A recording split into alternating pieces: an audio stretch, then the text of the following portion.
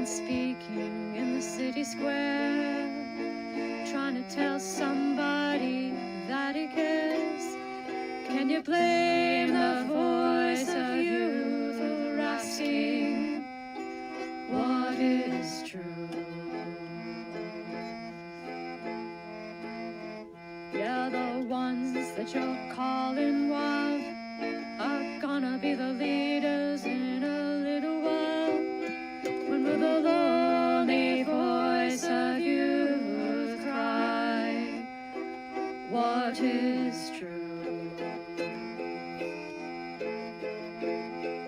This our world's waking to a newborn babe, and I solemnly swear it'll be their way. You better help that voice of youth find what is true. And the lonely voice of youth cries, what is true?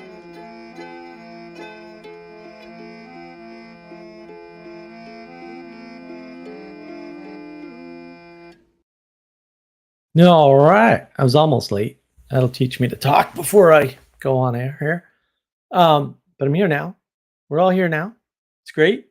Hope everybody had a good week. It's a Muppet live stream. We're gonna roll up a bunch of different things. We'll give it a shot. I got surprisingly a page of notes. I don't know how that happened. A lot of help from Ethan and Sally, as usual. So that was good. We got our Sam Pell right here. Get up, Sam Pell. Get our Muppet mug, right?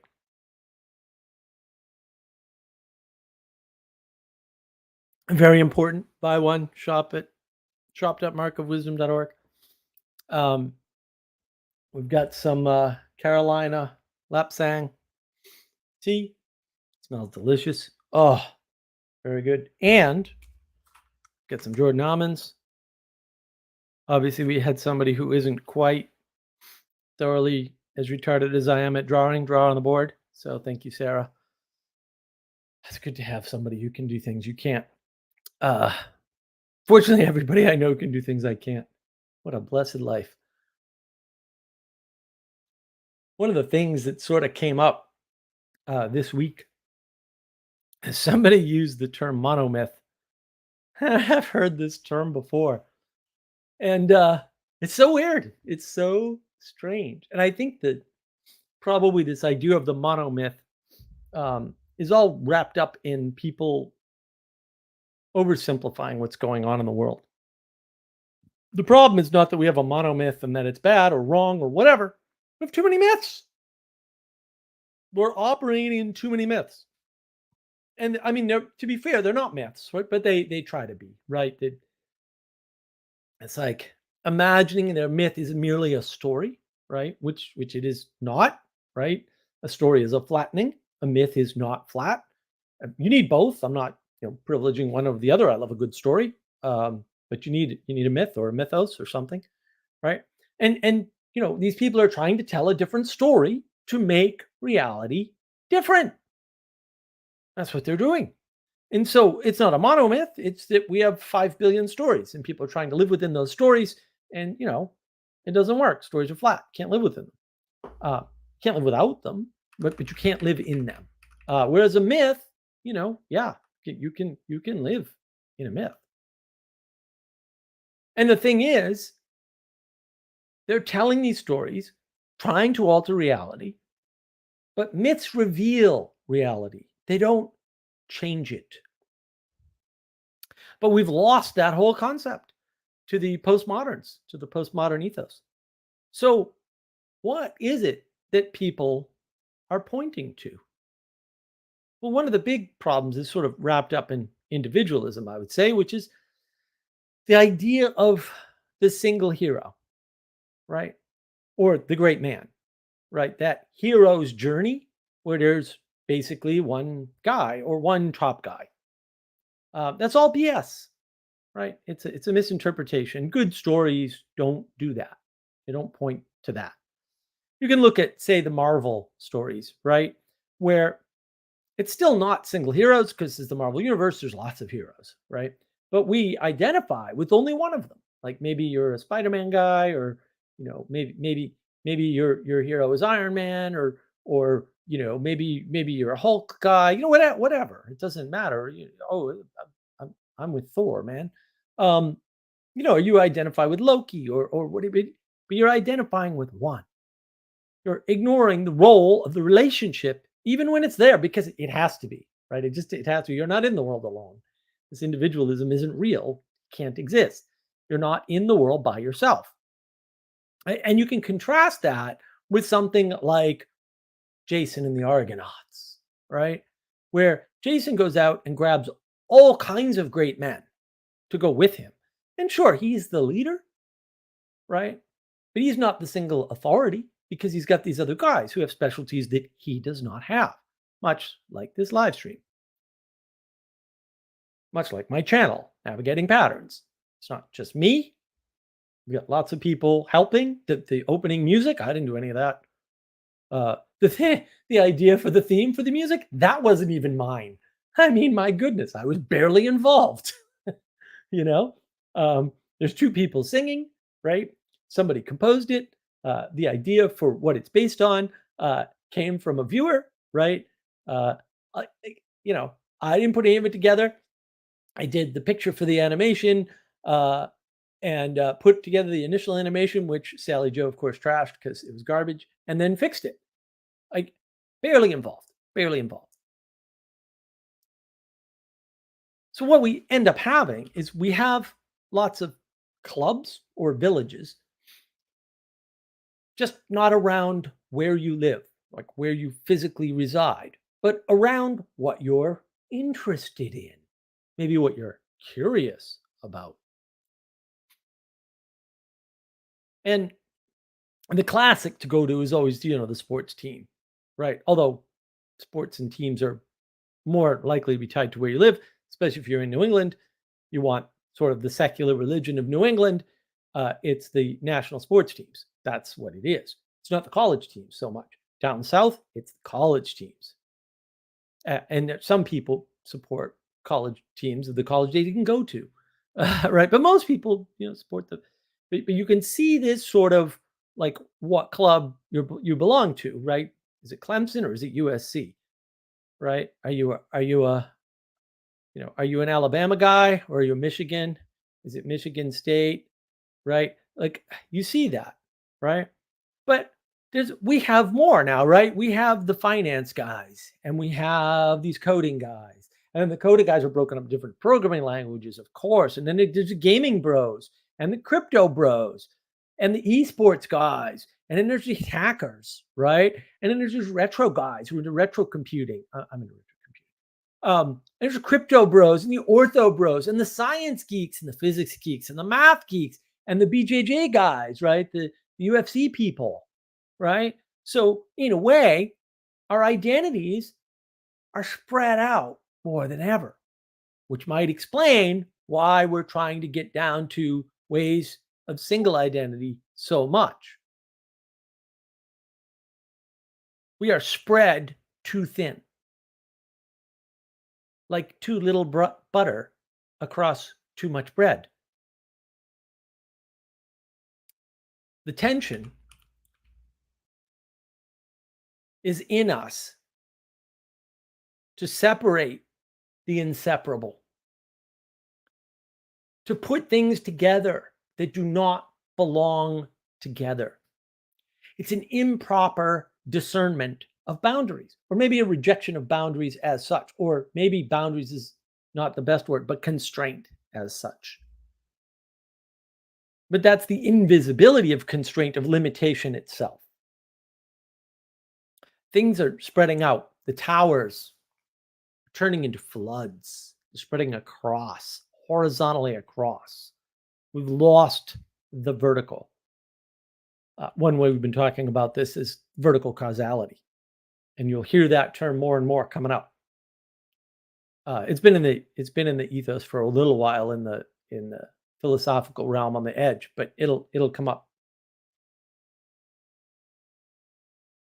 One pattern of something like corruption It's just trying to involve too many people. That's spreading out in the wrong way, into a system, right? And then you have to dumb it down. You lose the consistency of the system. You start to cater to the stupid people. The barrier to entry is too low. And then you get people who shouldn't be there trying to be there and do things, right? The system breaks down. No one notices because all the smart people got out. So everybody in the system don't realize the guys who built the system, hold the system together, who knew how it worked, are gone. Saw this in software already happened. On the flip side, if you have a quote healthy system that doesn't have this particular feature, smart people can take advantage of those systems, and that happens all the time, right? But you're never going to fix that because they're smart and you're not. Sorry, it's the way it is. And so trying to fix that by equalizing everything or democratizing it or however you want to frame it is not going to work because all you're going to do is corrupt the old system and there'll be no one there to correct it. Another thing I've been sort of noticing is this postmodernism has desacralized story or stories by making meaning arbitrary, right? But really, when the people do this, especially the postmoderns, and I do mean Foucault and Derrida, and you don't have to read them to realize this. It actually doesn't take much. You can just do a few quotes, really. They're talking about interpretation, not meaning. That's the first problem of many. And of course, I have a video on postmodernism on my channel on navigating patterns. You should check it out. They think there is power in shaping the meaning, right? But again, they're describing interpretation, confusing influence with control and applying that to some mysterious thing called power, right? And the problem is, how can you have something sacred if everything is flat or equal or democratic or the same? If everybody's vote has the same weight, and I'm not going to say that's good or bad, I'm saying, where's the sacred? And the thing is, you're not getting rid of the sacred, or at least the qualities of the sacred. So what's happening? Oh, well, look around. Who's listening to whom about what? If you're deferring to someone, that is a version or a type of sacredness. And we're seeing this in the world right now. We're seeing this happen. One way to think of that is to say that if you believe you do not have a religion, one will be provided to you without your knowledge or consent. Right? You're going to follow the pattern of religion. Another video I have on navigating patterns. You should watch it. It's wonderful. Right? That's happening. People are deferring to something sacred while saying there's nothing sacred in the world because you can interpret a text any way you want. And Jordan Peterson does a wonderful job of saying, although I disagree with him on the first point, that the postmoderns have a point. No, they don't. There are different interpretations, maybe, but they're not all valid, and they're not all equally valid, which is a bigger problem in some sense, right? In other words, your interpretation and my interpretation are not equal in any sense of the word at all, ever, unless they're equally wrong or equally stupid. Then they might be equal, but also they're stupid. So that's a problem. So you see this arbitrariness, this move to equality doctrine, right? Equality as such, this move to democratization of things. And it's freaking everywhere and it's killing everything. Because we're not equal. We're not going to be equal. We never were equal. We never will have been equal. That's not going to happen. If you think equality is some real state in the world, then you are a denier of evolution. None of evolutionary theory works. None of Darwin's theories work. None of them with equality. They can't. Also, equality is a perfect state to some extent, right? Because you'd have to be perfected. And you see this sort of flattening of the world, this equality, this dumbing down, this what do I want to call it?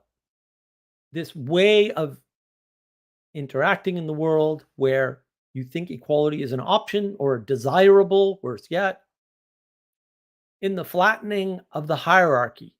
So we've taken hierarchy and we flatten things like leadership and authority and power into one thing. And we usually just call it power. Bad definition of power. Top down power from above. That's the postmodern narrative. Usually the way they describe power is power as control through force or threat of force. If you listen carefully, you'll hear that. You can hear the postmoderns talking about power as control through force or threat of force. It's not true, by the way. Not that that doesn't exist. It's just that's not power. That's not the way power happens. It's not how the world works, right? You still have something sacred and you'll still defer to that and you'll get crushed for it, maybe, but people get crushed for it all the time. And you can whine about centralized power, and you will. I know you will, all day long. But at least things were clear. In particular, what you, as a person, could and could not impact. And therefore, where you, as a person, should and should not spend your energy or your time, energy, and attention. Super important.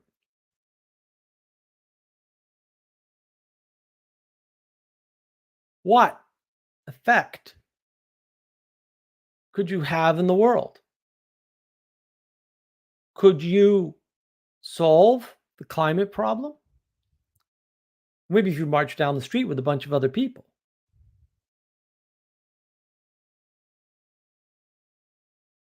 Maybe you could stop starvation by marching on Washington and forcing him to allocate a bunch of money.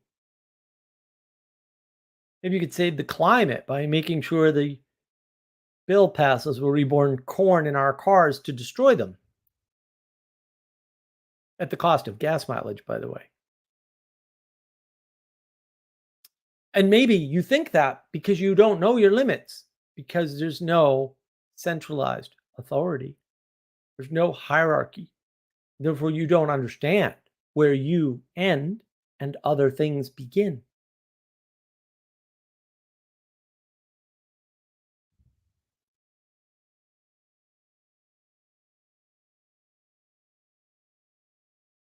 When you have a king, he's able to resolve disputes. At the bottom, right? King hears from the people directly, at least a good king, and guide the middle, which is the nobles, right? Which gets implemented back down through the bureaucrats. At least you know what's going on. Now, this system is imperfect. It turns out that all other systems are imperfect because they all have one thing in common. They're run by people. And what are people really? You're a Muppet. I'm a Muppet. We're all Muppets. Doesn't matter what system you implement, greed isn't going away. Ego isn't going away. Bad behavior isn't going away. You're not doing away with murder by putting a different system in place. It's not going to happen. Now, it's possible that some systems implement things like justice better. I'm not going to get into that today.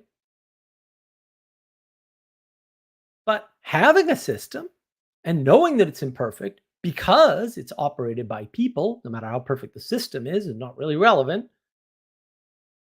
It's important to realize that.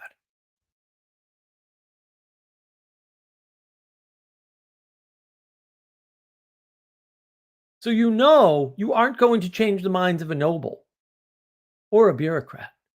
You might change the mind of the king. That might not help you, but it might help someone else. Maybe lots of someone else's. It gives you a place to be in the hierarchy. Can't do without hierarchy. because we're not equal and we're not going to be equal. And if we keep acting like we're equal, we're just going to destroy everything. We're not equal. I'm not equal to you. You're not equal to me. I don't do this alone. I didn't draw on the board. I couldn't do it. The live stream's better for it. I didn't do the intro video. I couldn't do it. Live stream's better for it. It's better when we cooperate. Unfortunately, that requires putting up with people, and people are terrible. Have you put up with people? Oh my goodness. Worst idea ever. Also, no choice.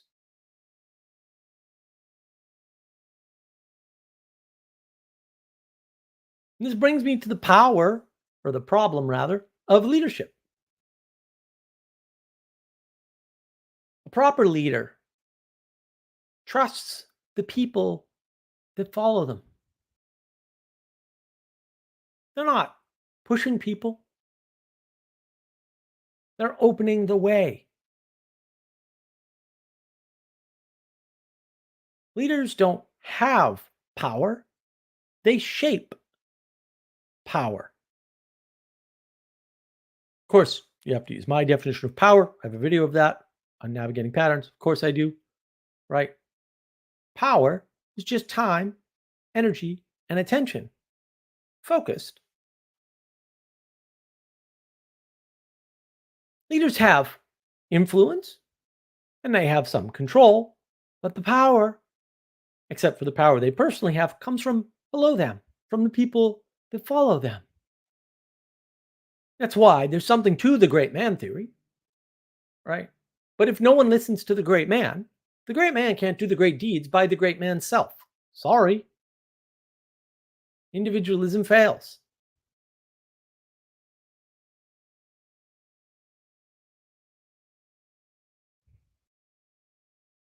Power comes from the other people. So most great men never emerge.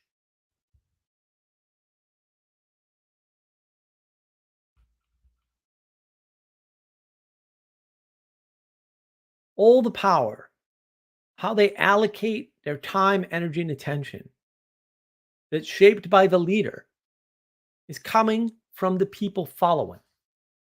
If you don't have any followers, you're not going to make it. It's that simple. Even in the Marvel movies, that plays out. But they fool you into thinking there's just one hero. Or maybe one hero at a time and they kind of swap off and so everyone gets equal hero. Bullshit. But this leads us into what's a true leader look like? How do we discern? Because the issue is always discernment. You want relevance realization? You need discernment. The true leader is in front. The true leader has confidence. And what's confidence? Confidence is trust in yourself. And a true leader trusts those behind them. Why? Because if I'm behind you, I can stab you. Maybe take your stuff, or maybe take your position. Usually doesn't work out, by the way. Yeah, they stabbed Caesar and destroyed the empire. Good job, guys. Yeah, someone else came along and filled the void eventually, but it wasn't any of them. If you were strong enough to be the leader instead of the person leading, you would have been the leader. Sorry, it's that simple. No one likes that answer. Also, the answer. Reality sucks.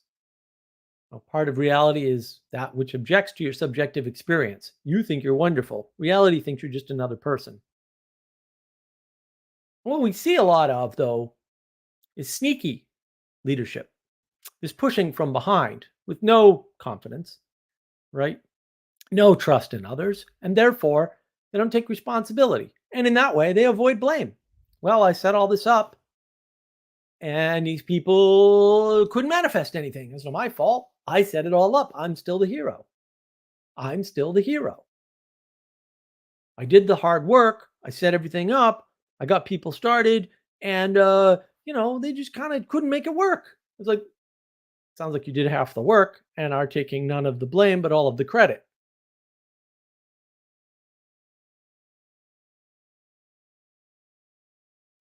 And there's this other category that I've struggled with all day. I think I got it.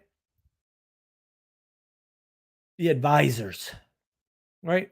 They advise without authority or experience, which might be the same thing. They lead from the side, right? They're not behind. They're certainly not in front because only the proper leader is in front. They're leading from the side. They're beside you. They're not taking credit, but they're corrupting things, right? They're not doing things, but talking about them, giving advice,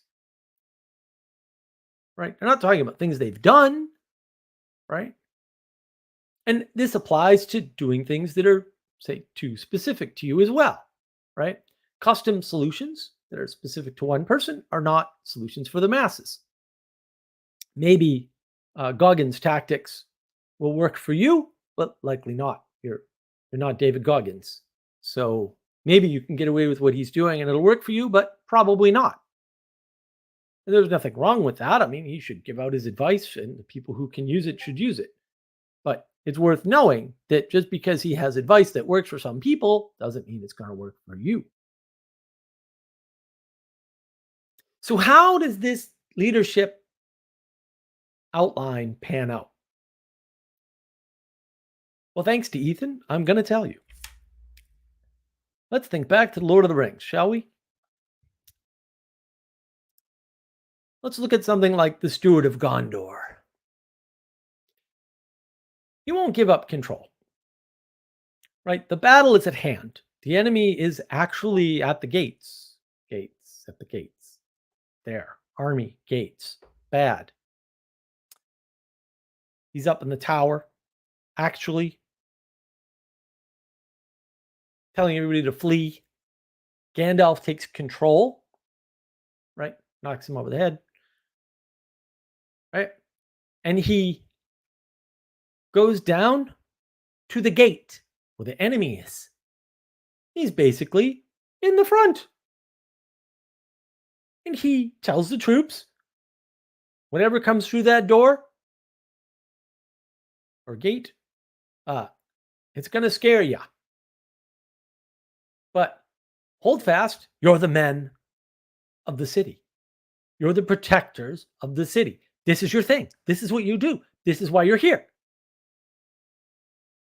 You can see the weak leadership and the strong leadership.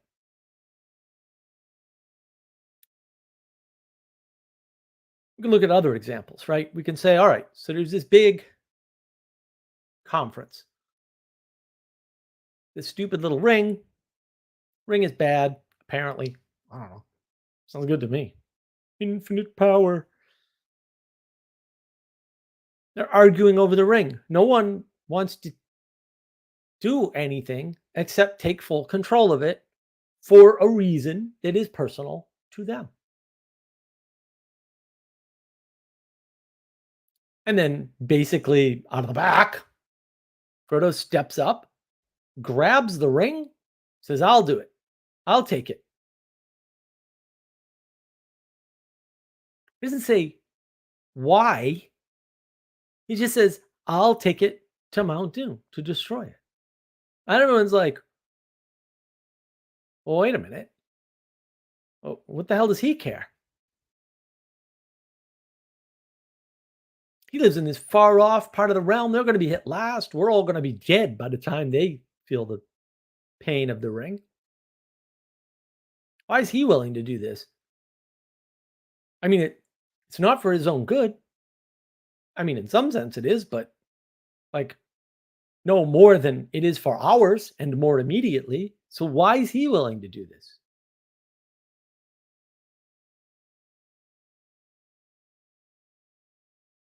It's a good question.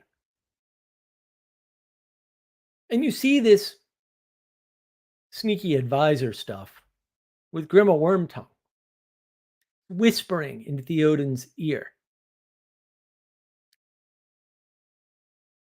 It's telling him what to do. Not directly, though. Indirectly. Right? He's framing everything. He's putting in his own frame. Like the postmoderns do, by the way. Just saying. Might be a pattern. The hour is late. What are they doing here? Why are they questioning you, my king? You're the king. Why should this wizard come into your kingdom? It's a good question. Unless it's not, unless it's meant to manipulate. And then when that control goes away, the movie does a great job of this. The king returns, in some sense.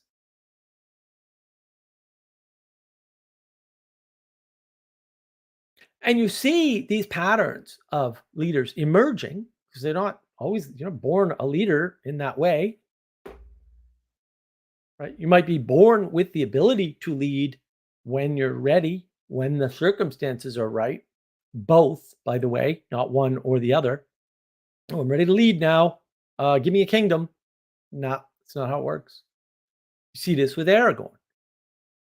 Aragorn's the king, like the king guy king at the top.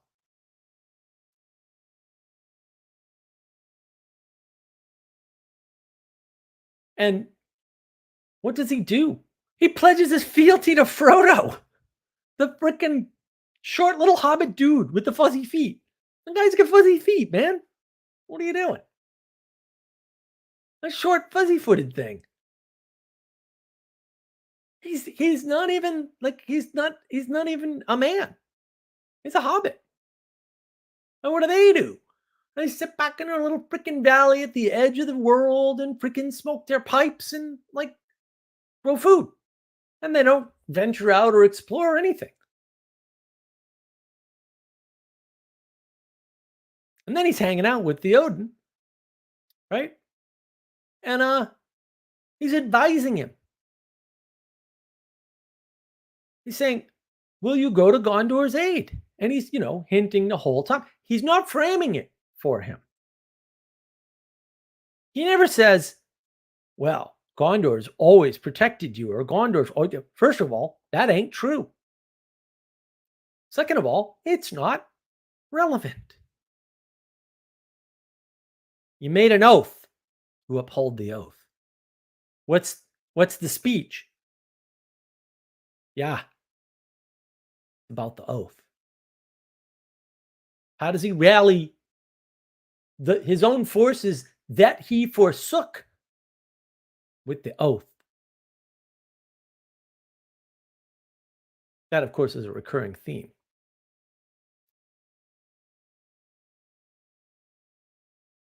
But you'll notice Wormtongue,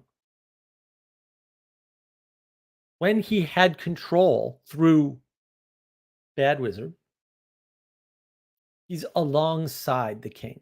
He's beneath and next to him, talking in his ear. He's the real leader, but it's not proper leadership. There's no blame.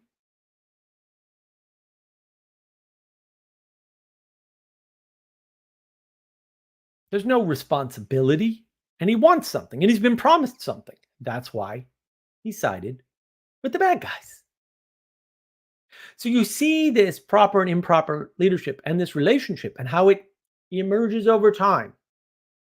You want credit for emergence? That's the only credit you're going to get for emergence. Most emergence is bad. Period. Don't count on emergence. Bad plan. Don't do that. Don't do that.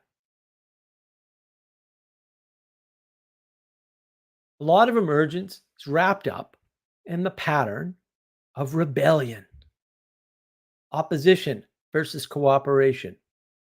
When you are the hero, you have to be against everyone.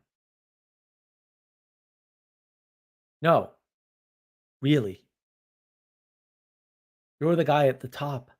You're alone. And that theme is everywhere. In an individualistic frame, there can only be one hero. He has to be the top hero, and he has to win. There's no one else to win. There's no one else to share it with, and there's no reason to do so. That's the individualism. And that's the universalism because we're all heroes. We're all individuals. So we're all the same in that we're individuals. It makes no sense at all. But when people say that, it just makes me want to scream. I feel like I lose like a billion IQ points and like I don't even know what to do. Okay. Opposites don't exist in a fashion that you can survive within them. Same for contradictions. Same for paradoxes. That you're if that's the world, you're not in it. Anywhere you think that's the world, that's not the world because you wouldn't be in that world because that's not a world you can live in. When you're the hero, you're alone. When you're on the ship with Jason and the other Argonauts, you're among equals. You're not equal though. When you're headed down to conquer Troy, you're not the guy. There's no the guy. Is Agamemnon in charge? I think not.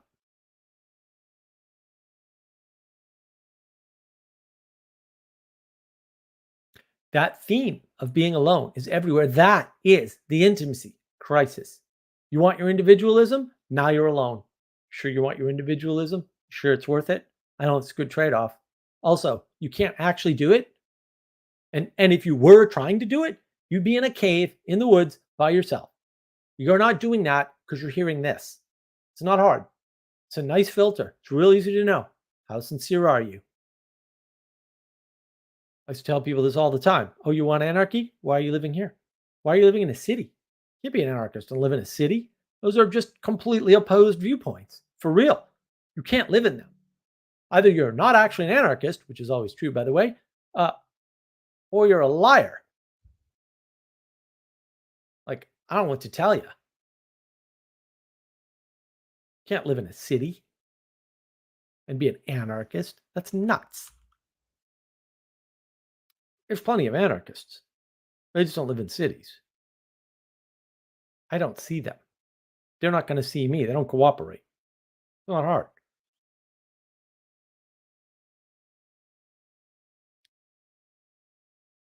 The result of this postmodern belief that you can just interpret stories however you want and it's okay results in us telling stories any old way. And so you see people breaking stories up into weird threads. They're not in chronological order anymore, but that distorts the world. It puts you in this end result thinking, right, where you're justifying things. In fact, I just listened to the latest Sargon of Akkad video on YouTube. Thank goodness he's back, where you saw a demonstration of this. It was a remarkable thing to watch. I just couldn't have imagined anybody would be on camera reasoning that way in public, but apparently this woman had no problem with it. Professor, of course. Probably an IQ of 80, by the way, but whatever. Problem is when you distort the world, when you rethread things out of chronological order, you lose the enchantment of the world. You lose synchronicity and unexpected threads and connections because you've traded the end result. So I've mentioned this before. I was listening to Geddy Lee's book, My Effing Life, and he tells each thread of his point throughout his entire career. So throughout the book, each chapter or two chapters or whatever contains the entire span of his career, but just different aspects of it. Look, I'm not saying that's invalid or useless or whatever, but gives you a real distorted view of what happened. So at one point, He tells the story of, a couple of particular albums, right? And I don't remember which albums they were. I'm not a huge Rush guy. Uh, and in another part, he's telling the story about his drug use. Now, these people and their freaking drugs. Like, I don't know who you're listening to that did drugs. All the people I've ever heard who did drugs, especially the celebrities who talk about it, uh, it's not a net positive for them and their artwork. Like, I mean, I'm sure there's one or two out there that say that it was, but like, I haven't heard them ever. And I've heard a lot of these stories. They're always like, So at some point, he's doing the coke, and he says, "Yeah, it wasn't great for my voice." Really genius. And then he stopped doing it, on his own, and a lot of people didn't stop around him. Unfortunate for sure, right? But it was the thing back then, or whenever that was, and whatever. But also, those albums didn't sound as good as they could. That's good to know. But you don't get that sense the way he tells the story, because the drug use is in the middle and unconnected to the albums that he was recording at the time. You don't see that thread. You don't see that connection, but you also miss the enchantment. I don't know what the enchantments would be. I'm not going to do a treaty on that book, or any other for that matter, for this stream. But when you cut things up in that way, and the first show to do so, which is actually one of my very favorite shows, was the show Connections, which was a British show that got replayed in the US on PBS, of course, which I was a great fan of growing up in Boston. There's lots of PBS.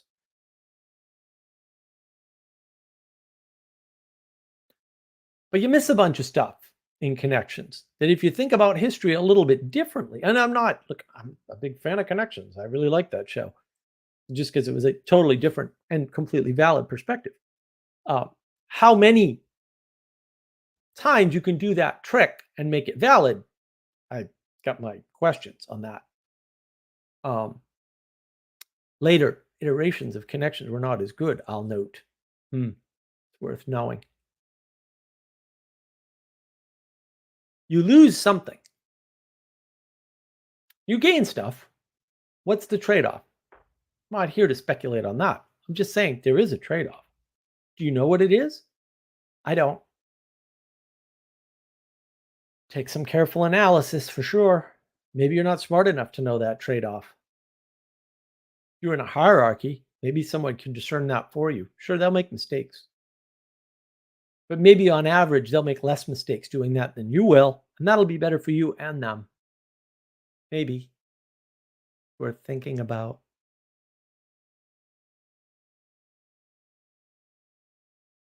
One of these sorts of frames that we are stuck in. This idea of running towards versus running away, right? Well, we run away from pain and towards pleasure. Okay. Now, I don't know who came up with that, but you need to take your 75 IQ idea and shut up. No, we don't. Uh, Experiments prove that isn't happening at all. It just doesn't map to behavior of animals, even much less people. That's just wrong. I don't know what else to say. Just wrong. Just wrong. Completely wrong. It's nice. It's cute. It's simple. It allows you personally by yourself with your limited IQ to understand the world, but it's wrong. And so you won't understand the world correctly. It's that simple, right? We know there's an exploratory circuit, or that's what I call it, right? There's a way in which we're curious and we want to find things out and try things out. We don't know what the outcome is going to be. We don't know if we're moving towards pleasure or pain, but we know we're moving. And in that moving, we discover something. It's discovery. It's the encounter with novelty for the sake of novelty. I can argue we're very much stuck in a novelty world where it's exploration, exploration, exploration, and that allows us to avoid responsibility, responsibility, responsibility, which is boring, boring, boring. Doing dishes every day, boring. Cooking meals every day, boring. Going to work, boring. Getting to work, boring. Doing work, boring. Every day, boring. Oh, we'll just change it up and make it different. Really? Why not just take responsibility for the boring? Because the boring is when you get to do the hard work of what we're now talking about in terms of philosophy.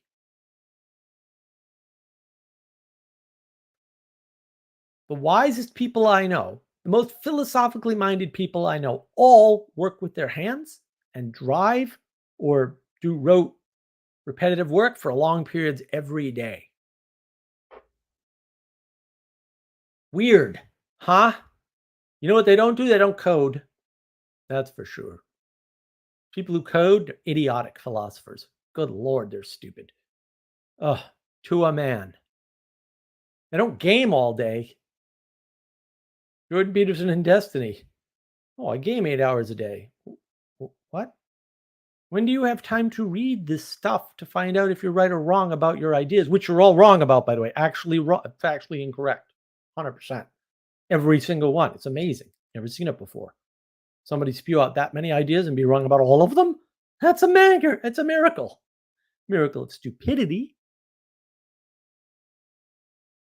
And this idea of running towards and running away and exploration is probably all wrapped up in play, some form of play. We need play. Play can be exploratory or it can be goal oriented. Goal oriented could be for a goal or away from a goal. I used to be very good at making up games. When I would babysit my cousins, I made up the classic game, which I think everybody makes up eventually because it's obvious. Rediscovering things people have already discovered, like Marxism, obvious. Lava floor. We had various forms of the lava floor, various iterations of it with different characters and creatures and things that weren't lava necessarily, or were water, or you had 3 steps or the monster would eat you. It's all floor is lava. Same game. But it was fun. I'd make up different variations. It was a blast. My cousins loved it. They still remember it. That's away from the goal, right? The bad thing is the lava. Everything else is okay. There were other games I made up that were purely exploratory. Really have rules. We sort of got guidelines, things you don't do, things you do. You see what happens. There's a lot of games you just proclaim a winner. You don't have the rules for winning set in advance with points.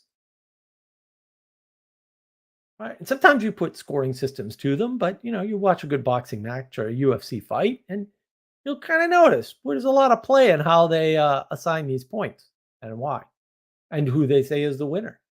And oftentimes these games are kind of overt in that, yeah, we just kind of make a decision among the judges, and that's it.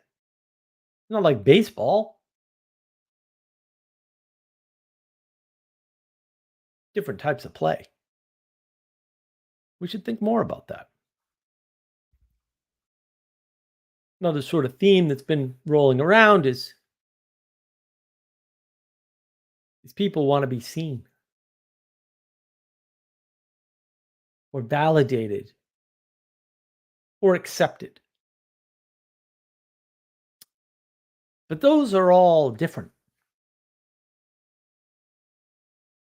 Validated is like a positive acknowledgement action, right? Like I validate you. I support your viewpoint or something. Whereas acceptance is usually you not feeling bad about yourself. That's really what it is. I want to feel accepted. Well, don't feel bad about yourself. Problem solved.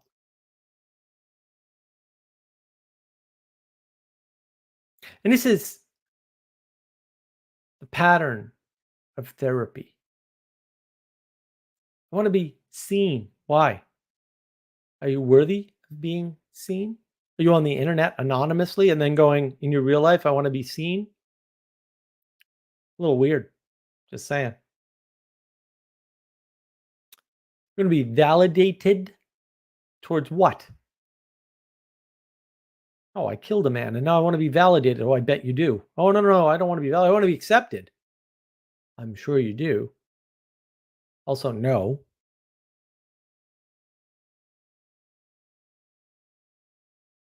And from that emerges this pattern of therapy because you're trying to be seen, get validated, get accepted, right? This therapy emerges. Oh, I got to tell my story on YouTube and a bunch of people watched. Gives you a false sense of community, of commonality, and of connection,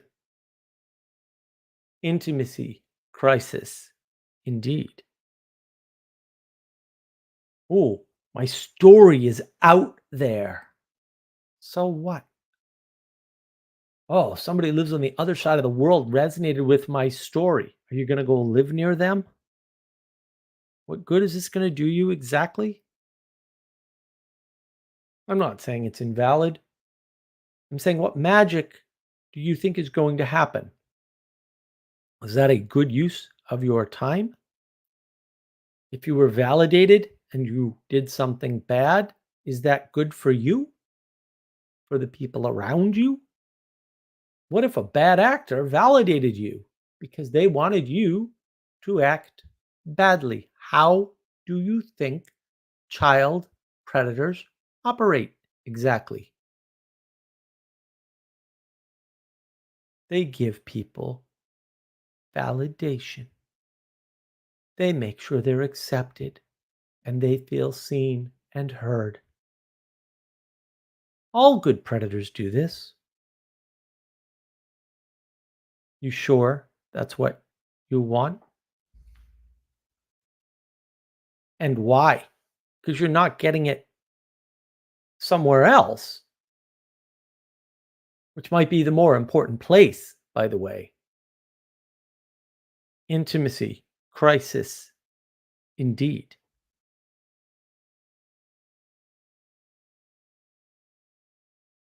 Just something to think about. Another sort of theme that I've been tracking is the nature of scaling up confuses people and they rebel against that reality. Because effectively, the reality of a single individual or person, it's a better way to say it, is not the same as the reality experienced by a group. I go to a concert, you go to the same concert, we go together. What I feel at that concert and what you feel at that concert are not the same. Sorry. It might be similar, but they might not be. We might describe them similarly, even if they're not, because words suck. But what this causes us to do in the wider world is to try to find a solution to our trauma. And then we apply that to everybody else. Maybe you went to AA and that helped you. And then you think everybody needs to go to AA and that will help them. That's not true. Maybe it's going to help a bunch of people, but it's not for everybody. Quality doctrine bad. But also, it's not how to treat groups ever. This is sort of, you might call it ironic, I guess. It's not. It's not even by design, right? It's by reality. What happens in any sort of communist or socialist regime, right? Is they're like, oh, everyone's equal, and the workers should make as much money as the owners and the managers, even though that's absurd and ridiculous because it's a different set of skills and people are different. Different people can do different things and have different limitations, right? Even though you think otherwise, you're just being dumb. You can't be an individual, certainly, if you believe that. So I don't know how you're holding these two things in your head at the same time. You shouldn't. They're in conflict. So what happens is someone has to run things. And if everyone's the same, everyone should be treated the same. That's true. But then everyone's in the gulag. Because the gulag is just a work camp. It's not like they're not working. Just that they're working with prison guards instead of voluntarily working or being refuseniks, as my friend was. He was a refusnik, freaking hysterical. It's just that whole history just cracks me up. That pattern emerges because the scaling up confuses people. If you were equal to everybody else, socialism might work, but you're not. If you were equal to everybody else, you also couldn't be an individual or even a person because you would be indistinguishable from everybody else. You might say you wouldn't be able to tell where you ended and other people began. Boundaries. You wouldn't know your boundaries, your limitations, your constraints. Sounds good not to have constraints. I too wish to be Iron Man. Wouldn't that be wonderful? I just need enough money. Because if you look in the comic books, the people with money can become superheroes without being from another planet. Ah, monomyth? I think not. I think we have lots of myths. Some people want to be Superman. They want to be from another planet. Some people just want the money so they can be Batman or Iron Man. I don't blame them, but they're stupid. Sorry if that's you. Also, you're stupid. Fix it. The world needs you to be better.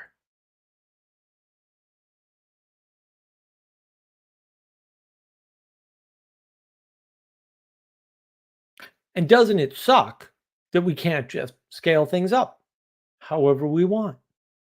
Wouldn't that be nice? You do any work in computers long enough, you'll figure out real quick when things don't scale and that they don't scale. The way you build an app for your own use is very different from the way you build an app for the use of you and your friend, which is very different from how you build the app when you need strangers to be able to use it. You don't have the same assumptions, the same needs, and the same usage patterns that you do.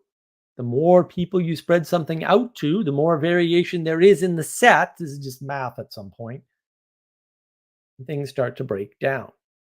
That's why we don't all do the same things in the same way. We don't all buy the same refrigerator and stove. We don't all live in the same neighborhood or the same type of house.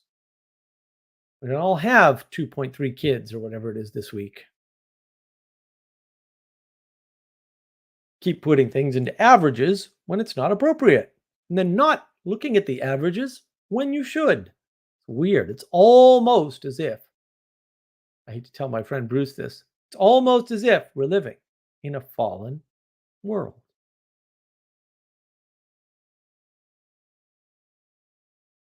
This sort of leads me into another deep confusion is that a lot of people seem to think sharpening their skills and building things are pretty much the same. Like, oh, I got better at this. And I'm like, all right, but you didn't build anything. And they get very upset for whatever reason. And improvements at one scale of one type don't necessarily do anything. Like you being better at whatever you're good at, like a better software engineer, won't necessarily change society. And it won't necessarily help you build anything. Uh, like if you want to build something as a software engineer, particularly by yourself, you can have a lot of different skills. Like being the world's best at algorithms is going to help you do that at all. It may help you do something way more important, but it's not going to help you build your own app. That's for sure. Being the best GUI engineer in the world ain't going to help you build your own app either. Not saying you can't, saying that it takes more than one skill. Unless you want to cooperate with people, then you have to make a bunch of compromises and trade-offs because people suck and they don't do things the way you do them. Sometimes, though, they do them way better than you would have, than you are capable of thinking of.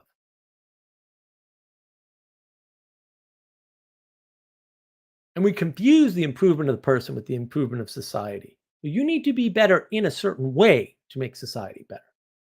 You getting better at being skeptical and cynical isn't going to make society better, but it sure as hell will make it worse. So you getting better is not necessarily better for society. And society improving doesn't mean that the people in it are getting better either. And we confuse those two things all the time because we're Muppets. The truth is, lag is real. Usually, when a society is on its upswing, it's going off of the momentum from the past, and the people in it are degrading at a remarkable rate. That might have already happened pattern wise, by the way. It is navigating patterns. So, these are all patterns to think about. It's good to know. Another thing I like to touch on, see what time it is. Oh, yeah, I'm going to close on this one too. I thought I might close on this. I have more notes, but we're going to close on this one. People are still a little confused about meaning. I don't want to claim that I'm an expert in meaning. I don't think there's any such thing, but meaning is not found. It's not discovered. It's not sitting under a rock in the garden for you to uncover. If only you look in the right place with your knowledge or something. Meaning is manifested by you in a relationship to others, to the world you live in, and to yourself. The 3 frames. I have a video on that on navigating patterns. I'm just saying. So discernment matters. Connection matters. Quality matters. Not quantity. Knowing how you are oriented, mere direction is not enough. Knowing how you are oriented in the world in relation to other things is how you can sense how to co-manifest meaning. You're co-manifesting meaning because, as it turns out, contrary to what you're probably thinking about the world, there's more in the world than just you, dude.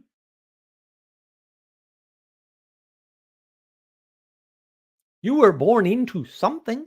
It's way bigger than you are, or you couldn't have been born into it. Good to know.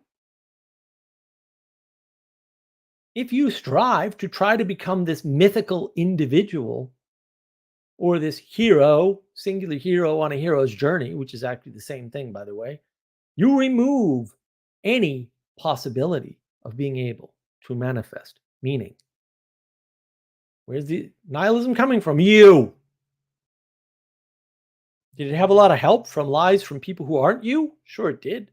But still, you're the responsible one. Because at the end of the day, as much as you'd like to think otherwise, you are still out in front of your own life. You're leading you, period. There's no point when that's not true. Now, you're not the only one leading you, but you get to choose who and what you follow and how you do that. If you go into a company and you try to be their accountant and you're bad at it, it's not good for you and it's not good for the company. If you go to work for a company and they're murdering people by poisoning the water or something, you're part of that. You choose who leads you. And you choose what role you play under that leadership. Not entirely. I get that. I don't care. It's still choice and it's still yours. And you're leading that effort. You're out in front of your life, whether you like it or not. And that makes you a responsible for you, which is why it is important for you to know where you end and other things begin. Because then you'll know what you're responsible for and what you're not responsible for. But if you try to become an individual, there's no intimacy in the world for you. You've cut it off yourself. It's a trade off. You can be an individual or you can have intimacy. It's up to you. I'm not going to tell you what to do.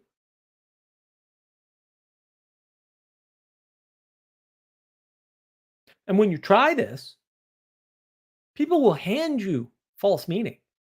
They'll just give it to you. Hey, you want some meaning?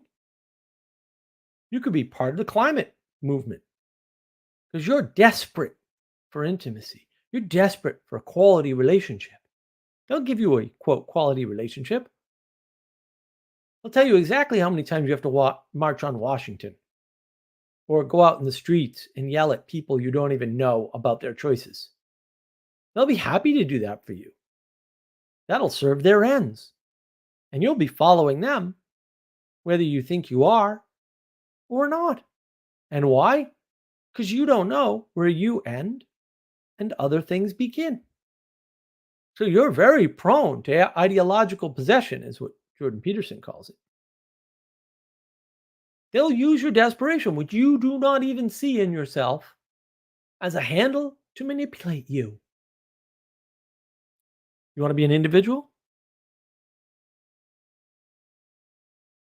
You can go march for your climate against your neighbors. Good job, Muppet.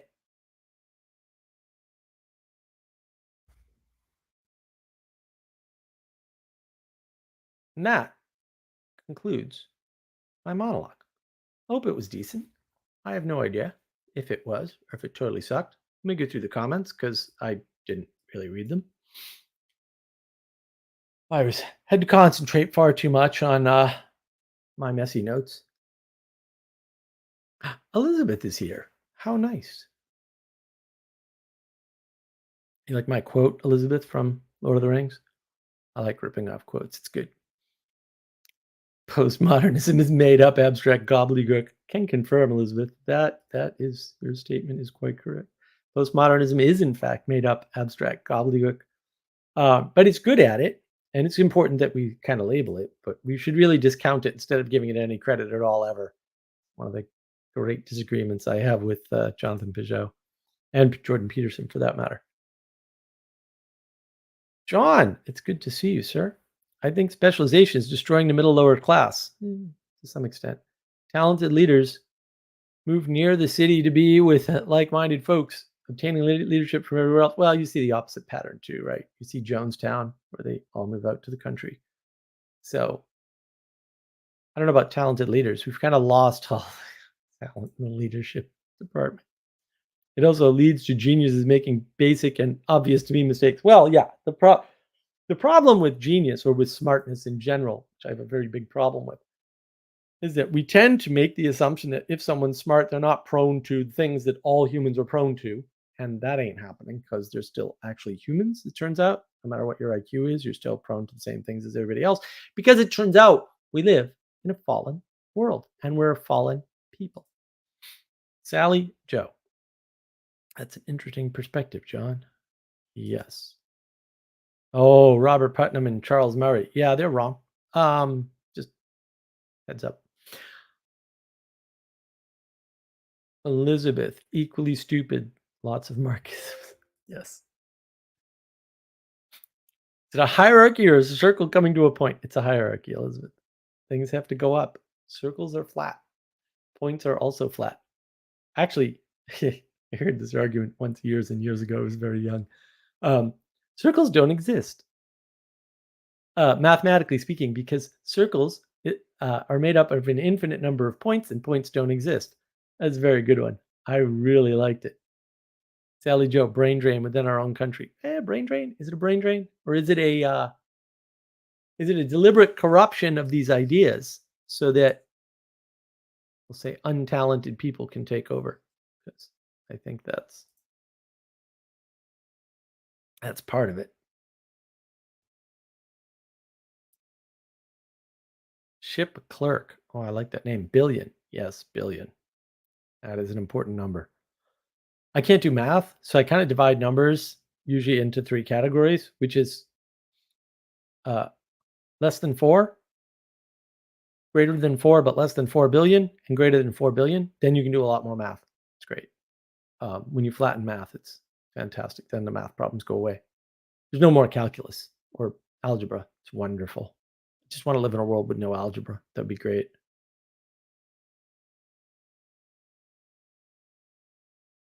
What else do we have here? Let's see.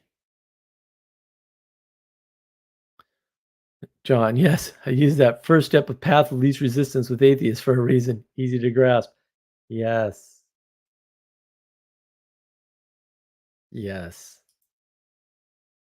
Words suck. Accurate. Yes. I've been playing with the idea that the Bible is a solution to us moving off the path by choosing language. Very, very tentative. Interesting to hear your thoughts. Well, look, if you rely on language, you're screwed because language has to change over time, right? Because it's determined by our attention, because the world is attention, because Jonathan Peugeot is right about a lot of things, including that, right? And so what it ends up being is that if you rely solely on the words, you have to update the book constantly. And you can't do that because you can't do it, across a scale of people at any reasonable time frame. You could take the Amish route and just stick yourself with some obscure dialect of German that no one's used in a couple hundred years. Or you could take a different path, right? A different path might be updating the language all the time, right? Trying to come up with a new language. It's more accurate and precise, right? But ultimately, you need other things other than propositions or mere propositions, which flatten the world, in order to be able to navigate the changes and the scale of the universe. Like, I don't know what else to say. Like Jonathan Peugeot, and I've gotta get on this. I have a clip of the audio, but I haven't done anything with it. I said I was gonna, but reasons happens. And Jonathan Peugeot did a Q&A on the Awakening from the Meaning Crisis Discord server years ago now, probably 3 years ago, maybe 4, I forget. And I have to paraphrase what he said because early Jonathan Peugeot. Basically, he said the reason that he doesn't like the practices, the idea of practices, and this hurt me very deeply, by the way. It still does. Still don't like him for it. Still angry with you, Mr. Peugeot. It's minor anger. Don't worry. So the reason why he doesn't like practices is because the reason you go to church is to do something that sometimes you don't want to do, right? Is to get up and go to church, however far away that might be, to be with people that maybe none of which you're particularly fond of at the moment. Maybe you get serious disagreements with these people and do something together. That's why you go to church, to learn that skill, which is kind of like the skill of disagreement. Kind of like learning to get along with people you disagree with. And sometimes the person you disagree with is you, by the way, because sometimes you don't want to go to church. You go anyway. For something higher, incidentally. I don't know why I would have to say that. I feel like I do, in case people aren't paying attention to the vertical causality, because we tend to discount it. I thought that was fascinating because to me, it's like, oh, the problem of the world today is people don't know how to do things with people they disagree with. That's why when people are like, look, the solution is more conversation. I'm like, oh my goodness. More conversation is just going to reveal more disagreement. We don't need more of that. We need more barbecues. We need more campfires. We need more singing together. That's what we need. And that right there, although the singing together was more the Washington, D.C. event that I went to, the campfires and the eating together thing, that was Arkansas. Right. That was our little convivium summit, which is great videos online for that, by the way. You check those out. Those are the best talks in the Peterson sphere by far, bar none. I don't say that just because I was there. They were the best. They were the best because we were talking about poetry and poetics, effectively. I mean, sometimes explicitly. Ted does a fantastic job of this, by the way, just fantastic. Like the man's brilliant. He really grasps ideas very well and very quickly. And he put on a wonderful event in Arkansas, and I can't wait to do that again. I'm sure there's going to be too many people there next time, but I won't care. It'll just be as wonderful. It will be, and hopefully we'll add in some singing together, which we did in Washington D.C., which I thought was like, oh wow, this is a really good idea. But like all that is the elements you get at church, or should be getting at church. Catholics have a lot to learn there, I would say. Father Eric, get on it. Soon to be Pope Eric, we hope.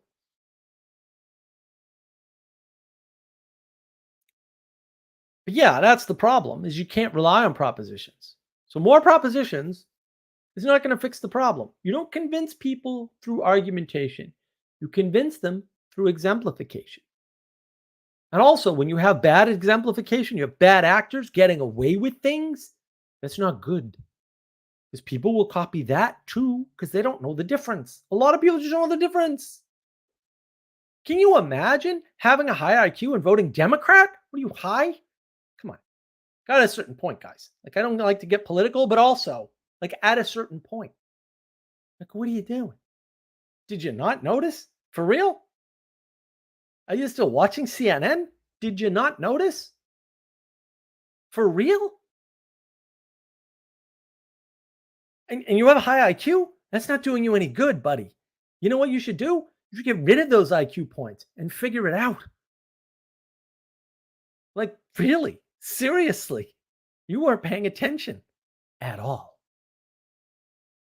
John, this is a lovely comment. Thank you. I finally understand your distinction between conversation and community. Thank you. You're right. Well, thank you. I'm glad you. Yes. Community is about participation. And look, I'm not denigrating participation or communities online. I'm an online community builder. That's what I do. Right? I mean, it's not the only thing that I do, thank goodness, but this is a big thing that I do. My attempt to get into communities here has failed miserably, by the way. So, for whatever reason, Northerner in the South, just being me, it's probably enough right there, right? Lots of things, whatever. Not really putting the effort to lead a community. Yeah, guilty as charged. Lots of reasons. Maybe invalid. Don't know. Not in a position to judge myself because I know I'm Muppet. I'm not. We're not unclear on our own Muppetry here. So look, that's what I got. That's what I'm going with. So if you want to jump in and join the conversation, we discuss any of the numerous topics with very common themes, threads, and patterns that you want, or you can discuss really kind of anything you wish. Whoops. Did that work? It did. Okay. Little bit of thing. There we go. I posted the link. I'm going to pin the link on navigating patterns because I can. Can't pin it anywhere else that I know of. I don't know what I can do on X. I've never tried. One of these days I'll have to figure out what X can do for me. What can X do for you? I can't even figure out how to look at their metrics. I don't know. They also won't freaking authorize my account or review it or whatever they're doing. And maybe I'm just misunderstanding the procedure there because it's not clear. But, yeah, I had to do a catch-up stream. I'm seeing a lot of weird stuff. I want to talk about things I saw. I don't know how other people seeing them, although the fact that Sargon of Akkad put out the video today that he put out, I was like, oh, well, I guess I'm not the only one seeing those patterns if he's putting out a video on it too. So, yeah, I addressed some of that. I wish I could have done a full treatment. I literally watched him like 40 minutes before I came on or something. So, like within the hour of starting my stream, I was watching his video. I probably should have watched it earlier when it first came out, but didn't really matter. You got what you got. Some days you get the good stuff, and some days you get what I give you. But yeah, I'm glad people are finding some of this helpful. Even if it's only John, that's okay. If I can just help one person, that's actually quite enough. And part of the theme was you got to take responsibility for leading your own life because you are. Like, you have free will and choice and agency, right? Time, energy, and attention. That's your power, right? Your ability to shape it towards a goal or towards exploration, because both of those are valid, right? But ultimately, the world needs you to be better. That's part of the theme here. And hopefully I tied some or most of that together for you. John, welcome. How are you doing? Hi, good to see you again. Great to see you. How are you feeling? Good. I'm having a good week. I'm trying to get in the habit of like waking up early and taking a cold shower. I saw that's what like Mark Wahlberg and The Rock do when they posted their schedules. So I'm like, well, you know what I mean? There's something to that. Like getting your day, the momentum of your day started before you go into work. Because I work 10-hour shifts, so after I come home, I'm like, oh, you know what I mean? Oftentimes. But I'm good enough to talk now. So yeah, I guess. How are you? I enjoyed the show so far. I'm enjoying it. Oh yeah, the monologue made sense and all that. Because I'm always worried with the Muppet live streams that I'm not on a team, I need to like go back and catch up on what all the other Muppet live streams are. It's like but so like with the term Muppet, you mean like people who are like what do you mean by the term Muppet? Yeah, you're a Muppet. I'm a Muppet. We're all Muppets. Right. Well, I mean, a Muppet is a type of a puppet, right? Yeah. And they're sort of being ruled from below, right? They're not a marionette. It's not top-down power from above, right? They literally being ruled from underneath. Okay. Yeah. Right. Oh, there's a lot of symbolism in the Muppet thing. It's just okay. I need, like I said, I need to watch your initial streams on that. I saw those ones have a lot more views too. So I think people are like catching on to that. There's something there. Yeah. Some people like ideas, concrete sort of themes, and some people like the kind of wild and crazy guy sort of thing, right? I like both. They both help. I would hope so. And a lot of this is just experimentation for me and to see what I can pull together and things like that. And I sort of struggled with this week because I was sick most of the week. I wasn't feeling great. And then on Wednesday, I'm like, oh, what am I going to do? And then I'm like, you know what? I just need to do a roll-up stream because there's all these little things. There's no big thing screaming at me, that there's no one theme that keeps recurring. There's a bunch of little themes. And maybe they've been recurring for a while, but there was nothing like this week was like, and I mean, I have stuff, right? I have a list of live stream topics that I could fall back on, but none of them stood out. Sorry. Huh? You said you made that list? Like you wrote a list of like topics that you can like pull from week to week? I have probably 200 videos that I want to make. And then I probably got like half a dozen live stream topics I want to do. Cool. No, that's do you like when do you usually decide? I think last week you said you just decided, but like do you have like depends. Okay, it depends. I guess it depends on the thing you're talking about with I mean that's actually kind of good keeping the spot. Discernment, judgment, action, those three. Things like that's so live and community based. The spontaneous aspect is really cool because you watch this and it's like it's very like infected with like with I mean, a lot of things that I've seen recently. You know what I mean? And then so it's good to like kind of ruminate on that, I guess. Yeah. Well, I get a lot of feedback from the folks on the Discord server, on the Market Wisdom Discord server. Yeah. Right. And so my interactions there inform what I'm going to do in the live stream. I've heard about Discord for years and I've never really used it at all. I don't really. Yeah, and everyone's like, "Oh, get on the Discord server," and I'm like, I don't know what that is really. I thought that was for video games, and everyone's like talking about it for everything. Right. Yeah, so I should probably. Really, what I need to do, and this is like the next step for me, is buying a new computer. I've had the same computer since like 20. I mean, this computer is from 2013, but I think I got this in 2014 or something like that. I don't know. Yeah. But yeah, it's I have a bootleg version of Premiere Pro that I use, admitting that I'm breaking the law to everyone. And they shut it down for a bit, and I wrote them a message like, hey, like I literally can't download the newest version. I actually paid for Premiere Pro for the longest time for a while. Even when I couldn't get it just because to be fair. But I can't get the newest version on Premiere Pro on my computer because I have like iOS 10 point something, whatever that means, and they don't sell that. And so I have to get bootlegged versions, and I have to turn off the Wi-Fi every time I edit because I'm scared they're gonna find me. So yeah, that's what I'm doing with my editing. Yeah. Interesting. I would love to hear what you mentioned.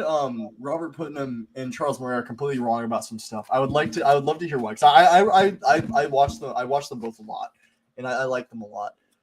Yeah. But with like everything, if you never touch on religious topics, really, you're always going to be missing a lot. So is that what you're saying, or is it actually leading in the wrong direction? You think?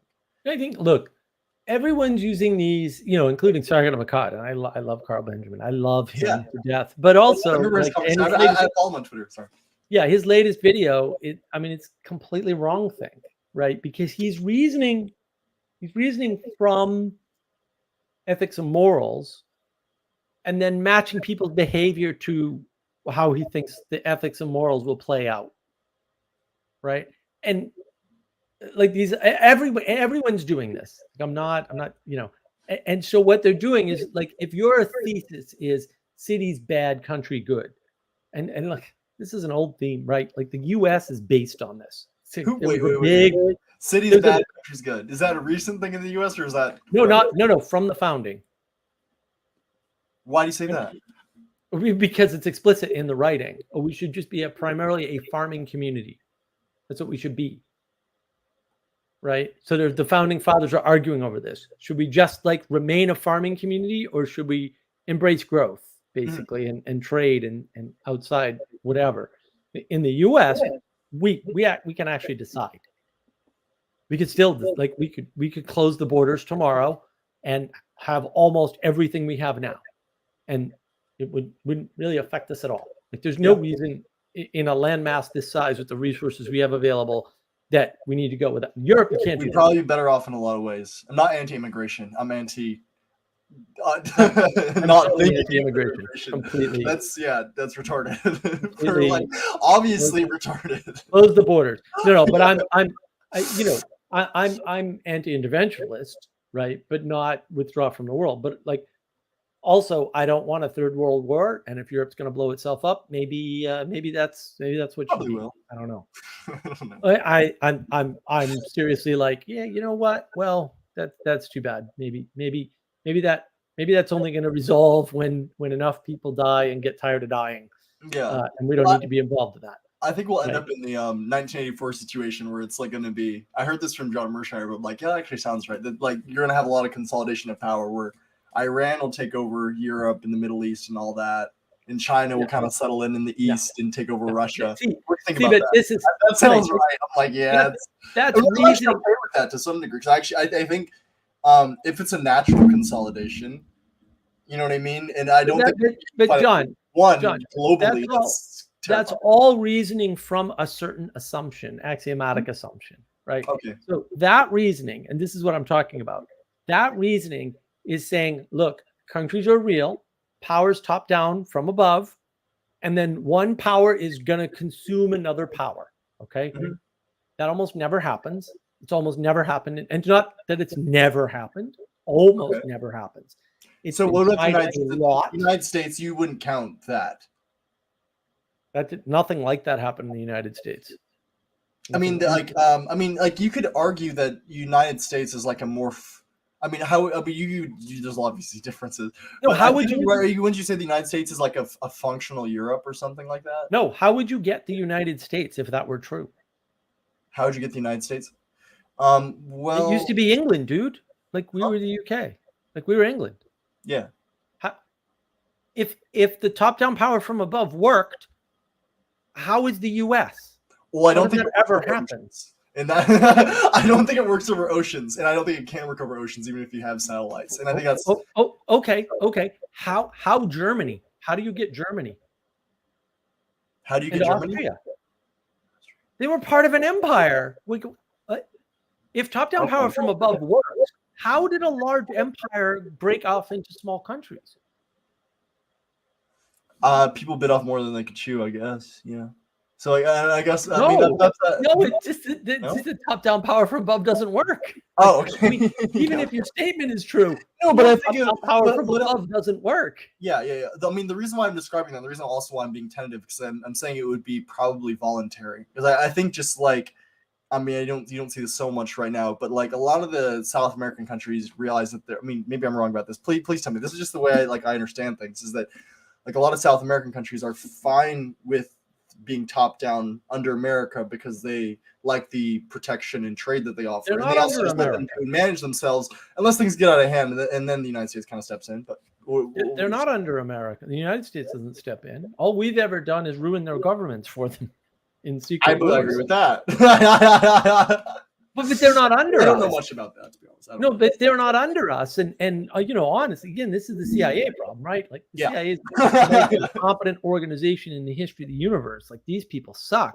I mean, Sally Joe will push back and say, yeah, you just don't hear about their successes. And that's fair to some extent. We don't. But it's clear. One thing is clear, because like the history of the Middle East proves it, but the history of South America also proves it.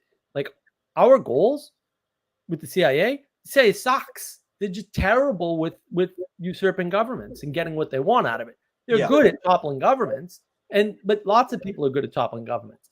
But they're very bad at getting the government they want in replacement, because that's nearly impossible. Do you think like CNN, CIA shenanigans are partly to blame for what's happening in Ukraine? What do you mean partly? Okay. Partly entirely? Question. No, Ukraine's a unique situation, right? Because you have very many forces working towards the destruction of the thing that probably shouldn't have tried to exist in the first place, right? First of all, you got a bunch of drunken Russians making up the country of Ukraine, right? Like just flat out. Then you've got an area with 3 cultures and 3 genetic lines that are vastly different. Yeah. Period. So you don't see sorry. Right. So that's 2 problems, right? One is the imposition of a government on top of not only cultural differences, but cultural differences that are so deep. There's also genetic differences. There's 3 different types of people there, right? And then on top of that, you have the fact that it is between East and West. And then unless you know a specific type of history, which I happened across while I was driving out to visit Sally Joe, driving up South Dakota, happened across this weird story written by this guy that basically what he had done was he was managing funds in Russia because he saw an opportunity with the breakup of the Soviet Union. And then they tried to seize his company, but he saw it coming. So he got most of his money out. But they tried to go after him, right, in a big tax scheme. It was a tax scam. So it was Russians scamming the Russian government, basically, right, and trying to use his company to do it. And he caught them. He got his lawyer friend involved. Putin caught them? Huh? Putin caught them? No. This guy in the U.S., this fund manager. Sorry. What year were we talking about? Sorry. This is the 90s, I think. Okay. I wasn't real clear on time. It was a long time frame. He had this story, I feel like, could have happened a lot of different times. He's going from the collapse of Russia, right, when it opened up, all the way up to now. So it's a very long time frame, right? It's decades. So okay. What happens is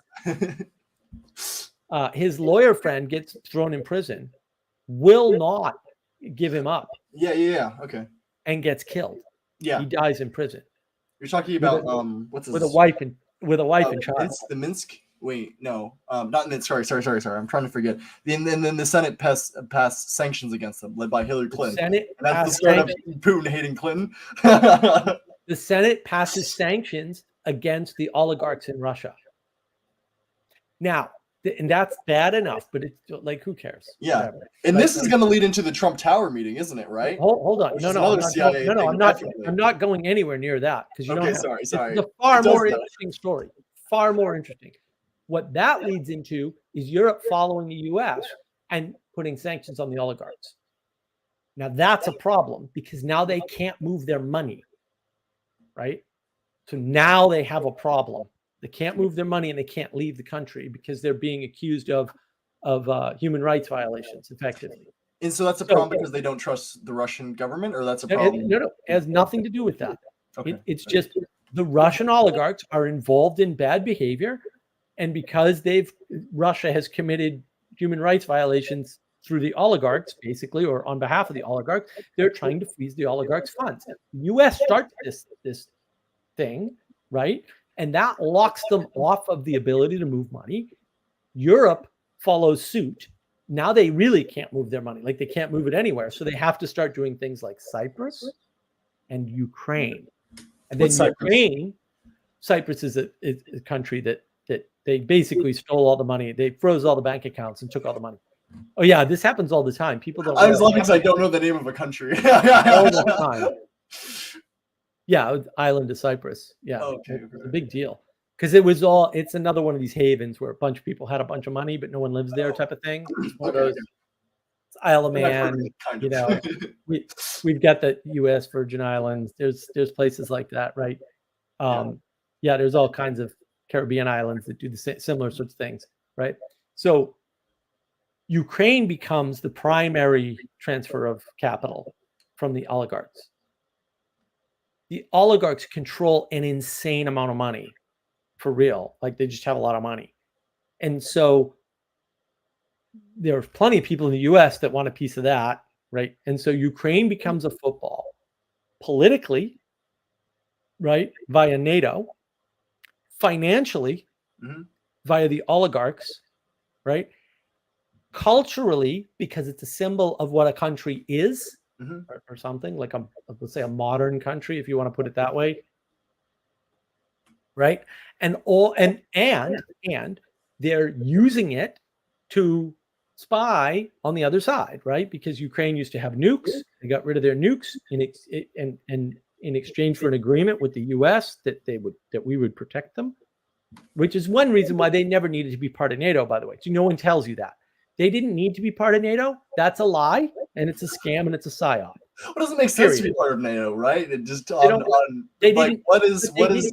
like strategically, I don't understand how you could argue that they should be part of NATO, except for like dumb ideological reasons. No, they should. Democracy places. They should be part of NATO under certain circumstances if they're a Western country with Western values, but they're not a Western country with Western values. They never were, right? And they weren't supposed to be. Russia's not part of the West. Russia's not part of the West. They never were, and they never should be, and they're not supposed to be. And so they also become the front for this ideological battle. Are you going to side with the West? Or are you going to side with the East, effectively with Russia? It's a good question. Like it's totally up in the air in some sense. I mean, I would say they're not Western. They're never going to be Western. They shouldn't try to be Western. There's problems with the West. And so all of this. Oh, thank you, Ethan. Very nice of you. I do appreciate that, Ethan. That's wonderful. All of this happens, and this ideological battle comes along at the same time. Like all these things convert, like they're all simmering under the surface. So ideological battle comes along where we're sterilizing our youth in the West, not the U.S. specifically at this point, but like Western values are. Yeah, that's crazy to any sane person. That the most powerful country in the nation is like, or in the world is like, we don't know. we don't know what we're doing on any level, but don't worry. but we don't do it first, right? It's England or something that does it first, or at least on the sterilization. Yeah. What do you mean? They're the ones with the transitioning children. Like they're going through lawsuits now on people who have transitioned and regretted it. Like we're not there yet. We'll be there in years. Oh yeah. You think so? My first step was that's that immediately we'll get to the point where people are. No, Tavistock. That's already happening. No, look up Tavistock and stuff. Yeah, this is the great problem. Is that there's I talked about this, the lag of things, right? Like England already tried this experiment and it failed. And we're trying it now. It's like that they already did it and it failed. Like, why can't we learn from their mistake and not do this? Although some states, like South Carolina in particular, are looking into banning gender surgery and things like that. Thank goodness. Honestly, I think it really only takes like one heart-to-heart conversation with someone to make them realize how. No, I mean, okay. Yeah. I've had a couple of those and been like, this doesn't make sense. And kind of. Did you see Sargon of Akkad's video today? Right. Huh? Did you see Sargon of Akkad's video today? You can just watch somebody. I haven't seen a couple of those videos in a bit. I watch his latest video because I remember how he got popular with the. Watch bug posting. Watch bug posting his video today. Like, if you want to watch how people can't hear, can't think, can't logic, can't be rational or reasonable, like you just watch that, and it just like I watched it, and I've seen this stuff before, and every time it knocks me over. But the people who can understand that, they're not leaders, they're followers, And the people, like, you know what I mean. So I mean, do you think are you She's a convinced professor, that there's still John. enough goodwill? John, she's a professor at a college. Well, that means nothing. She's leading people in a classroom. Right. She's But, leading like- people in a classroom. Okay. Yeah. You're going to be led No, by someone. I get that, but I mean, okay, so like for instance, I'm gonna bring up a conversation. It was with an older guy. He was like he's in his 50s, and I had a conversation with him about this. And it didn't like I said, I don't know. And this is just one case I'm thinking about in particular, where it's like I for sure, you know, we had the conversation be like, what the fuck? You know what I mean? And then at the end of it, he was like, okay, I see what you're saying. This person also cared for me, so maybe they weren't being completely like direct. But like I said, like maybe that's like, what right, matters. there's something that's really creepy about this, you know. But John, maybe that's what matters most. Yeah. Is that if you don't have a personal relationship where the other person cares for you, you can't convince them. I think that's true. But you know, all these instances where I'm thinking about where I've had conversations with people, I never just like. Because I mean, I shudder to say the word like friends, because like I don't want to like claim something I don't have, but like I know a lot of people that are trans that I'm friendly with, and I haven't said that I've like done anything really, honestly. I'm actually ashamed of probably how little I've done. Maybe that's why the conversation keeps coming back up, is because I'm like, I need to do something. But you know, like my goal is, okay, let's just be friends and talk to this person and like talk the way we're talking now. You know what I mean? Yeah. Like, and I'm not saying like I have like some deep like disagreement that I'm talking to. I don't think that at all. But I'm just saying it's like, no, like I want to hear this person's life. I mean, they're a guy like me or a girl like me. Right. You know what I mean? And like, so I definitely think that there's a lot of points to relate, and you know, a lot of these people are just very you know, I don't know. There's nothing wrong with talking to people. Like you're not resorting to things like that unless you're very lost. And I think if you're really lost and you actually receive something that's firm, that can be a lot, you know. And that's probably why I like your podcast, is I love people who have opinions that are different and just share them. I love that. So yeah, anyway. It can be, but it's not magic, and it's more about the relationality, right? Mm-hmm. And what that relationality is. And for example, and I have had this with a number of people, right? I go into their space, and it's their space, whatever, that's fine. Like I'm always happy to go into other people's spaces and say hi and try to interact, right? And then when I try to engage with them, they're like, well, I don't understand what problem you're trying to solve. And I'm like, no, dude, I was trying to help you, right? But that, you know, they're not there. Which is fine. Like I don't care. Like if I try to help you and it doesn't work, that's on you. I mean, I tried. I can't. I'm not like, oh, I can do anything. I'm not like that. Well, yeah. And I don't feel bad if I try and reach a hand out and it goes nowhere. You know what I mean? I'm not like. Right. I mean, I would feel bad about myself if I kept reaching out the hand, and that's something you gotta learn. It's like, you can't reach out your hand every time to the same person expecting a different result. That's insanity, right? So you got to cut it off at some point. Maybe not at one attempt, but whatever. And there's there's people like that I interact with in Twitter, and there's people like that I interact with on Facebook, and there's people like that on Instagram. Like everywhere I go, which is fine. Like I'm not whatever. Like I put comments. Did Paul Vandercliffe for a long time, right? You know, and not that had no effect or whatever, right? But also, end result did not work out. So, moving right along, there's plenty of people to pay attention to, right? And so you just, you take your power, your time, energy, and attention and direct it elsewhere, right? And that's better for you and the world, because it's not like you're going to face down the ultimate evil and defeat it by yourself, and so you don't put your time, energy, and attention there, right? Yeah. And this is something that came to mind. Like, we got to get good at using spells. Not really, but like, when I was in LA, one of the things that one of the coolest things that happened was I would hear people communicate to me ideas that they heard. They're not conservative; they're very liberal. But they would start communicating ideas to me that were completely contradicting with every other thing they held. Yep. that were conservative and religious. They come up and say these things to me, and they didn't hear from me. They heard from somewhere. You know what I mean? And you do see this diffusion that's going on, and it's really cool, and it's slow, but I don't know. That gives me confidence. You know what I mean? That it's almost just gonna have to come from enough other people and enough authorities that eventually people will get the gist. And maybe, hey, I don't know. I mean, on that, but it's not. No, it's not numbers. I mean, quantity is not the game, and that should. It's weird, right? It should be obvious. The number of LGBTQ plus whatever exclamation point @ people there are is still less than 7% of the population. I don't think that's right. Oh, okay, maybe it is. Maybe it is. It is. Why are we talking about these people? Not in the places where sorry, but like, why is an outsized percentage of the attention on them? Yeah. And somebody brought this up. I think it was today, actually, earlier today. They're like, yeah, you put attention on, like people with Down syndrome, for example.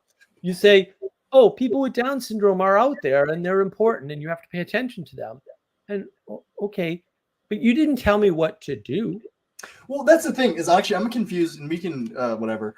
Like the whole word retard, like it's my favorite word. We're gonna replace it with something else. It's gonna be something else. There's a whole history of it being dunce. We can revivify it. It means slow. That's what. Well, it was just confusing because instead of it moving towards like a common cultural word like dunce or something like that, instead of it moving from the technical to moving to something, it just, we're going to get rid of the word. We're going to ban the word completely. You can't use it for comedy reasons and you can't use it for technical. And I'm like, I use it anyway. Why are we just going to get rid of it? No, we can. We just have to do it. And exactly. That's what I'm. Yeah. That's revivification. That's what I use it for both, which is everyone probably. You don't give in. You don't give in to the 4 loud people. This is a game of not giving in to the 4 loud people, because it's 4 people and they're loud, and you just need to tell them to go away. And there's only 4 of them, and they're not going to harm you. Everybody thinks like, oh, they're going to come after you, and I'm like, I tell them, go ahead. Yeah. You're not competent and capable enough to come after me and win. So if you want to waste your time, energy, and attention doing that, I will swat you down and you will lose, and then we'll settle it that way. But they won't face me. I've done this work. That's really the power of what you're talking about with what you're saying when Socrates realized when he was talking with the wisest man in Greece, is that like, I mean, you know what you know. You don't have to worry about sounding like an idiot. You know what I mean? If you just if somebody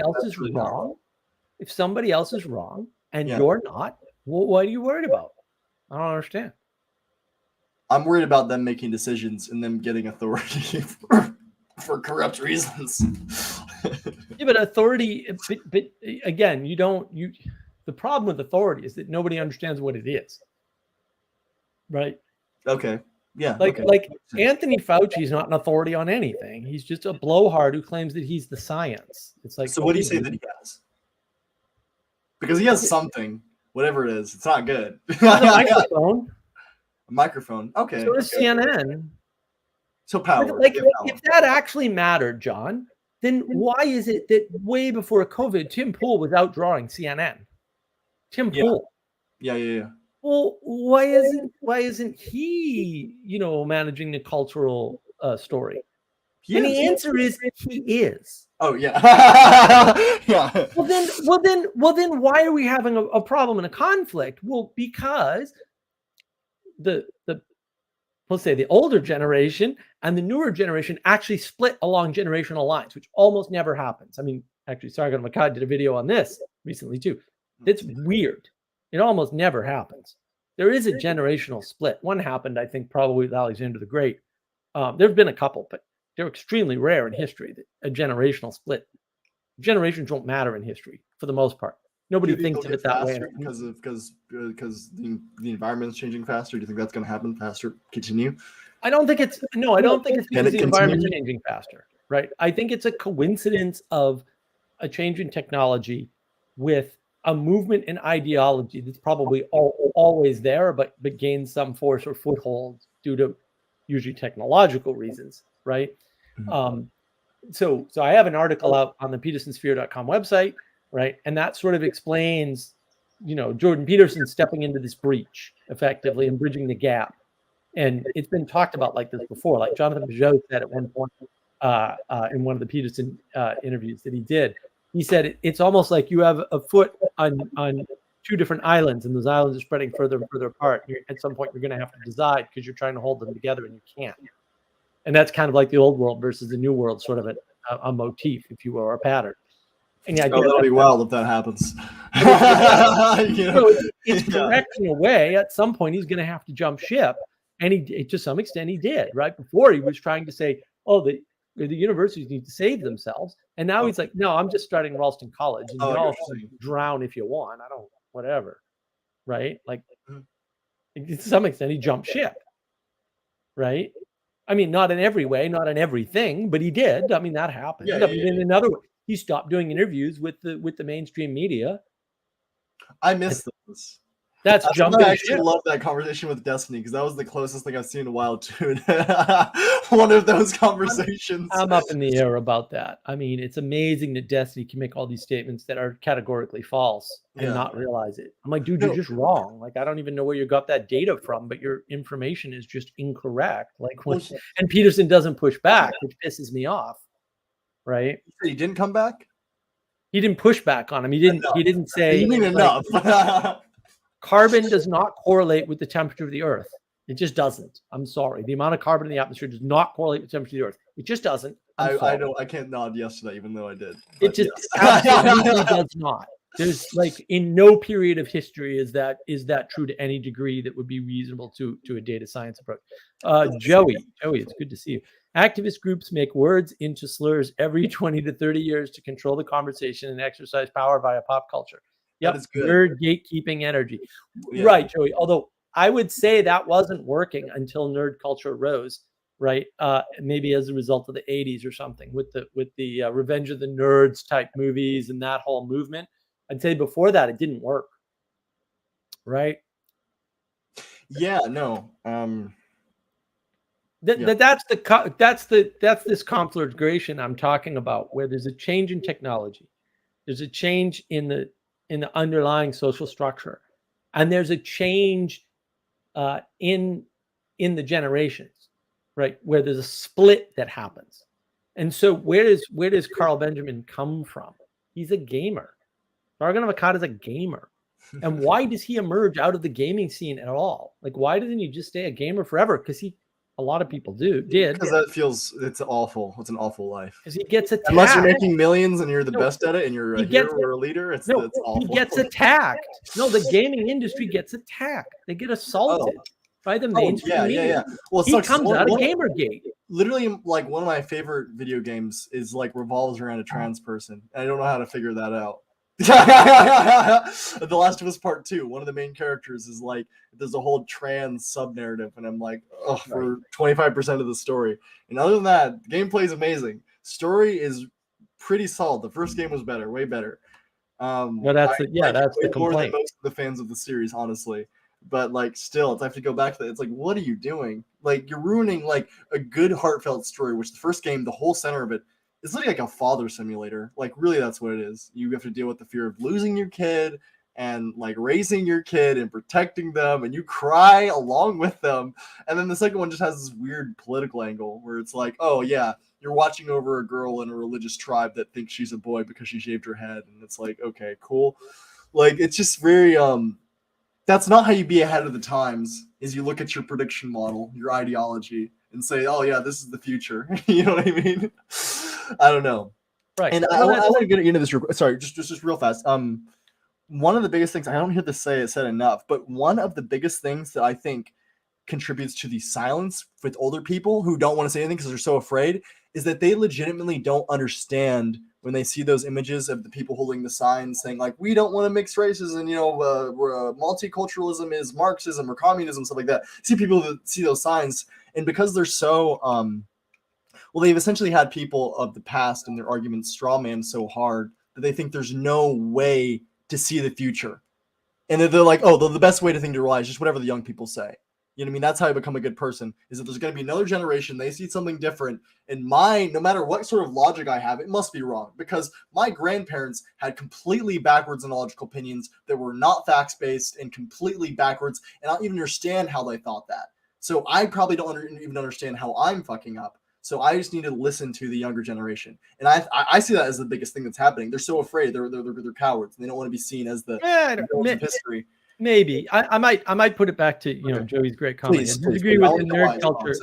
That seems obvious to me, and I don't see people saying it, and I don't know why. So I would well, let me go over it. So Joey says, disagree with the nerd culture comment. Civil rights movement opened up the move I refer to as demagogue culture. Maybe 1960s. Maybe I see your point there, Joey. Right? The R word, censoring for YouTube, was actually the politically correct term that replaced cretin, imbecile, mongoloid. Yeah, and we still have those words. And if I call someone a mongoloid, I'm not going to be taken off anything. I mean, maybe I would, but like not generally. People look at the word mongoloid way harder than the word retard. It depends, but it depends how accurate and precise it is, right? So retard got a flavor. Mongoloid means something else. But that was what you were calling people generically because they were slow, right? But to tie this back into what you were saying, I think the fundamental problem is that there's a generation that looks at the attempt to change the world by we'll call it protest, right, as ineffective. Because at a certain point, like they did it once and then it stopped working. I mean, it didn't work the first time, really. They made every problem worse. So the civil rights movement worked. Presidents. The civil rights movement worked. And getting Vietnam shut down worked. I'm not convinced it worked. Oh no, getting Vietnam we're not in Vietnam. Like the Vietnam. Okay, well, so you can say that, but like honestly, I don't know enough about Vietnam to say. I don't know. I'm not saying you're wrong. I'm genuinely saying I don't know enough about Vietnam to say either way. But I think that the protesters made things worse. Like because I mean, wasn't that ultimately Lyndon B. Johnson's sort of ultimately they made it worse? Sure. But they also shut the war down. I mean, there was the Tet Offensive, and almost everybody thinks we lost. We didn't lose the Tet Offensive. The Tet Offensive failed. We won. And then we pulled out. Yeah, so I guess that's where I'd be going with. Well, what are your opinions on Vietnam? I don't know enough about the Vietnam War at all, so I don't say it's good or bad. I have thoughts. Vietnam was a mess. Like it was a mess. It was a mess for a lot of reasons. It was a mess for all the reasons you would expect, right? Which is to say, incompetent people trying to do something. Yeah, okay. Very hard to do. But if you think about the idea that communism spreads like a disease, right? This is the deep irony. So this is what they thought in the 50s and 60s, right? And then along comes Dawkins with meme theory. Yeah. It's the same damn theory, guys. Wait. So you're not saying the two are connected directly, like no, Dawkins. I'm saying it's the same theory. Yes. Actually, exactly. There's zero difference. Yes. But Dawkins and the other people would say, "Oh, it's definitely wrong that communism was going to spread like a mind virus." Did he say that? Did Dawkins actually say they were wrong that it would spread like that? Because that seems so crazy. Because given his perspectives, with respect to communism, but that's because they all secretly want communism to win. They all think communism is correct because they want to be in an equal world. Yeah, fair enough. It's all like this subconscious stuff. He'd probably regard that as a good meme or something. I don't know. Probably. Oh, thank you. Says, love you, Mark. Thank you. Love John's energy. The spirit is strong. Right. I want to go over this comment from Joey. Jesse Jackson has, I think, 4 papers spaced 15 to 20 years where he changed what Black Americans should be called, and the Associated Press picked it up as the standard. Yeah. I agree, Joey. I mean, there's a lot of manipulation going on in the media, and there has been for a while. And that was part of the problem. Negro is a much more special word than black, honestly. I think. I mean, just sounds like a cool word. I don't know. I thought for a while that we should change that back. Just cooler, but that's a harder thing. Matthew, military industrial complex, stretching your young legs. Well, look, I mean, the military industrial complex was coined by a military man to warn you against the very thing that happened. Take that or leave it however you want. It's not like nobody thought of it first. We're using his term because he knew what was happening and told us to avoid it as the president. And did we listen? I don't. That's tough. It's a tough call.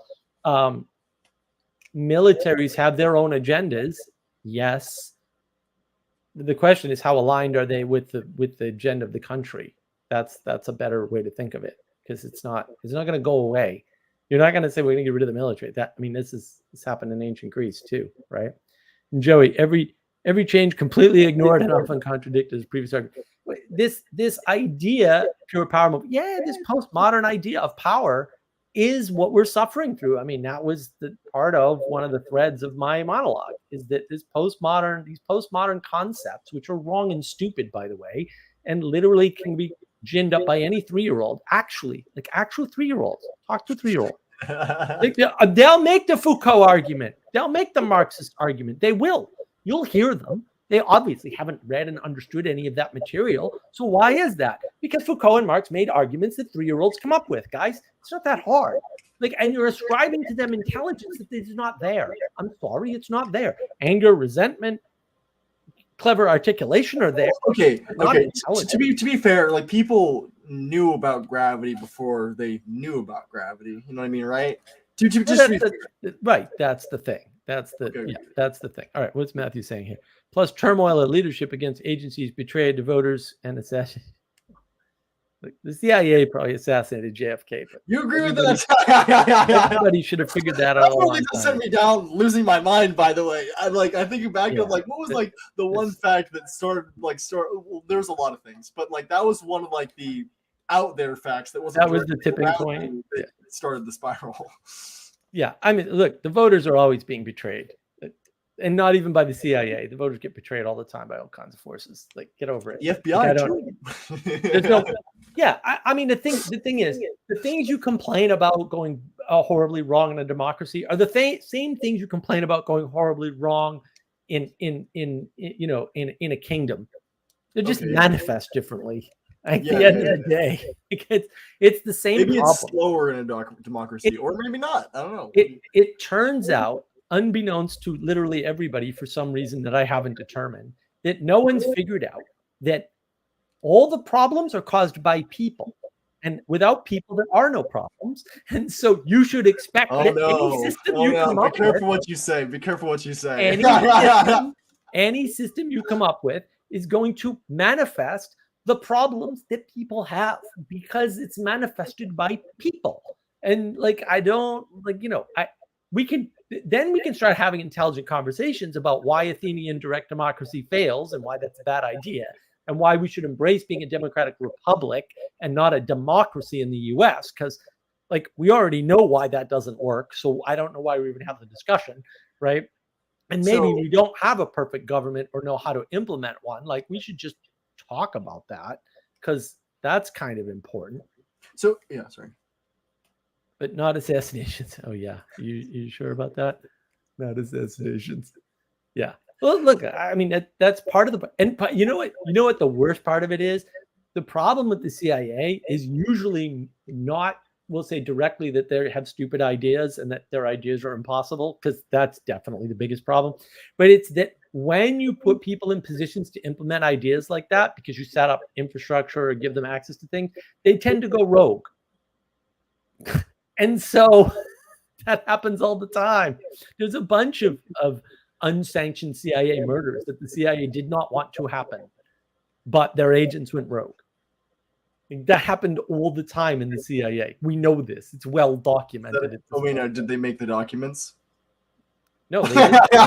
Sorry. I don't know. Everything we know about MK Ultra is not from CIA documentation. It's from documentation of the parties involved that didn't know they were involved, because they didn't know they needed to destroy the records. So we have good evidence of what MK Ultra was up to and why and how it went down, just not from the CIA, because the CIA was smart and destroyed all their end of the documents. Just that Harvard University didn't destroy their documents. The parts of Harvard that had documents didn't know they were involved in a CIA thing. Oh, sorry. One second. I have to pause this just for Sure. a Joey, if the CIA is listening, I want to be on the record saying I'm a huge fan of their work.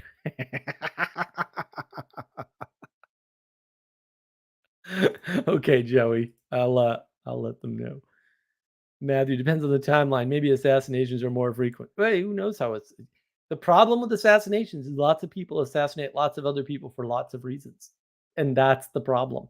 And some assassins, like Robert F. Kennedy's assassin, don't know that they're part of CIA plots to this day. What are you going to do with that? Like, where's the resolution there? If the CIA can brainwash you and turn you into an assassin, which that's been done. It's been done by more than the CIA, by the way. Then what do you do about that? What do you make of that? How do you deal with that? I don't think you have an answer. I don't think anybody has an answer. Like, yeah, killing is a problem, especially when it's deliberate killing for a political purpose. Was Jack Ruby actually a CIA guy, or was he just really heavily affected by JFK's murder? I don't know. I don't think anybody knows. I think the CIA is like, woohoo, we're so glad that happened. We wish we had thought of it. I'm almost sure of that, by the way. Not that they didn't nudge things. Oh, here's where you're wrong, Matthew. Truth matters. Not saying I have an answer. Matthew, let me prove to you right now that the truth does not matter to anybody at all ever. And then I'll get to these other comments. Here's the problem, my friend. Let's suppose that you had somebody who was fairly well off, highly placed in the government. So you had some money, right? Couple, 3 houses, whatever, fair bit of governmental control. And he came up with a scheme to disrupt the energy market so that he and his buddies could make 1% off of that disruption of $1 trillion market, which would make them all, billionaires, basically. And let's suppose that scheme got exposed because we got all of his emails, all of them, and we could see it. And let's suppose they were dumped out on the internet and reported on by CNN and the other news outlets. What do you think would happen? Nothing happened to Al Gore. Nothing. That happened. What I'm describing is an actual event that actually happened in actual society. Nothing happened. No one cares about the truth. No one. It did nothing. It had no effect. Let's suppose there was a climate scientist or a group of climate scientists, and they ginned up this idea of a hockey stick.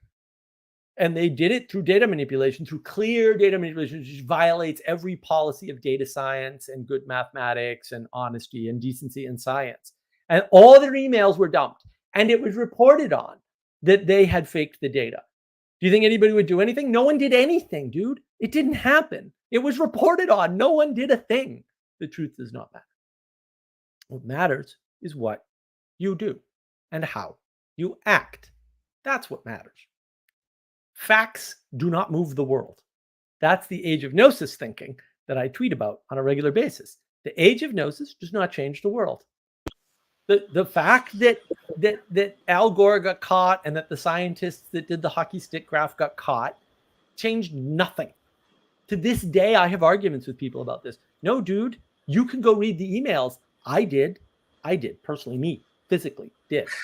Because I was big into the hacking community back then. And I'm like, oh, these hackers hacked all these emails from Al Gore's server. That's great. No one cares. Anthony Weiner's laptop. Hunter Biden's laptop. Oh, you didn't know about Anthony Weiner's laptop, did you? Hunter Biden's laptop. No one cares. That's as close to a truth as you're going to get. No one cares. Naked truth. Yeah. Ixnon, I heard that I am inclined to believe that both McCarthyism and anti-McCarthyism were CIA ops. They weren't CIA ops. Like, a lot of things happen without any intervention. Like, there are single actors and agents in the world. This is the irony of all these rebels. Like, I want to go off and start my own thing. Okay, if you go off and start your own thing, is that a CIA op? Directly or indirectly? Do you know? Can you tell? Maybe the CIA set things up and made you paranoid so that you go off and start your own thing. Yeah. They did that with Jim Jones, guy. I keep like a 5% chance door open that I was and am being psyoped. They did that to Jim Jones. That's happened before. We know they did that to Jim Jones. We know Jonestown. We know that happened. We know that was a CIA op. They've admitted to it. Can you tell me about that? I don't know about that. There's a bunch of people went off to Guyana and tried to form their own thing, and they ended up drinking Kool-Aid because their leader, their charismatic leader, made them. Jonestown. Yeah. Jonestown. That's Jim Jones, Jonestown. That's a CIA op? Yeah, dude. What do you mean? Okay, well then now all my fears were warranted. What are you talking about? Okay, what are you talking about? Hold on. Matthew, this happened. I love Mark's hypotheticals. Yes, I do psyop people by using hypotheticals and then mostly not ever using hypotheticals. Actually just recounting real stories that you can validate on your own. Assuming you're not lazy, but most people are lazy and will never look anything up. Mark's hypotheticals are top tier. Thank you. Thank you. Hold on. Joey, CIA nudges. It does not build from scratch. Their most successful operations are nudges, Joey, for sure. It's when they put boots on the ground or significant boots on the ground that they fail. That's yes, true, Joey. Yes, but that's correct. Ixnat, I want to say that the truth doesn't matter, but 100% of what you do is more pragmatic concern. Right. Well, and pragmatism is probably a live stream I need to do soon. Joey, the way empires have always been built is by supporting the underdog in their civil war on your border. That's true. Usually the way you build an empire is you find the anarchists, because anarchists are dangerous and bad, and they will kill people and bomb innocent people, right? Because they're ideologues who don't think they're ideologues. And so they're very easily manipulated. And this is going to come out. I'm going to do the Russian Revolution with Adam, and that's going to be that. My Adam videos are the best. My history videos are awesome, right? So we're going to do the Russian Revolution, and what you find out, because it's as clear as a bell in the Russian. It's harder to see in the French Revolution, but it happened in the French Revolution the same way. In the Russian Revolution, like nobody disputes this, zero dispute, right? The Bolsheviks are a bunch of anarchists, right? The people with organizational skills organize the Bolsheviks just enough to get them to do the toppling of the nobility, right? And so they do the unthinkable and they behead the king, and now that creates a bunch of chaos, effectively, right? Yeah. And so now that the royal family is destroyed or partially destroyed, depending upon whether or not you believe that the youngest daughter survived, whatever. Yeah. Fun conspiracy theories, right? That I actually enjoy. It doesn't really matter, right? They destroy the entire, hierarchical structure, right? And then they come in, arrest all the Bolsheviks, and murder them, and no one cares, right? Everyone's like, "Yeah, get rid of those Bolsheviks. They destroyed our world." And now there's no order. So someone comes in and brings order, and it's Trotsky and Lenin and his buddies, and they're like, "Yeah, you guys are gonna save us, right?" And right? Oh yeah, absolutely. They had it planned the whole time. The whole time Trotsky knew what he was doing.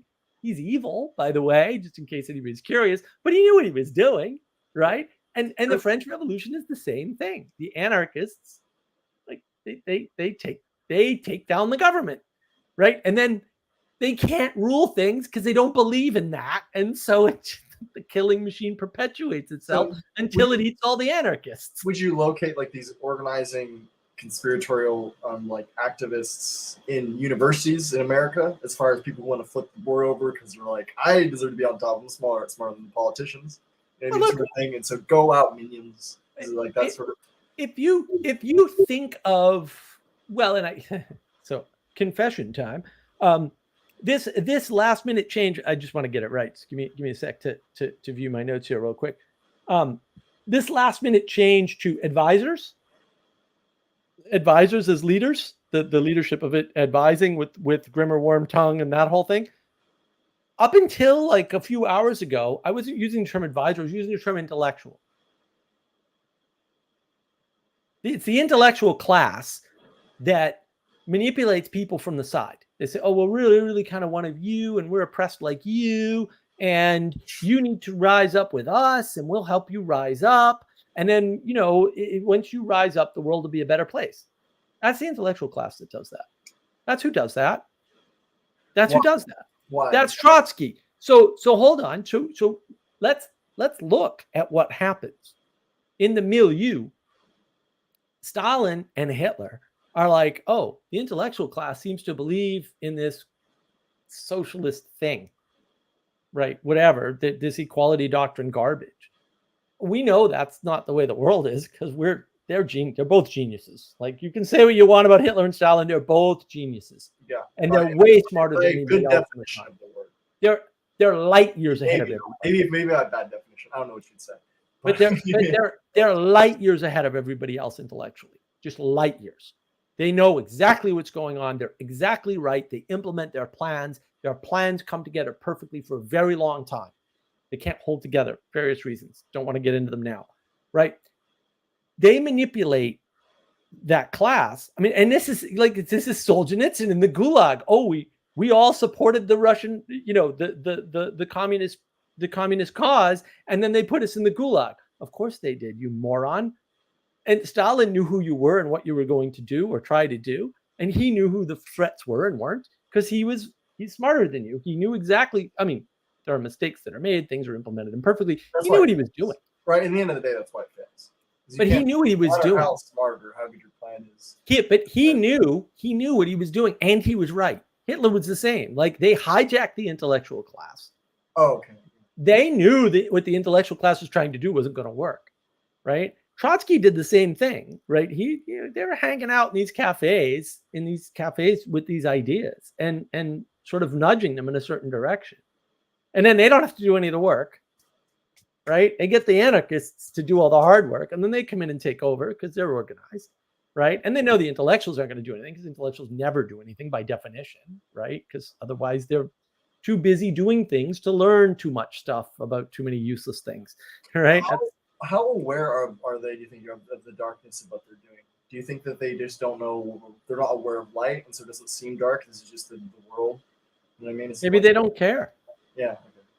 Maybe if your father beat you when you were young, you just don't. What difference does it make? Yeah. You can have a good life now. You're going to die anyway.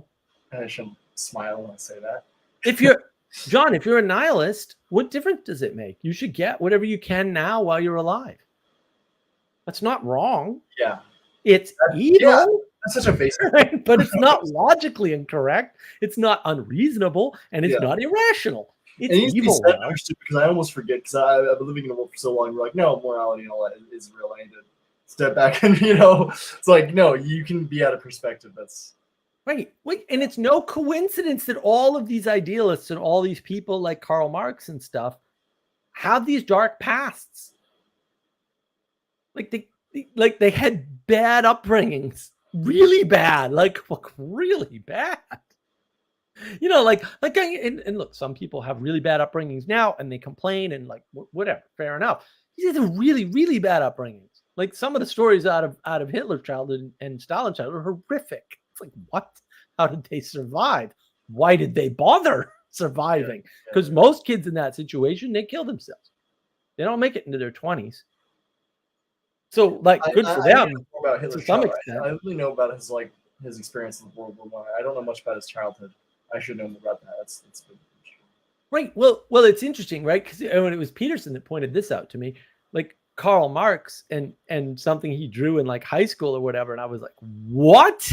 Well, like, everything makes sense. Yeah, I think it was his poem and a drawing. Yeah, I have a video where I review the poem. I wrote a poem about the poem. It's hidden on my YouTube page because I was like, this is like too much, like, I don't know, not my own words. So I took it down. But it's it's frightening. But that's the thing. Like, when you look into these people's pasts, when you try to look at the start of this, not in the middle when they became popular or known or whatever, you see these patterns. Like, the pattern just emerges immediately. It's like, oh, okay. And everybody goes, well, you can't judge somebody by what they've done in the past. Oh, no, you can, and you should. You shouldn't let that constrain their growth, but you should definitely judge them by that. There's no question about it. You have no choice. You can't judge them by anything else. There's no objective standard you can judge people by. I like Joey. Well, they were Slavs. They all had dark pasts.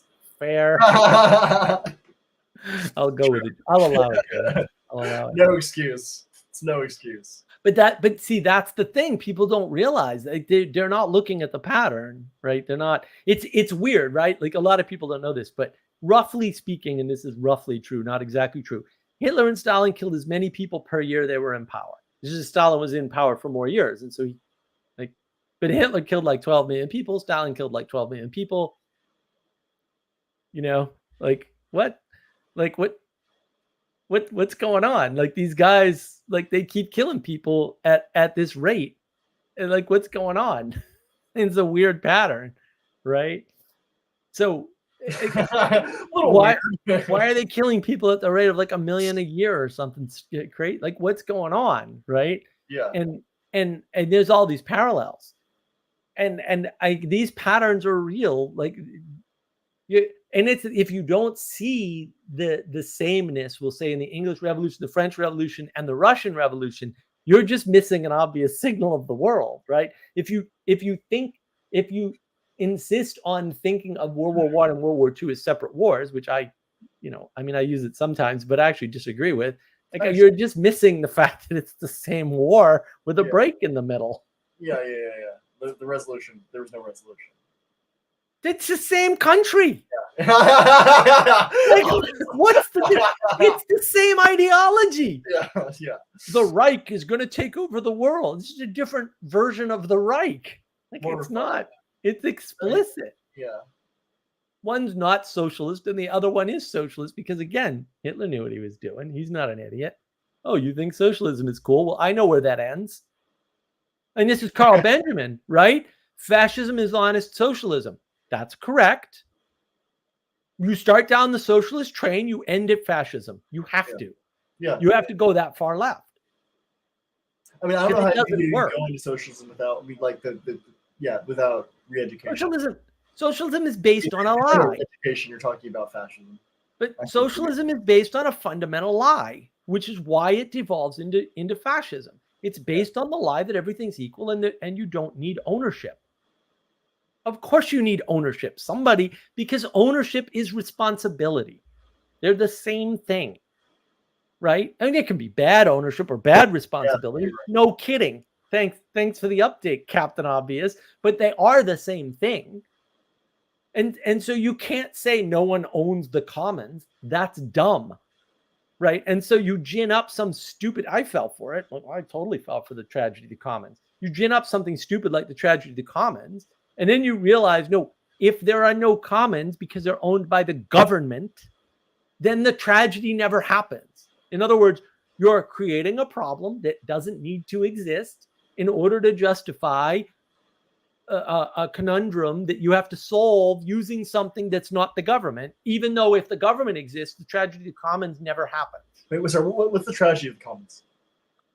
Tragedy of the commons is, well, if everyone's allowed to bring their goats out to eat on Boston Common, for example, eat the grass, somebody's going to eat all the grass, right? Yeah. Eventually, because there's no one there to manage it. Yeah. Yeah. Okay. Except there's always somebody there to manage the common land, and it's called the government. Yeah. And so, like, they're pretending like, well, there's a state of no government. And I would say, no, you're thinking about it completely backwards. The government is always the thing that mediates the commonality. Always. It's the thing that's responsible for the common space. That's what the government is. You always have to have that because you always have common space. It's that simple. And then then the tragedy of commons never happens, and then it never needs to be resolved. Now, you can argue that all governments resolve the problem of common resources poorly, sure, but that's also all governments, by the way. And what you're really complaining about are the people in the government that do the thing and not the government, because the government doesn't have any power because it's not a thing. It's an abstraction. That abstraction doesn't contain agency. It's just like capitalism isn't an agent in the world and therefore cannot be responsible for whatever it is you think it's responsible for, because only agents have responsibility, and the only agents are people or maybe some higher power. Agents together will make a higher power agent. That's the way I kind of think about it. Like, I don't actually have a very good distinction, and I should. I just haven't yet. I'm sorry, maybe I should say this. No. Between an agent of a society, an agent between an individual. Because when all the agents have a collective society inside. When all the agents that get together, right, actually have agency, that's what a government is. And it can have different structures. It could be a king, right, with noblemen and bureaucrats, right, and tax collectors and peasants. That's one structure of a government, and that's the collective agency of all the people that live in the village, for example, or in the kingdom. Okay, but that's called a government. Yeah. See what I'm saying? Like, sure, you're right. You're absolutely right. We have a name for that. It's called government. And then you can break it down. Like you can have categories. Maybe some of them are valid and maybe some of them are invalid. I would argue that I will give you a bunch that are invalid. You could have a healthcare system. That's an invalid institution. You could have an education system. That's an invalid institution, right? You could have a welfare system. That's an invalid institution. In the past, we didn't have that. We had a monastery. It did all of those things. That's a valid institution because there are various reasons, but I have a why I have a monastery video on navigating patterns. Watch that for more, right? But see, that's the problem, is that people don't realize that. You don't realize what you're trapped in. You're trapped in the abstractions. We have names for those abstractions, right? You can't just rejigger them. I went over this in the monologue. You can't just divide things up the way you want and put them back together in some random order. Like some things don't work, period. And so you have to pay attention to that, right?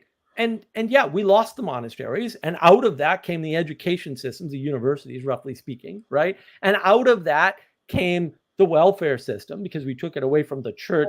Don't tell me that. That's sad. This well, is sad progression. Mental institutions. Who took care of the mentally ill? The monasteries, right? Now the government do it. So the government took on a lot of the things that roughly speaking, religion was doing. I don't want to say the church, because it wasn't the church, because the churches and the monasteries are kind of separate in a way, at least in medieval Europe.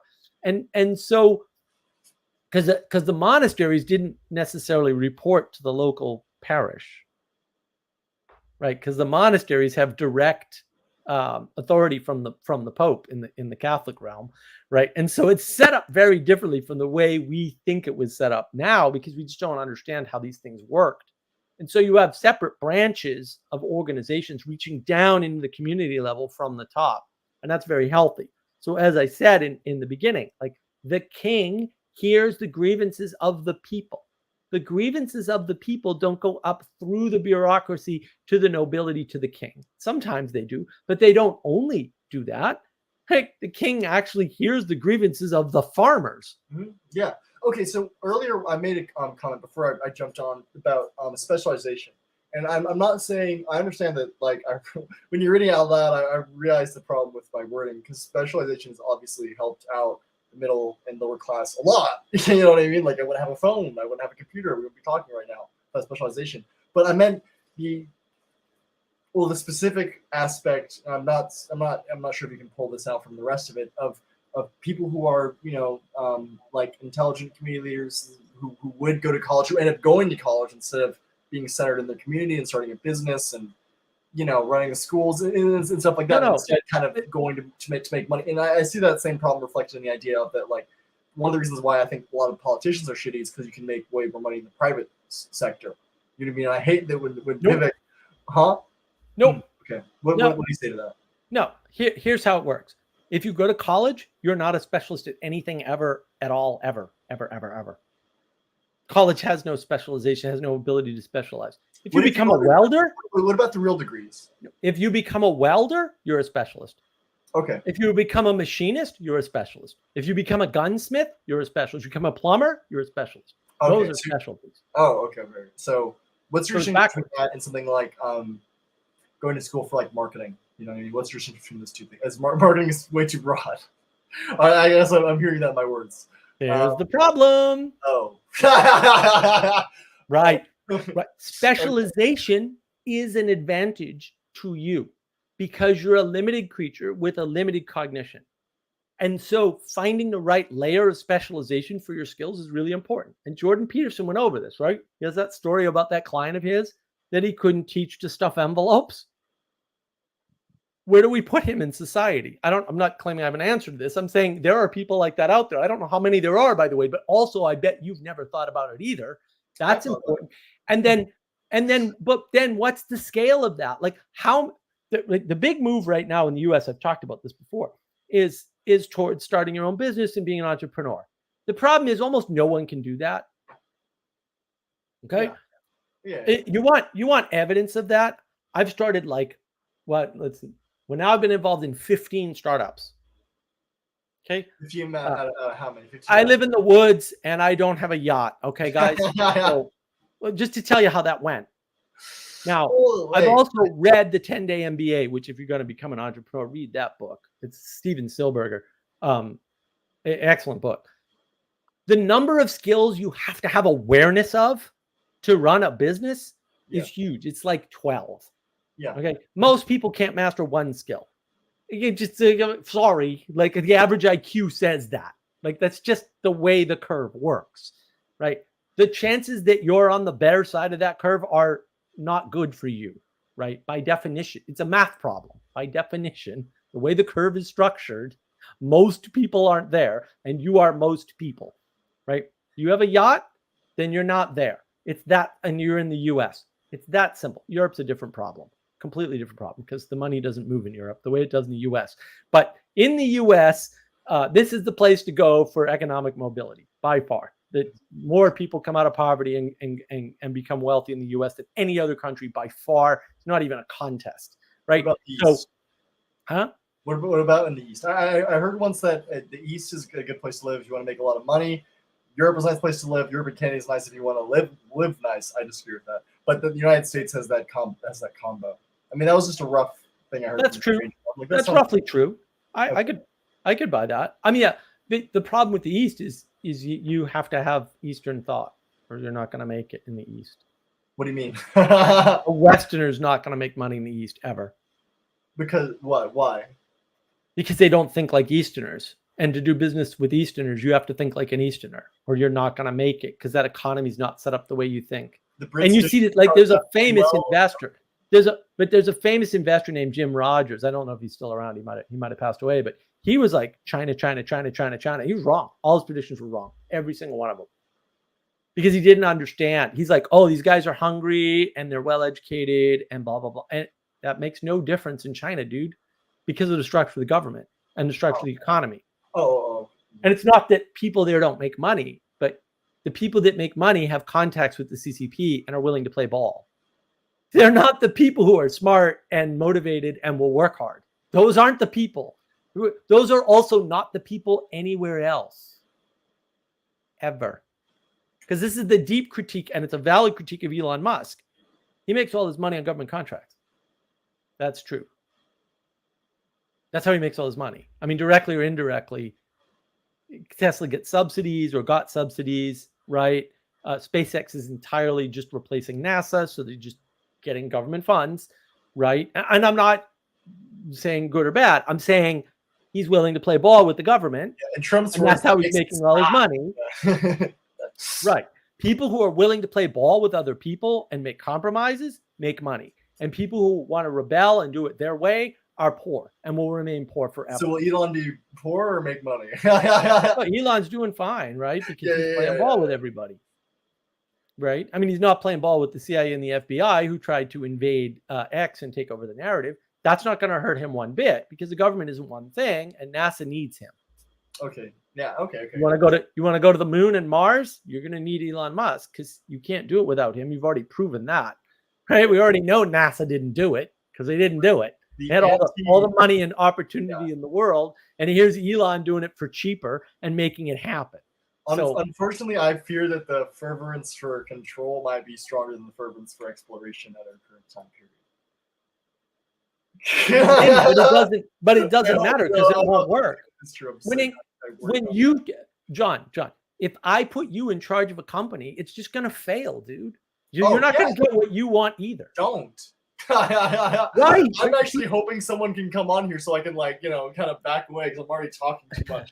Between 3 weeks, something's going to explode just because too many people have heard my words and I'm wrong. No, it's fine. It's fine. It's good to be wrong in public because then you can show that no one's going to die. You have stupid ideas and it's okay. That is okay, right? It's okay. Why? Yeah. No one's going to die. You're not going to die. You're not going to explode. The CIA isn't going to put a hate out on you because you said something dumb.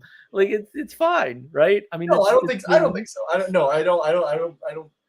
Like, I don't think the CIA is after me. Sanjuro, you're doing great, John. See, you're fine. Thank you. Yeah. Maybe. Sanjuro, 10-day MBA. I love it. It's a great book. I really enjoy the book. Okay, I'll check it out. Joey, cheers to John. There you go. Joey, come in here. Give us some of your wisdom. I've learned a lot. Okay, from just Joey. give some like a little background. Like, what kind of led to me like being in this podcast in the first place is that like I went to the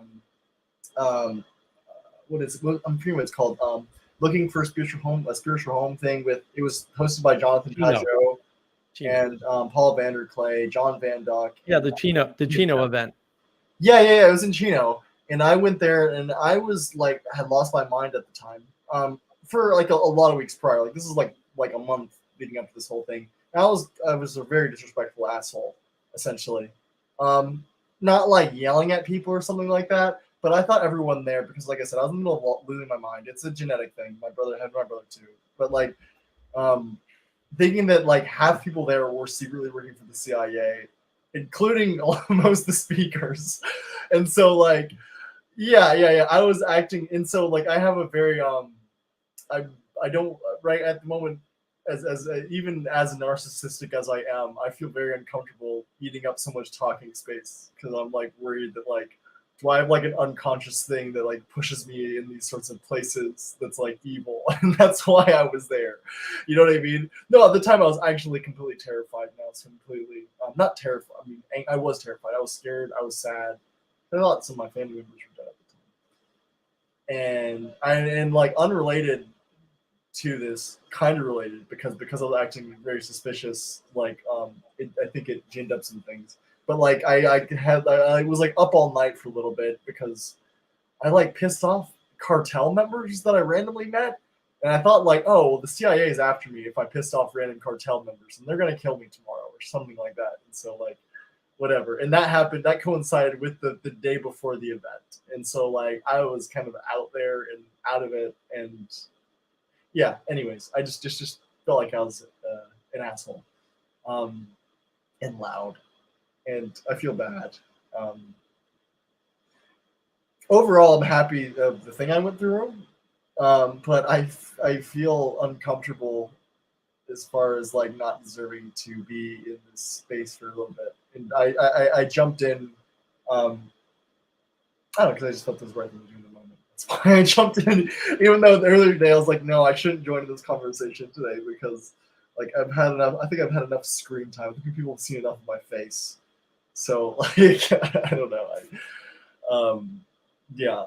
But I thought I was hoping maybe she will next week. I saw that you were talking to Catherine on Twitter, and I was hoping that she would jump in. And I would like to more formally apologize to her face, because yeah, like I didn't say anything mean to her, but like if someone like looking at you like that in the audience, and then like vaping like every time you talk is like not cool. Hey Sally, thank you. Sally says you're doing fine. Yeah. Thank you. Like, I mean, I think one of the deep problems that we have, John, is, you know, like I was saying earlier, like if you're wrong about something, you're not going to die. And people defend their stupid ideas because they think if they're wrong about something, a few times actually. Well, but if they think that if they're wrong about something, they're going to die, and so showing people that that's not true, right? Like just exemplifying that is a good thing. Like it's helpful to people, I think. But by the way, yeah, it's okay to be wrong. But if you think that the Russians are going to meet with you with some planes in Mexico to fly you to safety, maybe you should. Maybe you should check some of your logic a little bit. Not your logic. The logic's perfect, and that's the problem. That's right. Right. That's the problem. Yeah. Lots of things are logical, reasonable, and rational, and totally wrong. Yeah. And more importantly, most of the things that are logical, reasonable, and rational are evil. 100%. And that's where people get messed up. 99.99999% of those things are. Right. When you don't pay attention to the quality of your ideas, but their consistency and their quantity, that's when you run into trouble. quantity is a big thing. Yeah. And it's Well, funny. a lot of people at the agree. time, it was a double coincidence. Coincidence. Right. Where Right. I was betrayed by some friends, and also like then I left them, and I didn't have any friends. You know what I mean? Oh, And so I had this idea of betrayal after dealing with the JFK shit. You know what I mean? Then alone in an apartment that's musty. You know what I mean? Like, yeah, and so yeah, that's that community. You gotta have that community. You know, I tell people I think that you can probably solve mental health with family and diet. I had a diet to list recently, but yeah, like mainly family. Like the reason there shouldn't be like, first of all, mental health professionals don't care about you and they just give shit that doesn't help. And honestly, like if you're losing your mind and you're trying to grasp reality, the worst thing you can do to someone is take them and then put them in like a hospital with other crazy people, Right. and nothing familiar, and everything about your life doesn't matter anymore. Like that's like that's insane. Yeah, and there's a big difference between my brother lost his mind and him going down that route, and going down the route of medication and going to a mental hospital and all that, and then me just going and living with my family. You know what I mean? Like I said, there's a lot of differences. His was a lot more severe, and acid might have played a role in it, which it didn't in mine. I've done acid before, but not like right. Yeah, There's a big correlation between psychedelic drug use and schizophrenia that nobody likes to talk about, but it's in the data. Yeah, and marijuana, by the way. And it's funny. Marijuana is a psychedelic. So one of the reasons why I was convinced this was happening, because at the time I had actually stopped marijuana for the first time, not for the second time or third time. I've quit a lot. I've quit again, so we'll see how that goes. But like, I think it'll go well because I'm terrified of God. But like, and he told him shit. Yeah. Anyways, sorry, I had quit smoking pot, and during this time, a guy came into my Skechers store, and he told me that, oh, one time, and he was very comfortable, very, very personal to me, and was like, by the way, I lost my mind when I stopped smoking pot. You know what I mean? So like that could be something that happened. And he said that I had mentioned that I was like paranoid, and later in the conversation, he said like, oh, and by the way, anyone who thinks that they're being followed by the CIA is losing their mind. And in my head, I was like, I never mentioned the CIA. He's one of them. But I think he was right. I mean, he told me that. He said that when he was in his 20s, mid-20s, or something like that, he stopped smoking pot and had a psychotic break as a consequence of that. And that seems very plausible for a lot of reasons. So I think that was actually probably part of it. But yeah. But I will say one of the things that kept me right, and I'm actually thankful that I had the psychotic break where I am today, because I used to kind of be I think I used to be a very evil person. Maybe I didn't commit like a lot of overt evil acts. But when I think about, the way my spirit was in a lot of ways, I think that, yeah, you know what I mean? I had evil desires. And I think that if that had happened and I didn't have that connection to also the Bible that I have today, it would have been much worse. Because literally one of the things that happened was I became obsessed with the idea of sin. And I was telling my family and myself all day that if you sin, that makes you vulnerable. And that's the only way they can hurt you is if you sin. Let's talk about the CIA at the time, but I meant demons. And at the time, like I recognized that, yeah, this is the CIA coming down on me, but there's demons over top. You know what I mean? And that's what's happening. And so it was a very crazy framework that I went into. Not crazy, honestly. But just I want to just please. Before I bring Andre up here, I will bring you up, Andre. Just give me 1 sec. I just want to say some of Paul Vanderklay's better work is when he talks about you outsource your sanity. Right. And if you outsource your sanity, do you really want to be in a hospital with other people whose sanity is in question? Because what you're going to see is that whole thing. Andre, welcome. Hey, can you hear my audio, or do I need to get my AirPods out? Fine. Yeah. Sweet. What's going on, Andre? It's good to see you. You too. I haven't been able to catch up on the topic much. I just saw you were streaming and I forgot what the time was. So I thought I'd jump on.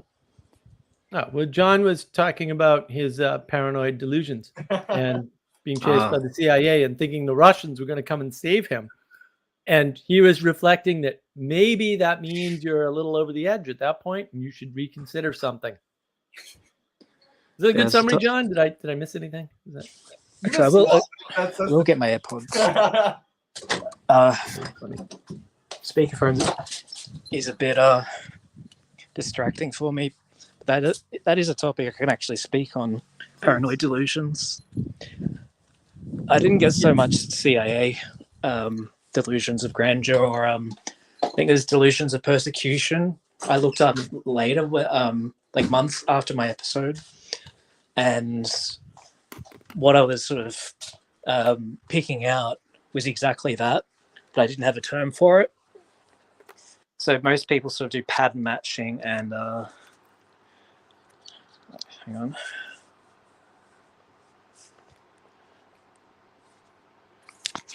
They do pattern matching and like connecting the dots that aren't there, and you keep searching for more and more dots that have no sort of boundary. Yeah. Hang on, I just need to change this audio. No, I wanna just go through some comments real quick. Sanjuro, One Threw Over the Cuckoo's Nest. That was the worst book in the world. Really destroyed the entire universe. Joker 2. I love the movie. Really? Oh, I haven't read the book. I love the movie. Oh yeah, Ken Keyes ruined the world, or the U.S. Anyway, Joey, the worst thing you can do with mental patients is put them all in the same hospital or in the same Discord server. Let's talk. Tell me your facts. I think Joey did that for me. Thank you, Joey. Yes. Never mind. We won't name the Discord server. We don't have to. We did talk about it earlier. Joey knows. Sandro, Joey knows. Yes, Joey does know. Joey knows a lot about that. And if Joey's talking about his Discord server or the Discord server I was on, either way, totally applies. Yeah. One of the things I was trying to do when I lost my mind is that persecution thing was that theme was very, like I said, like an event of feeling like deep betrayal was one of the things that set the whole thing off. Like I remember, like after that happened, one of the next days I was watching a podcast and I was like, "This guy's a government spook," because my friend, who I thought was my friend, you know what I mean? And so like that kind of all played into that, and then weeks later after this, I remember I was reading the Bible and I was like literally deciding what character, who am I, like what situation I am, and I flip flopped a lot, but I ended up really settling on the persecution thing on Job. And so like at the time, I thought I thought the CIA hired the cartel to kill me in a way that would sound believable. So I thought was what happened. And so I thought I had to give myself a disguise, but I didn't want to cut my hair. But I saw in the story, that's one of the things that Job does, is that he cuts his hair. And so I bought a little pocket knife and I cut up all my hair and put on all the wig. And like I said, anyways, but like I kept using the Bible as a guide to what I should do. And when I was in Mexico, I'm like, am I Moses? Am I supposed to go to South America right now? Or am I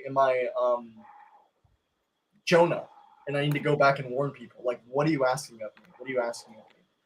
And yeah, I decided with Jonah, I think, and that's one of the things that allowed me to go back home. I think in a way, I'm not sure, because I was stuck there. Oh hey dude, oh, I'm too weird. No. I get it. No. Andre's in Australia, and Australian internet is run by kangaroos and wallabies, and occasionally the wallabies drop a bunch of packets. Good to know. Hey, there he is. He's back. You didn't scare him off, John. Don't worry. You're not going to scare Andre off with a story like that. He's got his own stories. Please. Is it Saturday there? Yeah. Cool. Saturday morning, yeah. I'm just trying to get this figured out. It should be going to my AirPods, but it's not. Oh, well. The internet is evil and technology doesn't work. So I'm scared. It's the insanity of earbud technology. I got ones that were cheap earbuds, like the off-brand like Staples versions, and I lost them. And that was my test to know that I'm not ready for the real earbuds. What I was going to say, you mentioned cutting of the hair. Like I actually did do that because part of what happened to me, like it was founded on something that did actually happen to me. So it wasn't completely unfounded, my paranoia originally. But I had long hair in the situation that happened to me. And I was like, oh, well, if everyone recognizes me with long hair, I'll just shave my hair off. So like people do like a double take. So I did like a clip as number one, and it was sort of a good idea because like a particular group of people were quite toxic. I was sort of recognizable with long hair only. They'd only seen me with that. It was the only time in my life I'd grown out long hair, like my like 35 odd years. Yeah. So I was like, well, yeah, it will be a bit harder to spot me in public like that. Yeah. But then that delusion comes in of like, how are people from the other side of the world going to be spotting me in public? And I'm like, well, what? Maybe they've got friends who like also in Australia, and What is they know that? where I live. Because we have like slightly different like rational reasons of how we got there, but I know like my brother too. I don't remember if he exactly. I know his head was shaved when he lost his mind, and he definitely exhibited behaviors that would have fallen in line with that. And I'm wondering, like, what is that? You know what I mean? Because we had different rational reasons for the reason why. I also have a theory too that I think that something to do with like the connection of like the inner self concept to your persona plays a lot in how your persecutions of delusion come out. Sorry, delusion persecution. So people who like try to separate from like a very projected and like clear extroverted persona will have like delusion of grandeur and persecution of like CIA, government, and so on. But then ones who like have it tighter and like more introverted and have the self concept that's a lot closer to who they are and sort of quite private to them. I think it's like friends and family. It's like, oh, well, maybe they're saying things behind my back, and maybe I can't trust my friends and so on. Yeah. No, I very much believe like that like when a schizophrenic is properly nested in like a society, they're very important. I think, you know what I mean, because they don't lose their mind. No one can tell they're losing their mind because they're not. They're just like treading off a bunch of different things and have insights. You know what I mean? But it's only when that gets dislodged. That is the thing with by itself that it goes kind of off the rails. in schizophrenic or psychosis state. That's the thing about them is that they're all insights because you're detached from reality. So anything you come up with will fit the pattern you want. Yeah. Because you're not in touch and you're not grounded to how things really are. So any sort of phantasmagorical enchantment that you get, be like, so like the CIA should be after me because I'm a genius, and like they want to get my. I was actually trying to find out why they were after me. Because my whole thing was like, I'm not a genius. Like, I'm just some random kid. And I was like laughing and crying because I'm like, what the fuck? Like, I'm so powerful. Why are you guys watching me? Like, what the fuck? Like, that's what the point was. I was actually trying to figure out. And I came up with a reason. You know, I'm like, oh, it's because my dad works at, and they must have like way more like suspicious things than I thought on them. And that kept us watching them. And then I started like, whatever. I don't want to. I was also similar to that, but not so much power, but personality. Because over time, like, so original situations that did happen to me, I had people, some toxic people sort of separating themselves from me and sort of socially excluding me because they just didn't like my personality, said I was annoying. But they sort of made it into this sort of group activity. You're not annoying. And, but over time, I was like, maybe like the real reason like I should be paranoid and people are actually sort of against me and I can't trust them is because I'm really a lot more annoying than I really thought I was. Yeah. And perhaps like I have had all these transgressions that like I just skipped over because of like my ADHD or anxiety or so on, and I just can't detect them, and people are just tolerating it the whole time. But really, sort of when I leave the room, they're like, "Oh, I can't stand that guy. Like finally, he's left." And so on, and it just sort of just avalanched from that point, and it got more and more amplified. Yeah. Well, I mean, I very much at the time thought, still do. I mean, I have more understanding on the situation, but at the time in that whole situation, when I had that deep feeling of betrayal, it definitely was both ways. Where I definitely felt like no, I'm responsible for the reason why they have a problem with me. And I definitely am. Like, I wasn't corrected, but it wasn't like way later that I was like, okay, like at the time, I think I did the best of what I knew how to do. Well, now let's just be honest with them. I was like, hey guys, like I'm struggling. I'll kind of say what it was a little bit. Basically, I had some friends, and one of my friends' girlfriends, I could see had a thing for me, and it was making me very uncomfortable because we lived together, and like I would have like desires and urges, and I would just tell the other roommate like, hey, dude, like please help me. Like I don't want to do it. He would just like tell me like, no, you're wrong. I was talking about, and they essentially just like, well, John has a thing for my friend. You know what I mean? I'm like, that's not what it is.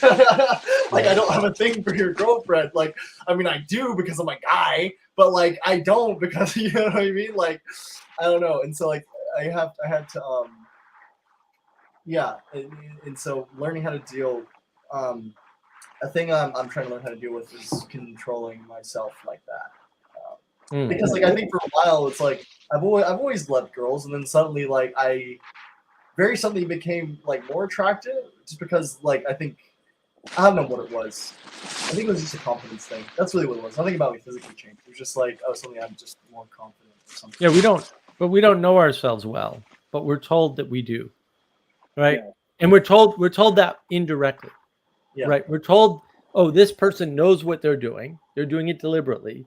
They know how to do it, and they're implementing exactly what they intend. And that well on us because we think, oh, if they can do that, we can do that. Yeah. And we think that's not true. And see, Joey has a healthy sense of this. Joey says, I'm really not good enough to have imposter syndrome. The correct attitude to have. Yes, you can be, and yes, you are. Joey knows he's a Muppet. And Sandra, I just looked up Ken Keyes' biography. Yikes, talk about Evil Town. Well, the thing about Ken Keyes is that the book and the movie moved the attention of the nation, effectively, at least in the United States, onto a problem. It is a real problem, which is the abuse of mental patients in hospitals, maybe because hospitals, mental institutions shouldn't exist because should be monasteries. Not that the abuse is going to go away, but maybe it will be better because that's going to be my case. It's always going to be the case I make for various reasons. And then what happens is Ronald Reagan, future president, but then governor of California, says, yeah, well, we should get rid of the mental institutions, right? And creates a homelessness problem instead. But everybody follows that example, even though it fails in California almost immediately. No one knows. Not a good outcome of the movie. I just like the movie. But the experiment in California fails. But all the states do it anyway. And you see that pattern everywhere. Tell me about it. Yeah. People follow bad ideas because they don't understand that they're bad ideas yet, or they don't believe the data, right? They believe this should work because this is the way the world works, even though they're wrong about that. Democracy is the best example. We know democracy fails. The ancient Greeks figured this out. They figured out that it fails, why it fails, how it fails, that it will always fail, right? This is written about in Plato's Republic, and no one's mentioning it. That's going to be a video I'm going to do on that particular piece on navigating patterns. We're going to do that video. We already did the Lies of Plato's Cave. We're going to do the why isn't everybody talking about Book 8 in the Republic, right? Because it's the same thing. We're following a bad pattern. We know it's a bad pattern. Why are we following it again? I'm a little confused. So what's a better pattern than like a Republican democracy? Because I can't think of a better. No, we're not following the Republican democracy. Okay. Right. Explicitly, look at the last election in the United States. Oh, the Constitution doesn't give me the power to do this. No, the Constitution explicitly gives you the power to do that. Why are you denying the power? No, we have to go with the vote. No, we don't. We're not a democracy. We're not a direct democracy. We don't have to go with the vote. Okay. We're not supposed to go with the vote. The Constitution is kind of explicit about this. Yeah, when people talk about that day that a bunch of people walked into the Capitol, like you mean a bunch of stakeholders who own a building and some property went to the building and property that they own and have every right to go to? And it got equated to 9/11. But it's worse. Like they own that building. They have every right to go there. Yeah. Period. End of statement. Yes. I know. It's not that hard. I would honestly, if I knew it was gonna be a big deal, I would have went there. I saw on the news what happened that day. I saw on my phone, I'm like, oh shit, like that's no big deal. Like I mean, I was like, that sucks. Is what I thought. Like this is annoying. And then it's like we're still talking about it. And I'm like, what the fuck? Well, and people, my uncle was here just before that, and he was asking me, "Oh, there's going to be, a thing in Washington D.C." And I said, "Don't go." I said, "I don't know what's going to happen, but something's going to happen. It's not going to be good." See, I had the reverse mentality. I actually thought that there was going to be, because at the time I was going off bunk theories, obviously, but I actually thought there was going to be a shooting at the Home for Spiritual Events thing, because I had a whole theory about that there was troublesome operatives that they would want to get rid of, and they would want to hit two birds with the same stone or something. There was in catastrophe or something. There was a troublesome they were operative. trying to trick me into doing it. And I'm like, I'm not going to do it. But there was a troublesome operative there, John. It was you. That was yeah. You were the troublesome operative, dude. Yeah. You psyoped yourself. It's great. Yeah. Something just came in my head. I think Mark might have been there for this. It was on his server on Discord. One of these delusions of persecution, not even persecution, inferred sort of like social ostracization. Mark knows Ginger Bill, and I'm not sure if you know him, but his sort of British way of speaking is a bit dry in tone, even though like he's fully serious. And he was showing us his new brewing setup. Who? Who you Ginger Bill. He's from Riches and Meaning. A guy called Ginger Bill. And the way his intonation in saying something piqued my paranoia a little bit. And I thought he was targeting me because he was going, "Yeah, this is my new brewing setup in my house for the job I go to." I'm like, "Okay, I don't own a house and I don't have a job." And he's like, "Yeah, and I get in my car and I go to my job." I'm like, "Okay, now he's singling me out with something else." And it was just like his way of speaking, that dry British sort of intonation. That solely I was picking up on, but I thought it was targeted directly at me and no one else in the VC. And I started freaking at him, going like, "Oh, Mr. Big Moneybags with his job in his house," and like everyone was sort of wigged out at like what I was saying, and they're like, "Why are you taking such offense to that?" And I seriously at the time thought he was sort of targeting me. No, that's an easy trap to fall into, because I consider myself like a kind of a perceptive person too. And so, like, it's hard for me to, like, I can go, it would be like, I have to pull myself back and be like, no, I'm falling into nonsense again. That's the overconnection, right? Yeah. That's what paranoia is. It's an overconnection. This is actually nicely explained by the knowledge engine model. See navigating patterns, great video. And I want to, so Joey's onto this too. It happens in politics. Bring back no direct voting for president and senators. Huge mistake. I agree, Joey. That is correct. Right, that is not the way the country was set up originally. We did not directly vote for the president or the senators, and things were probably better. And there's a reason for that. The president. I could see senators. I don't know. The senators really. Trump would never have been elected. I don't know how do you feel about Trump in Australia? How do I know generally Aussies aren't too hot. Yeah, I mean, we don't really think of him. Okay, good. Like Australia, there are some people who are sort of like, "Yeah, I like that Trump guy. Is a smart thinker," and then the others are just sort of like, if they're into politics, then they talk about it, but generally it's sort of like not an issue. But it's only so much an issue in that there's going to be downstream effects, whether like Biden's in, Trump's in, or whomever. Because I've had a lot of Americans say like, "Oh, why are you so interested in politics if like you say you're not obsessed with us, blah blah blah." I'm like, well, we not really, but we have to sort of keep educated on it, because what happens in your country is going to affect our country in the long run. Yeah. We're too powerful to be idiots. And that's outside of like any bias or like opinion or sort of like taking sides. Like there's a general sort of conception that if Trump's in, he might be sort of a bit wackadoodle with his decisions, perhaps. Or if Biden running again is incumbent, is that right? Yeah. Biden's pretty like blasé and milk toast. So like it's like a non-threat, but like it's sort of also a bit what's the word? It's like incompetent in a way. Like, I told Mark I looked at his policy decisions and what he's achieved in office on the White House website or whatever, and like they're all just sort of ticking boxes of what they said they'd do, but hasn't actually done anything thrilling or exciting or like really progressing the country forward, from what I see. Yeah. Andre, your audio is still cutting in and out from when you put your earbuds on. It's really strange. Those long stretches of being in and long stretches of being out. Let me grab this comment. Sandra, is it proposition crossed with poetics equals paranoia? No, Sandra. If you follow the model, you're basically heavy weighting on poetics instead of using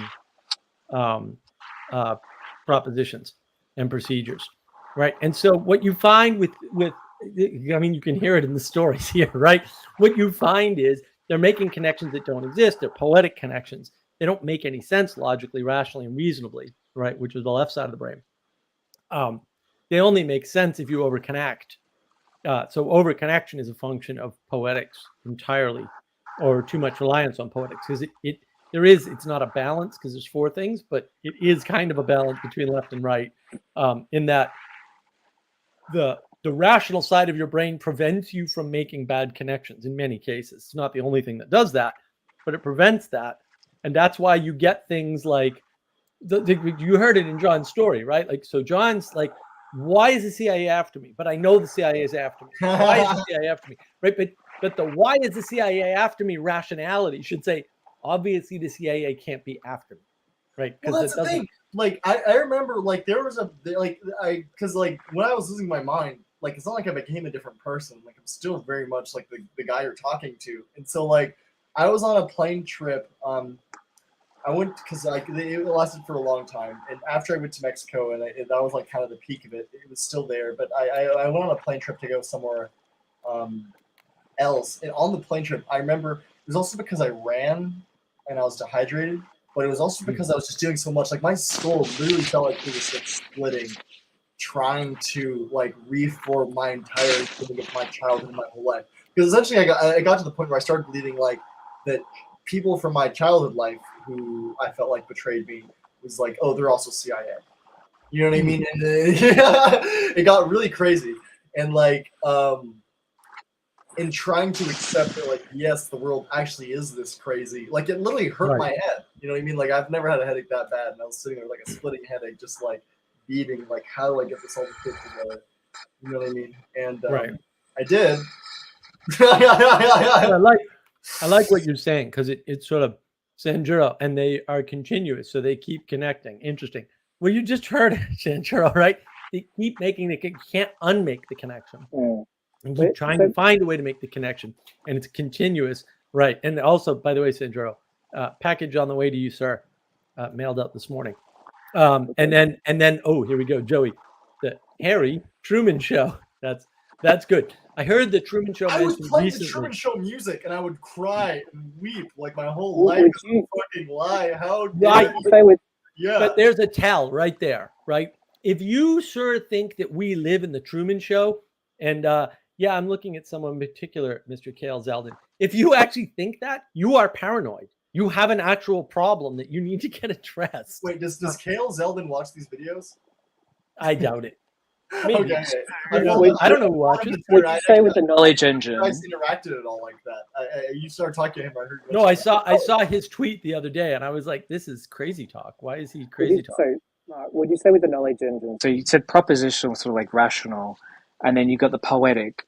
One of those goes through the perceptible, right? So would you say they all do? Right, because that was the ring I did on the outside when we did that graphic. So with that disconnection and the continuous pattern matching, it would shift the perceptival so that you continuously change your perception to match those inaccurate connections. Yeah. I mean, again, the way this works with the double arrows. Oh, shoot. This is the old one. Opponent processing should be cooperative processing. My bad. I got to fix that on this one.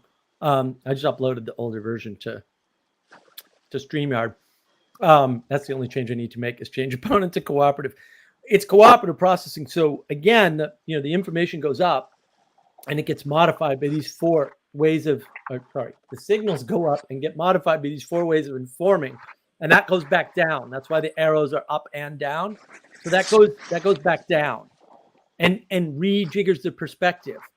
And so if it's heavy on the poetic, your perspective is going to be continuously rejiggered to believe the thing you already believe based on the information you already think you have. And all the information is going to get skewed towards that connection. And so the feedback loop starts again, because the feedback loop's there. It's just when it's in balance, when you're using all four ways of informing the world to rejigger your perspective, you can stay roughly with reality. It's whatever. You're kind of in the flow. That's when you're in the flow, really. It's very funny the way it feels is like it's very ground up. Because I think that Betrayal set a lot of it up, but I didn't actually start suspecting consciously that my roommates were secretly CIA people until a couple days. 5 days in or something like that. You know what I mean? And I was driving to Mexico and something occurred to me, and I was like, "Oh, no way!" You know what I mean? Right. And I was trying to hide it because I thought people were reading my mind at the time. Right, so, but you can see. I should say. But John, you can see where Dawkins gets this meme idea from with the meme infections. And I'm not saying there's nothing to it and he's totally wrong or anything. I'm just saying duh. No kidding, right? The ideas reinforce themselves over time. Of course they do. Things we're exposed to, right? Even if we expose ourselves to them internally, right? In other words, if you get stuck in your imagination, and that happens to people all the time, there's nothing necessarily bad about it, it'll reinforce itself. And then the next thing you know, you're paranoid. Yeah, that will absolutely happen. And that's the problem, is we don't have a good model for that. Well, except for ours, I would say. But that's a little self-serving, but it's my live stream, so it should be. And people don't understand that. And that's why conversation won't fix it, because you can talk to people all you want when they're paranoid, and it ain't going to get them out of their paranoia. It's so funny, yeah. Like I said, I was my same person. It's so sorry, interesting. But so it's funny. Those same people, the exact physical same entities, will say, "Well, you can't tell somebody to be not depressed. That doesn't work." But then they'll be like, "You can talk somebody out of paranoia all day long," and I'm like, "Dude, you're making any sense at all. Yeah. Being totally, completely inconsistent, right?" And that's the problem. I want to address it, Sandro. And the flow balance allows for more quality updates in the frame. Flow is not necessarily balanced. Flow is a focus on one side or the other, because you can be if you're an artist, your happy flow state, we'll call it, is in the poetic. But if you're autistic, your happy flow state is in a procedure. And some people can do both, right? Some people can't. It just is. I mean, we're all different, unfortunately. We're still not equal. Sorry, we're all different, and so. Yeah, I can switch, for better or for worse. I can go into a flow state on the poetic side and just sort of go. That's how I do my monologues.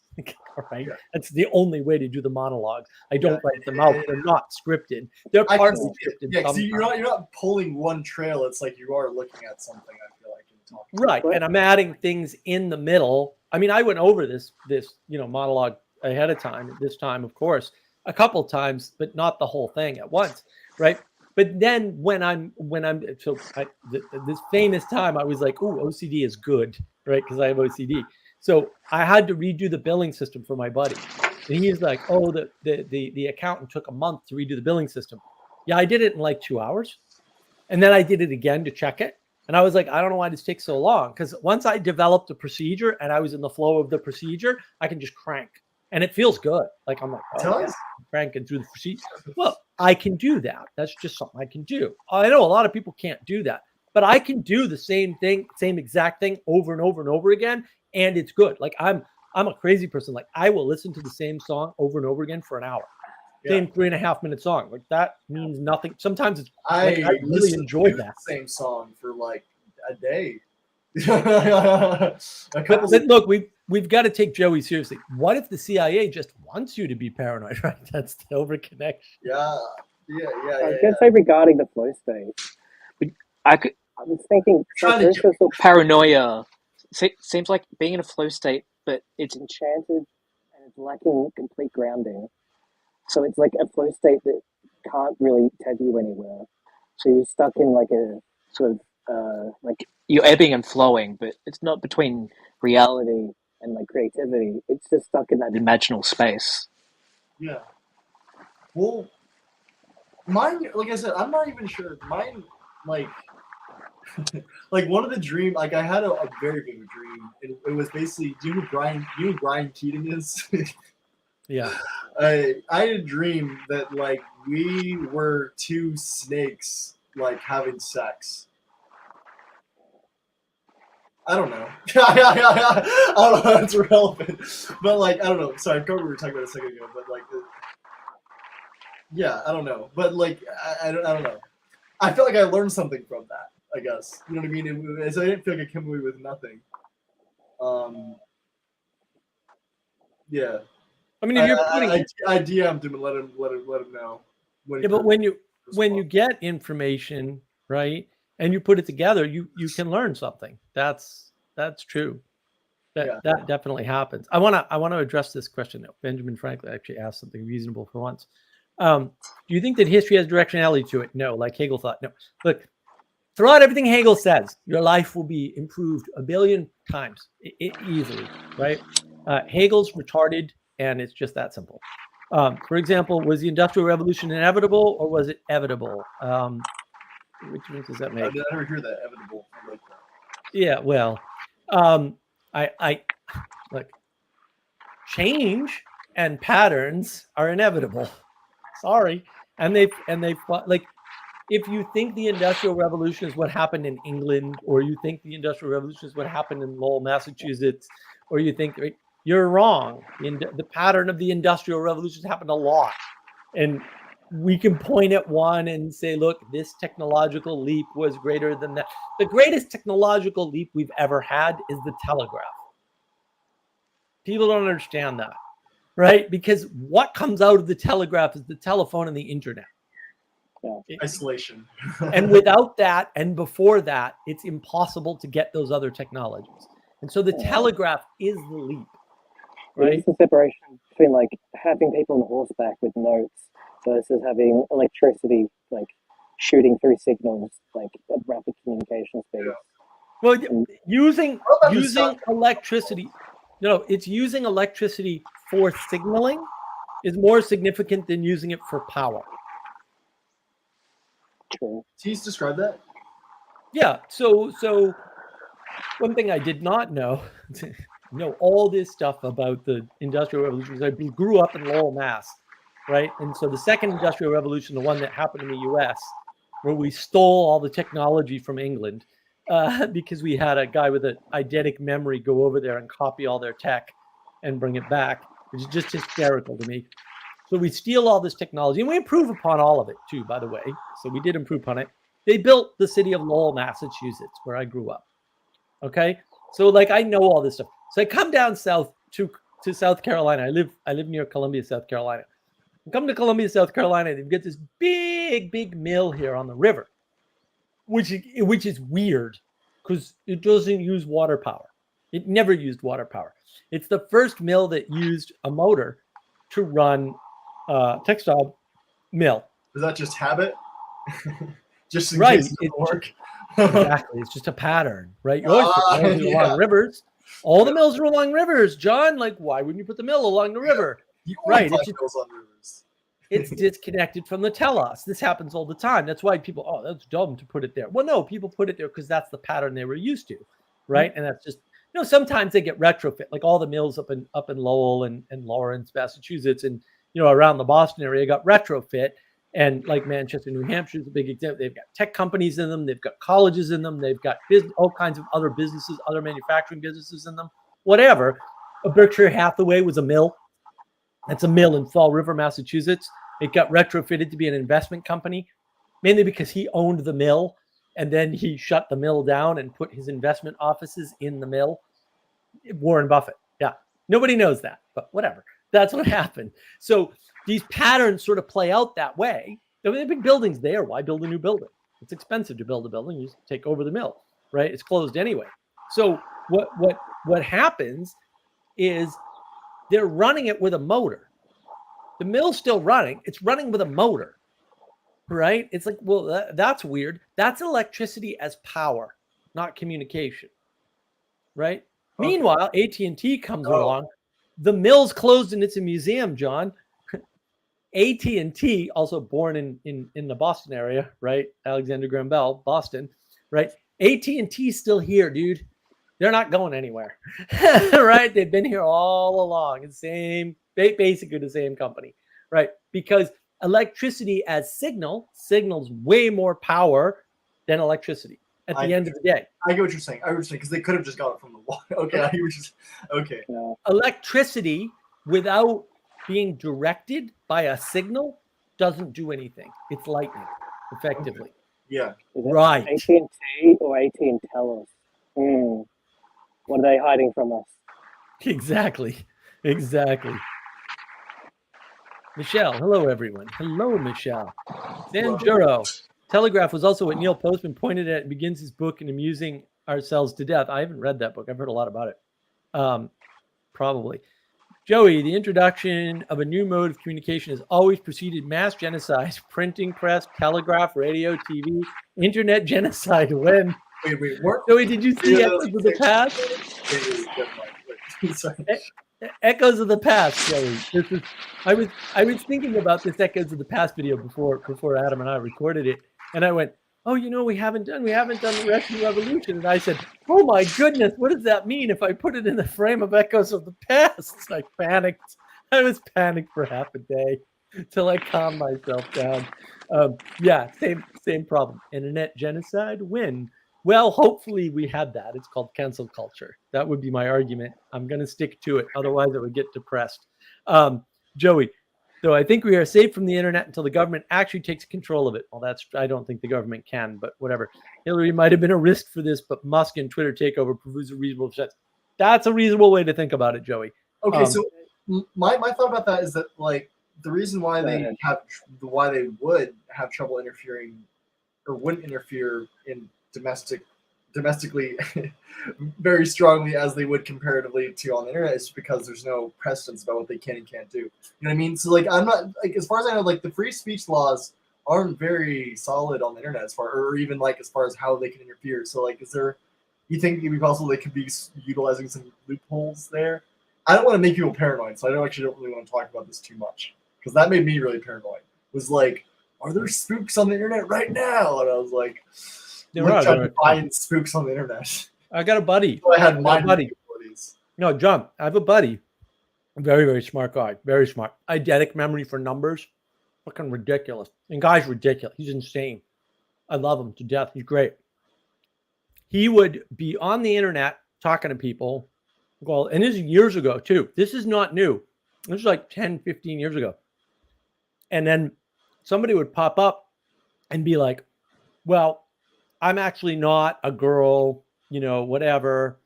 And you're going to go to jail because you solicited a minor. And he's like, no, I didn't. You would never do that. He's like, no, I didn't.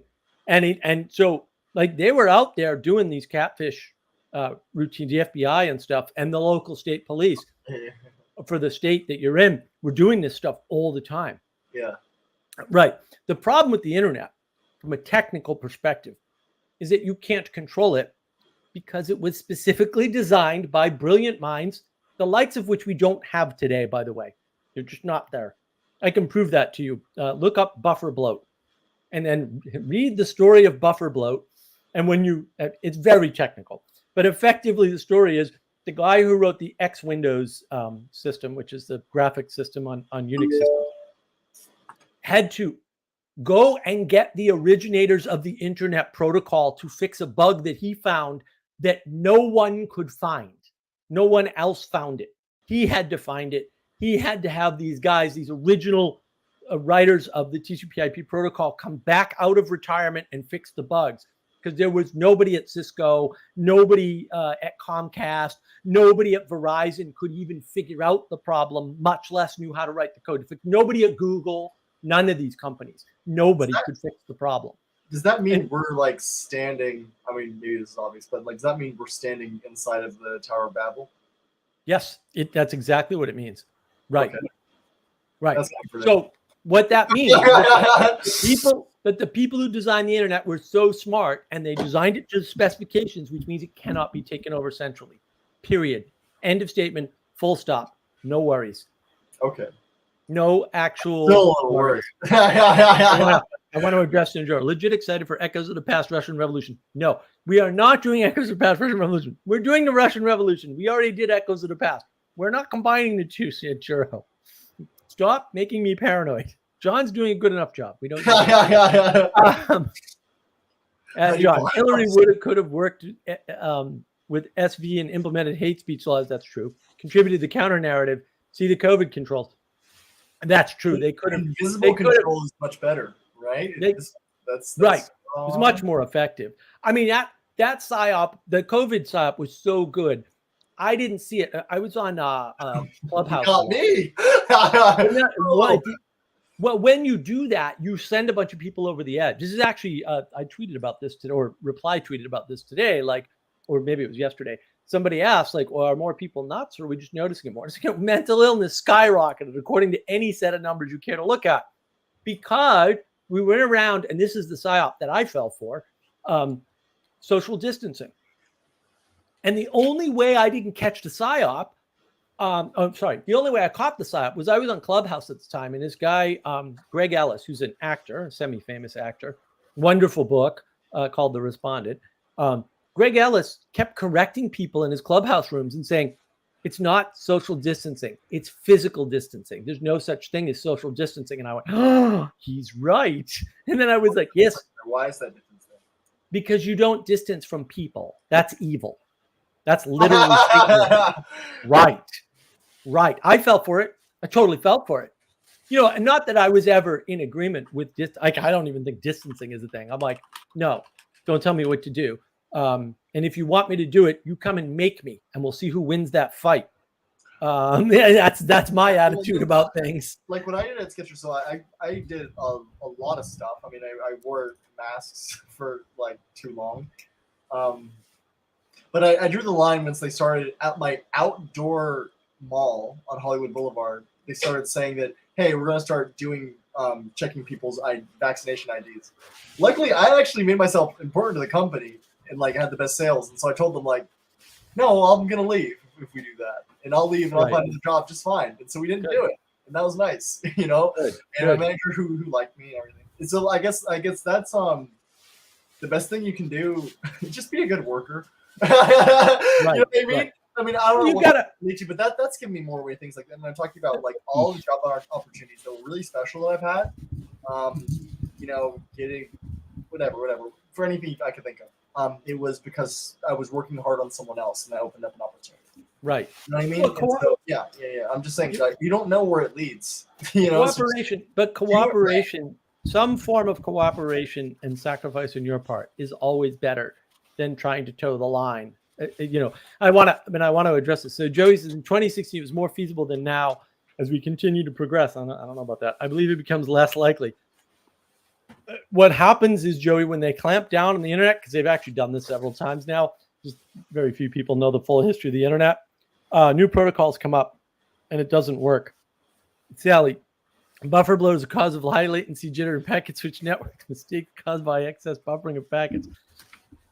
It's caused by putting too much memory in your routers because memory became cheap and the protocol was never designed to account for that because nobody thought we'd ever have lots of memory. The problem was so stupid and subtle that nobody could find it for months. The best minds in the world. Also, thank you, sir. Excellent. This is a good day for my stream. Now I just need purchases on my store. Shop at shop.markofwisdom.org. I'll get a mug. I will get a mug. I do want to have one to be official. Joey, COVID narrative had the consent of tech companies. That's true. The critical mass of that plus individual perspectives could create the pre-genocide conditions I alluded to. Well, they pretty much did, right? Yeah. It's just that lucky for us, the side that wants to commit the genocide is a bunch of incompetent, weak people who will never do anything. So we're safe for now. But if they vote, homicidal maniacs in like another Stalin or even another Lenin. Lenin was no wonderful person either. He killed a lot of people. then we could get in a lot of trouble. And Joey is correct. John, if you create value for others, you will always be valuable. That is correct. That's the way to do it. Sally, enough people have and will die from that lie to count as genocide. That's an interesting perspective, Sally. I'm not going to sleep tonight, and it's going to be your fault. People have died of what? People have died from the lie, right? And Lies. continue to. Yeah. Right. Yeah. That might No, count as like a genocide. most. I mean, what I've seen, like, okay, so I mean, I'm not a doctor, but from what I've seen, didn't 100% of the people who died have a vitamin D deficiency? 100%. I said this is like 99.8, and I was like, what? Okay, there's all kinds of numbers out there. When you're sick, your vitamin D levels go down. But like I know I've just had vitamin D levels low just from being inside too much. When your vitamin D levels go down, you get sick, right? Yeah, exactly. Right. And I had one of my uncles had long COVID. But like my thing is like, no, he's in Ohio. He's dark skinned, and like he was inside and worried like everyone else. You know what I mean? And I don't understand. Like I don't know. It's just so crazy to me. I've lost all trust in the medical system dealing with between dealing with my brother and then just with that madness. Like how I don't understand how you don't just say that. Just say that, hey, by the way, we know these things that like as far as the demographics of people being hurt, the institutions and no sun. But the institutions instead of saying that, hey, everyone should get more sun, and that actually that one thing which is an equal prescription. You know what I mean? Right. And if they're so worried about different ethnicities being harmed by the vaccine, where they're willing to recommend differentials as far as like, oh, we need to get what do they say, first line workers first. And the reason why they said explicitly, the reason why the first line workers were prioritized was not because they were going to spread it more often. That was part of it, but the main reason why is because they're more disproportionately minority, and so they can weigh that in as far as also getting on that. Right. But that was the real reason. But John, and as far as like they have a prescription that's equal for everyone, that lowers the chances equally, and they don't use it. John, you're overthinking this. Every racist has a rationalization for what they're going to do, but the bottom line is, if it smells like racism, it's racism. I know. Okay, but right. That's the issue. Maybe you're right. Maybe I'm giving them too much of the benefit of the doubt. They're giving everybody too much credit. People are stupid. They don't think things through. They almost always have no idea what they're doing, and they go with the patterns that they have. I did want to highlight, because Benjamin Franklin, there was a Bolshevik revolution on Reddit. Not really, dude. I think you need to read more history. But this did happen. Literally, Janie's come out and did a mass ban waves on Reddit. That happened, right? Of users in subreddits, and now Reddit is a leftist hellhole. That kind of happened. I wouldn't call it a Bolshevik revolution, but I'd have to know more about what actually happened on Reddit, which I don't know. Joey, current vaccine. Okay, you mean fake news flu shot? Uptake resistance guarantees that a superpower created a virus with a prefabricated effective fake news flu shot that could wipe out a political opposition. Right. Well, it's interesting, right? Because you hear the dual narrative, right? You hear everybody needs to get this. The people that don't get it are probably going to die, and they all vote the wrong way anyway, so this is okay. You hear that at the same time. It doesn't happen one and then the other, right? It happens at the same time. And this is what I was saying earlier about things like sequence matter, right? Like you can't just tell a story out of order, because what happens is the fact that those two messages are happening at the same time says something different than if one happened and then the other one happened. Yeah.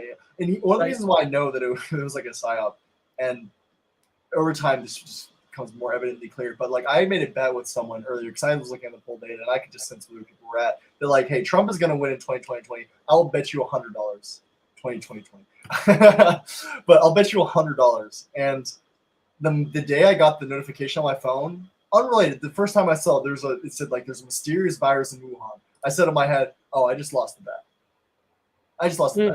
Mm-hmm. And I knew, and it got blown up, and it kept getting blown up. And at the time, I was like, "Oh, this is a real thing" for a while. And then it's like, "Oh no, this wasn't."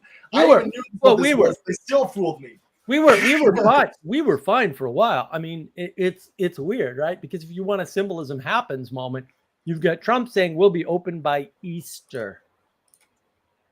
What a weird thing to say.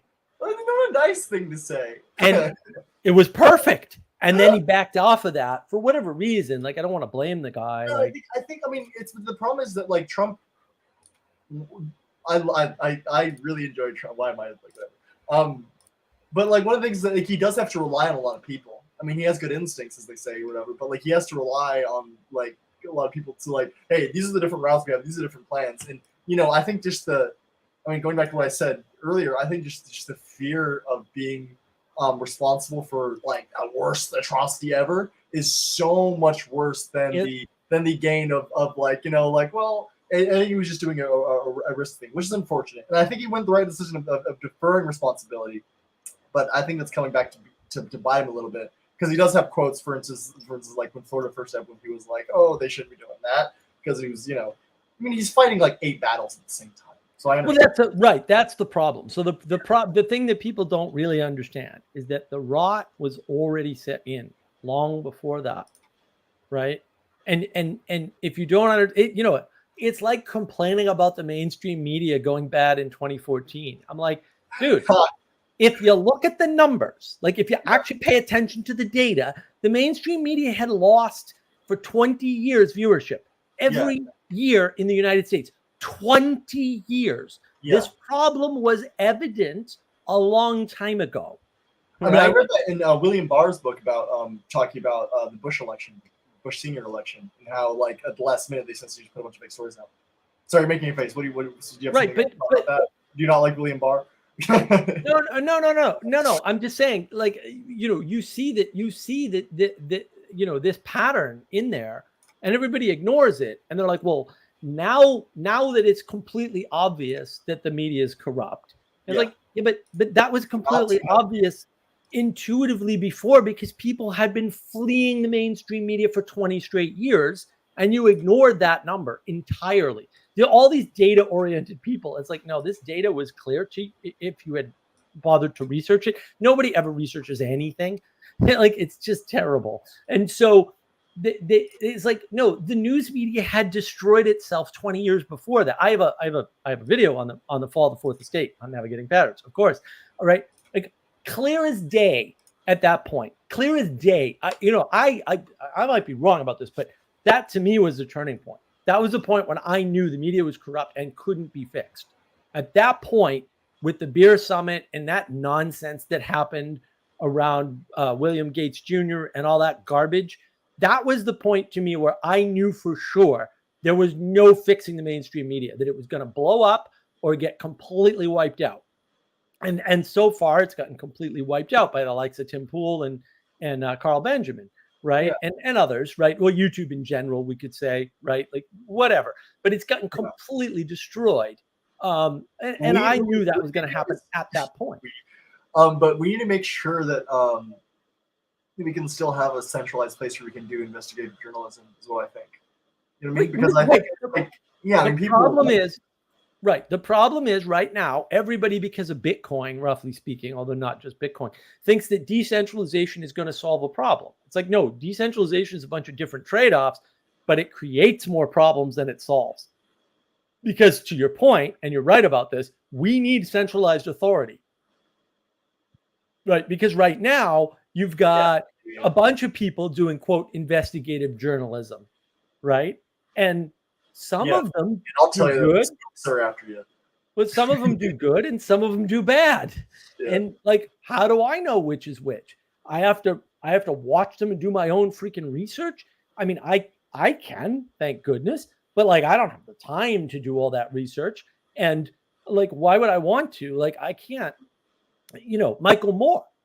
Half of Michael Moore's stuff, or probably not half, I'm being too generous. Some of Michael Moore's stuff is dead on and correct. And some of the stuff is complete and utter garbage. Like, you can't even count on that guy. And he's creative. He'll say that.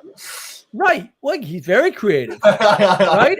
And when he's not being creative, he does great work. But he's very rarely not being creative. And like, that's a problem. And to know that, you have to do that research yourself, right? Or you can use a bunch of tricks, but I seem to be the only one that can do those tricks, unfortunately, and they're really easy, but whatever. I can't teach them to people for whatever reason. It's not easy. And then, well, who do you trust? Well, you need a centralized authority because you can't crowdsource who's right and who's wrong. You can't. Like, this is the problem of direct democracy that the ancient Greeks discovered. It just turns out that the people are wrong. And then you can go back and say, look, John Vervaeke talks about distributed cognition, right? And crowdsourcing is a thing, and it can be very useful in certain specific circumstances. Yeah, okay, but it's not reliable, it's not consistent, and it's most often wrong because you're most often wrong as an individual, and that just scales up. And the number of errors increases with the number of people, right? And people notice this and they go, well, we really need a control system. And it's like, yes, you really do. And then they recreate the hierarchy and then they rebel against the hierarchy because, well, can we trust the people we put in the hierarchy and who watches the watchers? And it's this endless cycle argument around centralized versus decentralized. And, we got to have something in the middle. And it's like, stop. That was one of the funniest parts about watching the Daniel Dennett, Jordan Peterson. I don't want to like straw man Daniel Dennett because he's a smart man, and if you ever heard me say this, you'd probably say I'm wrong and have good reason. But he kept like moving towards the idea that what keeps the system of science functioning is consensus. That's what he kept saying. And then even worse, I mean, going off a little off topic here. I don't know. Whatever. I don't want to get into it. Yeah, you just. I don't want to address that. He's done this work. No. Consensus is correct, but it's not consensus of the scientists. Yeah, that's the problem. Like, you can't roll it up too high. The thing about science where consensus is correct is the whole trick of science, and it is a trick. It's a good trick. It's a fine trick, but it's a trick. Is that if I make an assertion about something, I come up with a hypothesis, because that's technically what it is, right? You can test it. And it doesn't become a real hypothesis until somebody else tests it and agrees. So yes, consensus of more than just you, but not consensus of most scientists who didn't do the experiment. Yeah. That's an invalid way of doing science. Then I want to address one thing that's a bugaboo of mine. Benjamin Franklin, the centralized research told Iraq had WMDs. They did, dude. They did. I have a video on that. Navigating patterns. Watch it. They did. You can look this up. Like, I did my research. You can look it up. So did they or did they not? Please, no, I can't. I've heard people go like. No, they absolutely did. No, the UN said they did. The UN defined WMDs. The UN found WMDs. The US went in. We found WMDs. We documented the ever-living crap out of them. They did. Did they have a capable nuclear weapon, which was the excuse? And this is where it gets slippery, right? Yeah, okay. So the Bush administration uses an excuse to go in. I make this argument on my video. They did not need that excuse. Iraq had already violated the treaty. They were under treaty. They could have gone in at any time.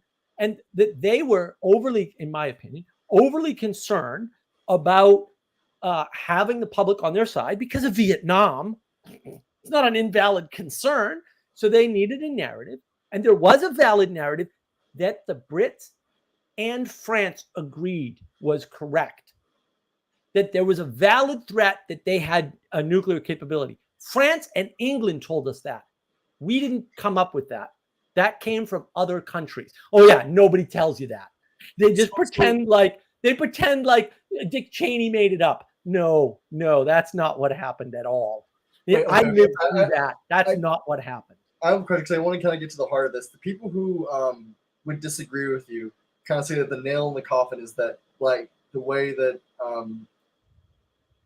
they'd be residue from the nukes, from the nuclear experiments. That they'd be residue that would last for a long time that you'd be able to detect. What do you say about people who say that? No, but it's not an issue of nuclear experiments. If you spin up a nuclear power plant, you can't detect that. Okay. It's not detectable. You say like it takes the if you're refining uranium, that's not detectable. Years to degrade. No, it's not detectable that you're refining uranium. There's no outside indication. It's not radioactive, and when it is radioactive, you contain it, so the radioactivity is not. You can't sense it. I want to read some of this. So Sally Joe, Alex Jones exists and is often not wrong, but also will not help you. Yes. Benjamin Franklin, the central authority can be corrupted. Yes, the decentral authority can be corrupted too, dude. That's the problem. The corruption has nothing to do with the authority, whether it's centralized or decentralized. Corruption is a constant. It's everywhere. There are incentives. Yes, there are incentives either way. Right. The world we're living in is everybody's got a different incentive. This is the monomyth problem that I talked about in the monologue. Everybody's got different incentives. The crypto bros want you to buy crypto. The ortho bros want you to go to the Orthodox Church. The finance guys want you to buy BlackRock ETF. Alex Hormozy wants you to buy his freaking supplements, right? Like everyone's got incentives. Incentives don't go away. You have incentives. You have incentives you don't even understand, right? Okay, yeah. There are collective organizations with agendas. Yes. They will always manipulate the central authority. They'll always manipulate the decentralized authority too. Period. Right? BlackRock is doing Bitcoin. Now what?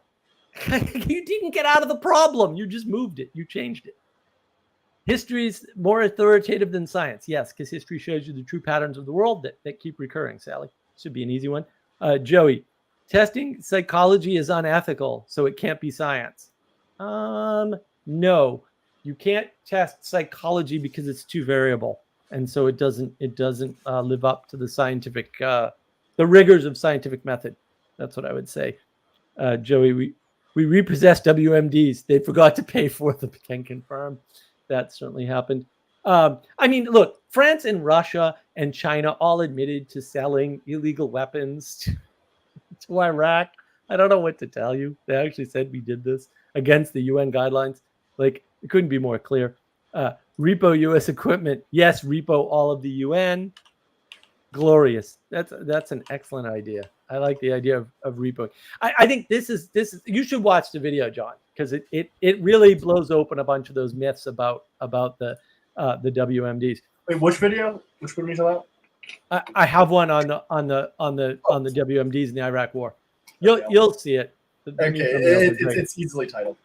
Yeah, you'll see it. Benjamin Franklin, the same agents responsible for WMD deception. There were no agents. It was France and England. I hate to break it to you. Actual France and independent. France and England independently collected information that pointed to the nuclear thing, dude. The actual WMDs that were against the treaty were found. Like the UN had no doubt they were there. It was the UN's definition, and the media changed the definition several times. Right? First, they were for WMDs, and then they were against them. That's why. First, they were using UN definition, which we found Scud missiles. Scud missiles are technically WMDs. I don't know what else to tell you about it. You fire a Scud missile, and it will wipe out thousands of people. Right? That's a WMD, period, full stop. And there was a Chinese silkworm missile. I saw this on CNN Live. A Chinese silkworm missile lands outside the green zone, outside the U.S. headquarters in Iraq in the beginning of the war. I saw it. It happened live on TV. It didn't go off. That's a WMD. There's no question about the WMDs. I hate to break it to you. You were psyoped into thinking there weren't WMDs after we had already verified they were there. I am undecided. You can be undecided. What's a silkworm missile? Right. We're probably also responsible for the Syrian Assad bombed his own people scandal. I don't know if that was a scandal. They moved the nerve gas weapons that were in Iraq that were also against the treaty, that are technically not WMDs, actually, by the way, unless you put the nerve gas in a Scud missile. The Scud missile is already at WMD because you can't make it not kill thousands of people, like unless you just like take all the explosive out of it or whatever, right? I'm curious because I feel like other people might know this too. What's a silkworm missile and what's a Scud missile? The Scuds were the Russian missiles, and the silkworms were the Chinese equivalent of the Scud, roughly speaking. Okay, they're just okay. They're big missiles. They're huge. They carry huge payloads. It's not like they're only good. They're not good for. They're not good for super long distances, but they're really good for long enough distances that in the middle of the Middle East you can hit anything around you. Like they could have wiped out Israel. So what happens is there's 6 trucks This is reported on CNN Live when it happened, by the way. Like you can't hide this. It's not a CIA psyop. It happened live on TV. There's 6 trucks that just go into Syria carrying something, and it turns out to be the nerve gas that Assad uses on his own people. We knew that ahead of time, really. But so they had a bunch of nerve gas they weren't supposed to have, right? And that's the problem, is that nobody sort of understands any of that, right? They don't understand. No, we know the nerve gas was there. We know where the nerve gas went. We know where the nerve gas was used. It was also used on the Kurds before and after that, by the way, by the Syrians. Yeah. I mean, I don't know, like, it's a mess, but that's the thing. I don't know why or how or what, but that's why I'm going to do the cognitive overload video. The way they pull this off is they just overload you with information. And if you can't track that much information, and almost no one can, there's very few people that can, then you don't know what to believe. That's the big problem with the Russian story, honestly. Like, there are intelligent people that still believe there's shit there. And I read for like a whole month. I'm a slow reader. I read like over like 15,000 pages of shit. Not 15,000, 1,500 pages of shit to try and more than that, actually. Like, yeah. Right, but like if you read the reports by the people on the ground, I did and more. Right, then you found the like the thing that people don't realize. Like, and I'm like, I'm not a journalist. But like, what is going on? I've never heard. Why is this none of this explained to me? But you have to accept certain things. You have to start in the right place. WMD is a term that the UN used. It's a term that the UN defined, and it's listed in, maybe not directly in the treaty documents, although it might be. I don't remember anymore, just because I read it when it was new. I haven't read it since it was new. It's been a long time. But WMD is a term the UN used, right, to help define the boundaries of the treaty. And so the only standard for WMD that's valid is the one that's written up in the treaty that the UN uses. These other, like, so high explosives like C4, or not necessarily C, but C4 grade explosives are banned under WMD in the UN, or were at the time. Right. They found all kinds of that stuff all over Iraq. That's funny. Okay, I didn't know that. Oh. Okay, sorry, continue. That's right. Well, no, I mean, that's the important part is it's not just that like WMDs were found. It's like 6 different types of WMDs were definitely found. And we have like pictures and independent agencies that weren't United States, right? Okay. Like the French came in, and like other countries came in and said, no, this definitely happened. So we're dealing with this gain of function type thing. Yeah. What's the thing? Like that's the funny part. If you know the pattern of the WMD PSYOP, you know the pattern of COVID. Same pattern. It's the same, and it's the same people. God. Okay. Right. Well, that's very not reassuring, because the first thing happened a while ago. And it's way worse, John. And not to make you more paranoid, look up the history of Dr. Fauci and AIDS, and then look at COVID and tell me that's not the exact same pattern. It's exactly. Yeah. No, someone sent me some old clips of Dr. Fauci. And I was like, you just proved to me that he's been a liar for over 40 years. I don't even know what he's been a liar. He's been a liar trying to do the same thing. He's been a bad actor. Literally, it's no wonder why he thought his behavior was okay, because he got completely rewarded, and then like he's known as a great person for like. He's the science. Yeah, he's the science. He says so himself. He believes it. Yeah. I have no doubt he believes it. I have no doubt he's a psychopath. Science also has a weird infusion of ethics that involves you lying to people to get them to do what you want. Exactly. He does. I mean, there's no. It's all on video and in documents. Like, I don't know why but people won't believe it in the same way they won't believe WMDs was valid. But I want to address this. Benjamin Franklin, there are competing coins to Bitcoins. That's decentralization, isn't it? I mean, it's infinite splitting. Is it doing any good? The competing coins, A, don't compete, by the way, but B, who the hell cares? Assad didn't reserve drafts on his own people. Yeah, he kind of did. I know Syrians. I know people who actually know Assad. For real? Yes, he did. They think he did, and they like the guy. They That's a good apologize. trust. I'm sorry, they don't apologize for him. They will not apologize for him. They think he did the right thing. Oh God. But Syrians, look, man, like it is. They literally use propaganda videos with dolls in them. Yeah, but he also actually did it because there are actual dead bodies. Like other countries have that. Like everybody thinks the U.S. It's not the U.S., guys. It's not the U.S. You know, a lot of this stuff is France and England and other countries like Germany, right? Like they're the ones feeding us information. We're not actually on the ground in the Middle East. Not the way they are. Navalny anyway. So who really killed Navalny anyway? Yeah, exactly. But see, that's the problem. The funny thing is, like, oh, I don't know anything. But to me, that people saying the Russians, that's the only answer that doesn't make sense. But anyways, sorry. I don't know about that. Benjamin Franklin. But thanks to decentralization, competing sources revealed the lie. I don't know what. They weren't competing sources. Like the problem is anybody's a source. That makes everybody a competitor and puts them in opposition. What good are you doing to the world? You're just destroying it because we can't cooperate. It's better to cooperate with a common lie than it is to deny everything, which is what we're doing. Everybody's denying. I don't care what you pull up. You will find somebody that will deny it. What good is that? Now we can't cooperate. We can't make anything together. Everybody goes, well, what's the problem? I don't understand why we can't get along. We can't get along because we're all given the authority to disagree.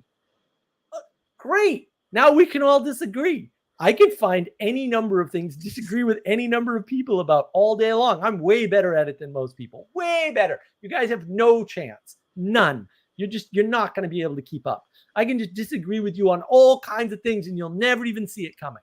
What is that? Like, why is this a plot? You'll never see it coming. Yeah, somebody explain to me why this is an advantage. I don't get it. Yeah. I can make it so that we can never work together on anything. Wow. Yeah. You know what, though? Anybody can do that. This is not better. This is way worse. We can decentralize to the point where we all mint our own coins, and now we can't trade anymore. Yeah, you can decentralize to the point where there's no other genders except for you, and that means you can do whatever you want. Right. Well, you see the pattern, right? Like, oh, there's more than 2 genders. Oh, okay. How many are there? Oh, there's 160. Oh, that's really helpful. Right? That's a random number too. It's like, where'd you guys get? No, but not the stars or something. That was a couple of years ago, John. I haven't kept track. We might be up to 800 now, for all I know, because I'm not tracking that. I've been saying infinite for. Who knows how many they got? Maybe they've cut it down to 80. I don't know. Yeah. What good is this? Oh yeah. This is garbage. Yeah, they have another flag for the other 80 that were left out. And they'll be put together on one flag. Benjamin Franklin believes the UN Security Council. Okay, dude. Look. If you define somebody as white hats, that's fine. You can do that. Also, you're starting from the wrong place. I know people who know Assad, like actually know him. They know his family. They don't live there anymore, by the way. They know him. Absolutely happened. They're unapologetic. They're like, of course he gassed those people. Okay. They're like, I know somebody that he gassed. That's why we live here now. Also, I had lunch with him last time I was in Syria. What? They're like that over there, dude. It's a different culture. They don't care. I'm sorry. Sally will probably get into this. Sorry, I hope I didn't trigger Sally. These are not people like you think of. They're not Westerners. They do not have our ethics and morals. They are not Christians. They do not have our moral sensibilities. They are strange people by our sensibilities. And they will literally have lunch with Assad and the son of the family who got wiped out by the gas attack. They have no conflict whatsoever in that. They are strange folk. And I get whatever, man. I'm not judging them. I'm just saying you don't understand. That's what I'm saying. I don't understand it.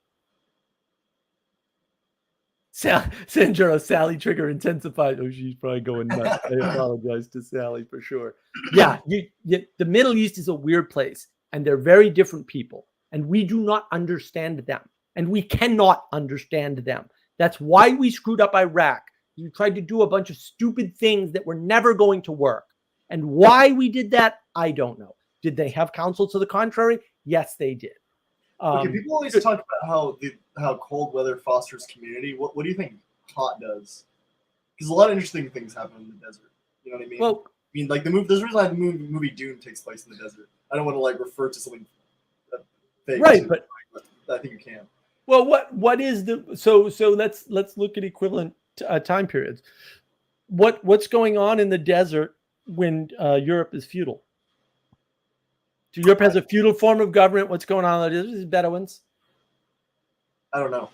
It's Bedouins. It's the Bedouin society, right? Which is hierarchical. You've got at the bottom, you've got the tribes moving around, but they're all part of clans or something. I think I'm probably going to get the terminology wrong because it's not terminology is fresh in my brain, right? And then Europe changes, right? Stops being quite so feudal, or the nature of the feudal society changes, right? The Bedouin society is untouched. It's the same in World War I. And then Lawrence of Arabia comes along and helps the Bedouins to help us win the war against the evil Germans, for sure, right? Like, no questions, right? And he makes a bunch of promises to the tribal leaders who help the Allies win the war, because they did, right? And the Brits go back on their promise because they're a bunch of bastards. And like, the empire's not the problem. It's actually what comes after the empire that's the problem. And then the US goes along, literally, to help bail out British Petroleum. It's effectively what happens. If you ask a historian on the Middle East, they'll probably tell you this. This is not something I made up or came up with by myself. I'm not that smart, right? So that starts to change the nature of the Bedouin society. Now, Bedouin, it's still kind of ingrained in it. It's very hierarchical and clan-based. It's very much like, the bottom level is all these tribes moving around, but actually the tribes are part of these, clans, and then they've got their little kingdoms. That's where Qatar and Saudi Arabia and all this come from, right? Like, there's one guy runs Saudi Arabia, one guy runs Qatar, right? They're at the top. They're basically kings. They're not really kings. We don't have it correct, right? Because it doesn't map exactly. It's just the closest, right? That's why the prince and the sheik and that whole thing, right? And that comes from an earlier time, because in that region, you might have heard the term caliphate. There was a caliphate when the religion and the government was one. Okay, but then they weren't, right? That's roughly what happens during the same time as the medieval period in Europe. And so caliphate breaks apart and it gets back together, and then it breaks apart, and it's this weird cycle, but it's effectively these clans of Bedouins, right? And they're ruled by the head tribe guys, right? They have a big hierarchy. There's big noble groups in the Middle East. There always were. Like, on an individual level, do you think that there's something to like the heat and the hot that makes people have see things above them better? Like, why are they? Well, no. I mean, you know what I mean? Like, why do you think that are they more respecting of authority? Is it because of they're still Bedouins. Like, they're still Bedouins, right? They've got modern technology, but their culture hasn't updated. So, like, to this day, I don't know if you see, you can go watch the videos. Like, the sheiks go out, they drive their freaking, super expensive, $100,000 modified Jeeps out into the desert where somebody's waiting for them with camels, and they grab freaking packs and go out into the desert in their tents for a week or a month or whatever. They're still living that way. And then they go back to the city and spend most of their time there. Fair enough. And that pattern's everywhere. You see that with the so-called robber barons in the United States. What do? Where do we get state parks from, or federal parks rather? and state parks, but mostly the federal park system. We get it from the wealthy people going out into the wilderness and saying, we need to preserve this. Like there's Henry Ford packed up with freaking Thomas Edison and a bunch of other guys who are, the most wealthy people on the planet. And they pack up and they have a bunch of people behind them and they go into the woods, into these cabins, and they live in the woods for a month. And they come back out and go be industrialists again. Like, okay, that's strange. That's also a pattern, right? Because they kind of long for that, like, return to nature. That's why I live in the woods, by the way. If windows, blinds shut, it's nighttime. But like, if I look right here, I'm looking outside normally. On a normal day, it's above my laptop screen. My other screens are over here, so I can't see them when I look straight on. It's a window. I do that for a reason, right? Behind me, in the other room, picture window onto my pond. Like, it's deliberate, right? High contrast, right? In nature, in the technology. This is a very common pattern. It helps me see. Contrast helps you see, right? You said something about the number 7 as far as the weekday being magic, and you're right about that. I don't function well if I miss Sunday for a day off. I don't know. I don't get into the numerology stuff. You mentioned that, didn't you? I thought you said there's something magic about the number 7. Yeah, well, look, numbers are magic. Words are magic. What kind of magic? That's now you're into Kabbalah and the whole. I mean, I could get into that, but I'm not gonna. I don't know. Right. Well, I call it magic because I don't know what else to say. Right. No, but it is, and that's the correct name. If you don't know what to call it, it's probably magic. That's probably the correct terminology. It might not be magic to somebody else. I don't care. Not interesting. I'm kidding. No, I don't know. But look at the pattern that's playing out in the Middle East in the heat. Like, they haven't changed at all. Their mentality hasn't changed. The way they run their society hasn't changed, right? I think women can drive now in Saudi Arabia as of last year. Really? What the hell? Like, I'm thinking about that's what I'm asking is there something about the heat? You know what I mean? I know most people always talk about the idea of being in the desert and being like starving, and I think there is food in the heat that makes people see things. I think there is. Like, you look historically, and what do you see? You see different types of governments that are very similar, forming in similar geographic regions. You just do, and you should expect that. Like, if you don't expect that, I don't know what to tell you about how the world works. But you're shaped by your environment, not entirely, but to a great degree. Like, and one friend I have, whose name is also John, by the way, is allegedly writing a book. I can't wait to read it. And one of the things he's saying is the people that live near the equator don't work. They're lazy. They're communists because they can put out their hand and get fruit whenever they want. Because you go to Hawaii, you pretty much pick fruit off the trees and eat it whenever you want. I've been there. I've done it. In the middle of January or early February, you just go for a walk in the woods, basically, or they're not woods because they're not, they're bamboo forests or whatever, right? And you grab a fruit. You grab fruit wherever you want in Hawaii. Work in Genesis, honestly, what if there's a connection? Right, but it makes you lazy, right? Whereas if you live in the northern climates, you have to work, because if you don't work, you'll die in the winter. You have to work all summer and store up firewood and food when you can get it, right? And preserve it also. So preservation technologies largely come from that, right? And you have to work. And so there's more of a work ethic in the northern climes versus the equator. There's a lot of supporting data for that. So it just is what it is. You're shaped by your environment. Yeah. If you don't, why would you put in the work at the equator? Like, why would you? If you live near the equator, there's no advantage. There's a big disadvantage because you spend a bunch of energy. And also, like, something I learned when I moved down south, which you can't appreciate until you're here. They move slower down here, and it's like, oh, these slow Southerners. You could go that route, or you could realize if you move at full speed past 11 p.m. in the summer, you're going to collapse of heat exhaustion. You idiot! Of course they move slower. If they didn't, they'd be dead. Duh. No, I mean literally. Like, you can't. I knew it intellectually. I knew of it, And I was a little skeptical because I lived up north my whole life, right? I'm like, I don't know. I get down here, I'm like, cold. You got like going on. I'm like that, John. I go 100% at everything. Yeah, people make fun of how fast I walk.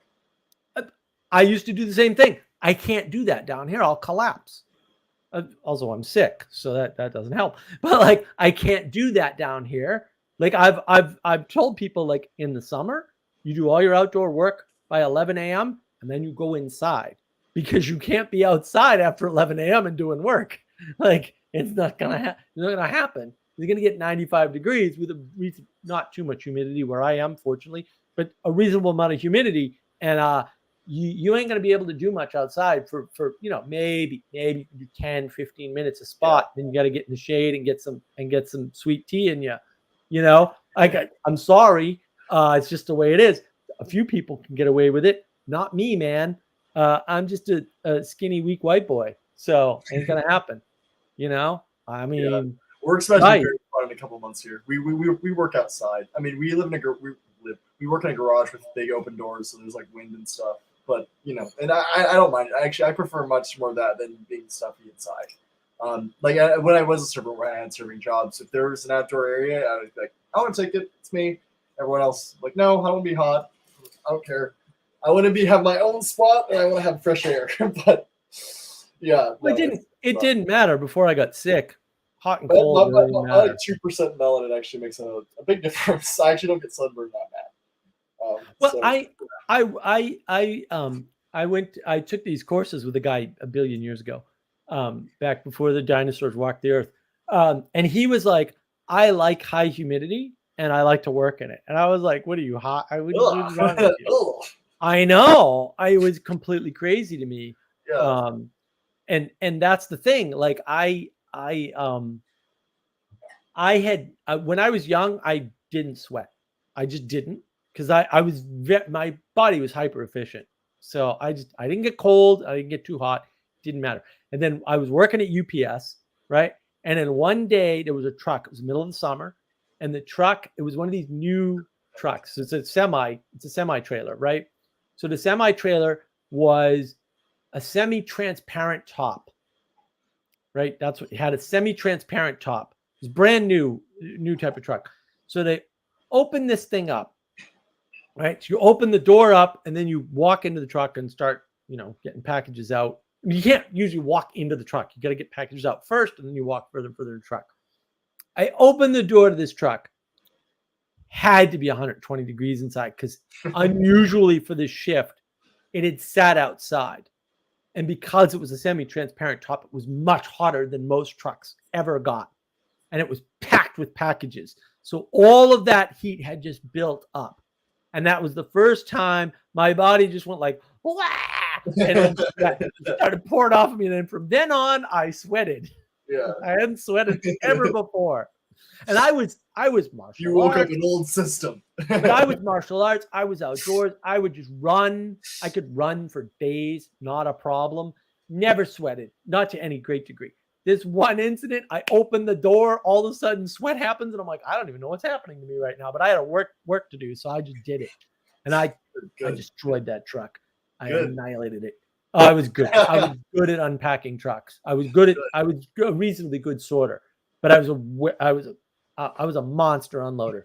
They had to put two sorters on me on the front a lot of times because one guy could not keep up with me at UPS. Could not.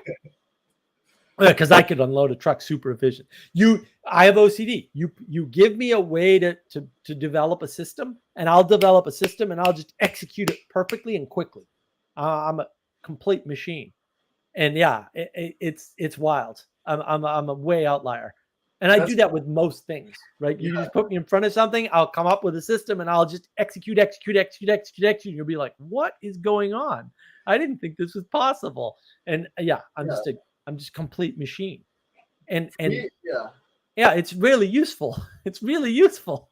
I have like a very strong drive that I have no control over when it comes in. You know what I mean? Like they would call me like I have a couple of things. One of them was like fire truck, and I don't know. But it was because like during conditioning, like I would never stop it. I'd always go my hardest in football and wrestling and Like I said, I don't have control of when it comes in, but when it does, it's like, no, nothing can stop me. You could shoot me right now and I'll die, but that won't stop me. Right, You know what I right. mean? Yeah, exactly. That's the way, Exactly. yeah. That's the way I kind of think about it. Some people have that though, right?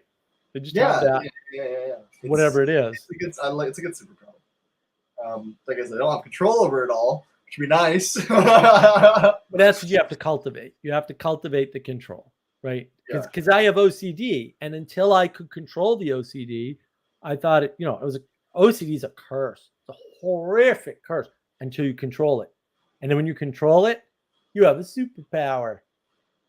Bingo. You can do things that no one else can do. It's like, whoa, superpower confirmed. Yeah. Same with dyslexia. I'm super dyslexic.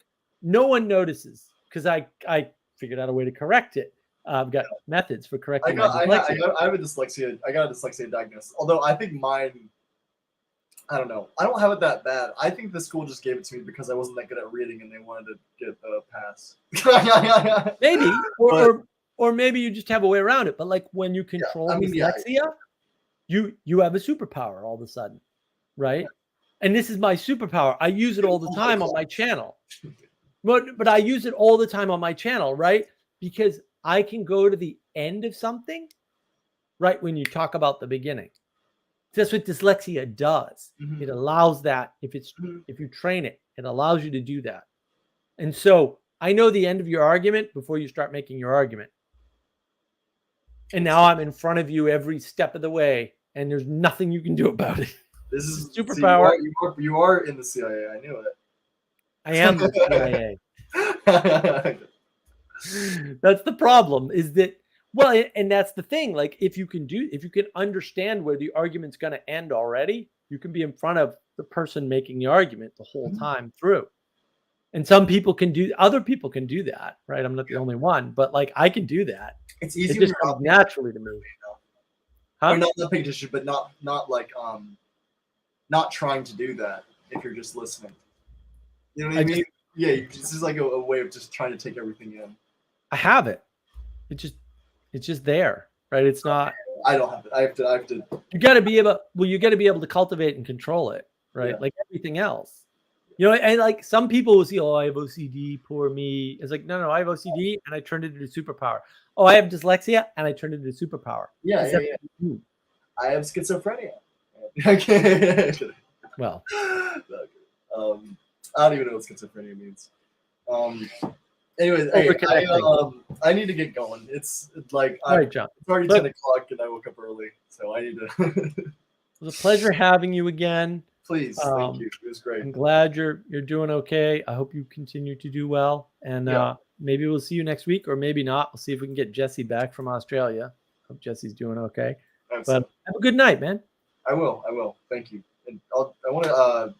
Anyways, you have a good night. Thanks. You have a good night. See ya. Thanks, everyone. Bye.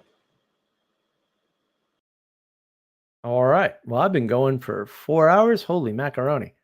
I think we talked about a lot of good stuff. I like these Muppet live streams. If you like these Muppet live streams, let me know. Like, subscribe, threaten your friends to do the same. Whatever it takes. Visit Navigating Patterns. We're ad monetized on YouTube now. Yay! I made like almost $5. So any day now, $2 billion. Any day. We're right on the cusp. We got stuff coming up. I have been lax on recorded videos. I got to get back on that. Hopefully I won't get sick like I did last week. I'll be able to do at least 2 videos, and then we'll start getting videos released again. I know I am gonna do a video on the Russian Revolution with Adam. I got to do a little more research, but we'll get that recorded. We'll get that out. If you like the Adam history videos, I do have to talk about cognitive overload. I've got so many videos I should make. So I'm hoping to get a few of those done. I'm going to do the Plato video on book 8 and democracy into tyranny. I don't know why everybody isn't talking about this. Everybody says they read the Republic. Why isn't this the thing you're talking about 24/7? I don't understand. You're going to have to explain it to me. I will explain it to you though in my video on my second Plato video. And then I got a third one that I could do, but like if you guys want stuff, you got to tell me. I need a little encouragement here. So yeah, like, subscribe, comment, Tell me if you like it. Tell me if you don't like it. Is it something you need more explanation of? Yeah, put it in the comments. Let me know. I'll try to do my best. It's good to see Benjamin Franklin with some decent engagement. Joey, always a pleasure. Sally, as always. Sanjuro, nice to have you here. It's good to see you in the comments. Really appreciate it. Thanks to Andre, of course. Thanks to Ethan, of course. Ethan helped out with the whole monologue and the live stream, obviously. And I really appreciate all the support. And we're just getting rolling. Hopefully, we'll keep rolling. And I hope everybody has a good week. And I will see you next week, unless something horrible comes up. I should be doing this again, and we'll figure out a topic. Have a great week, everybody. Talk to you soon.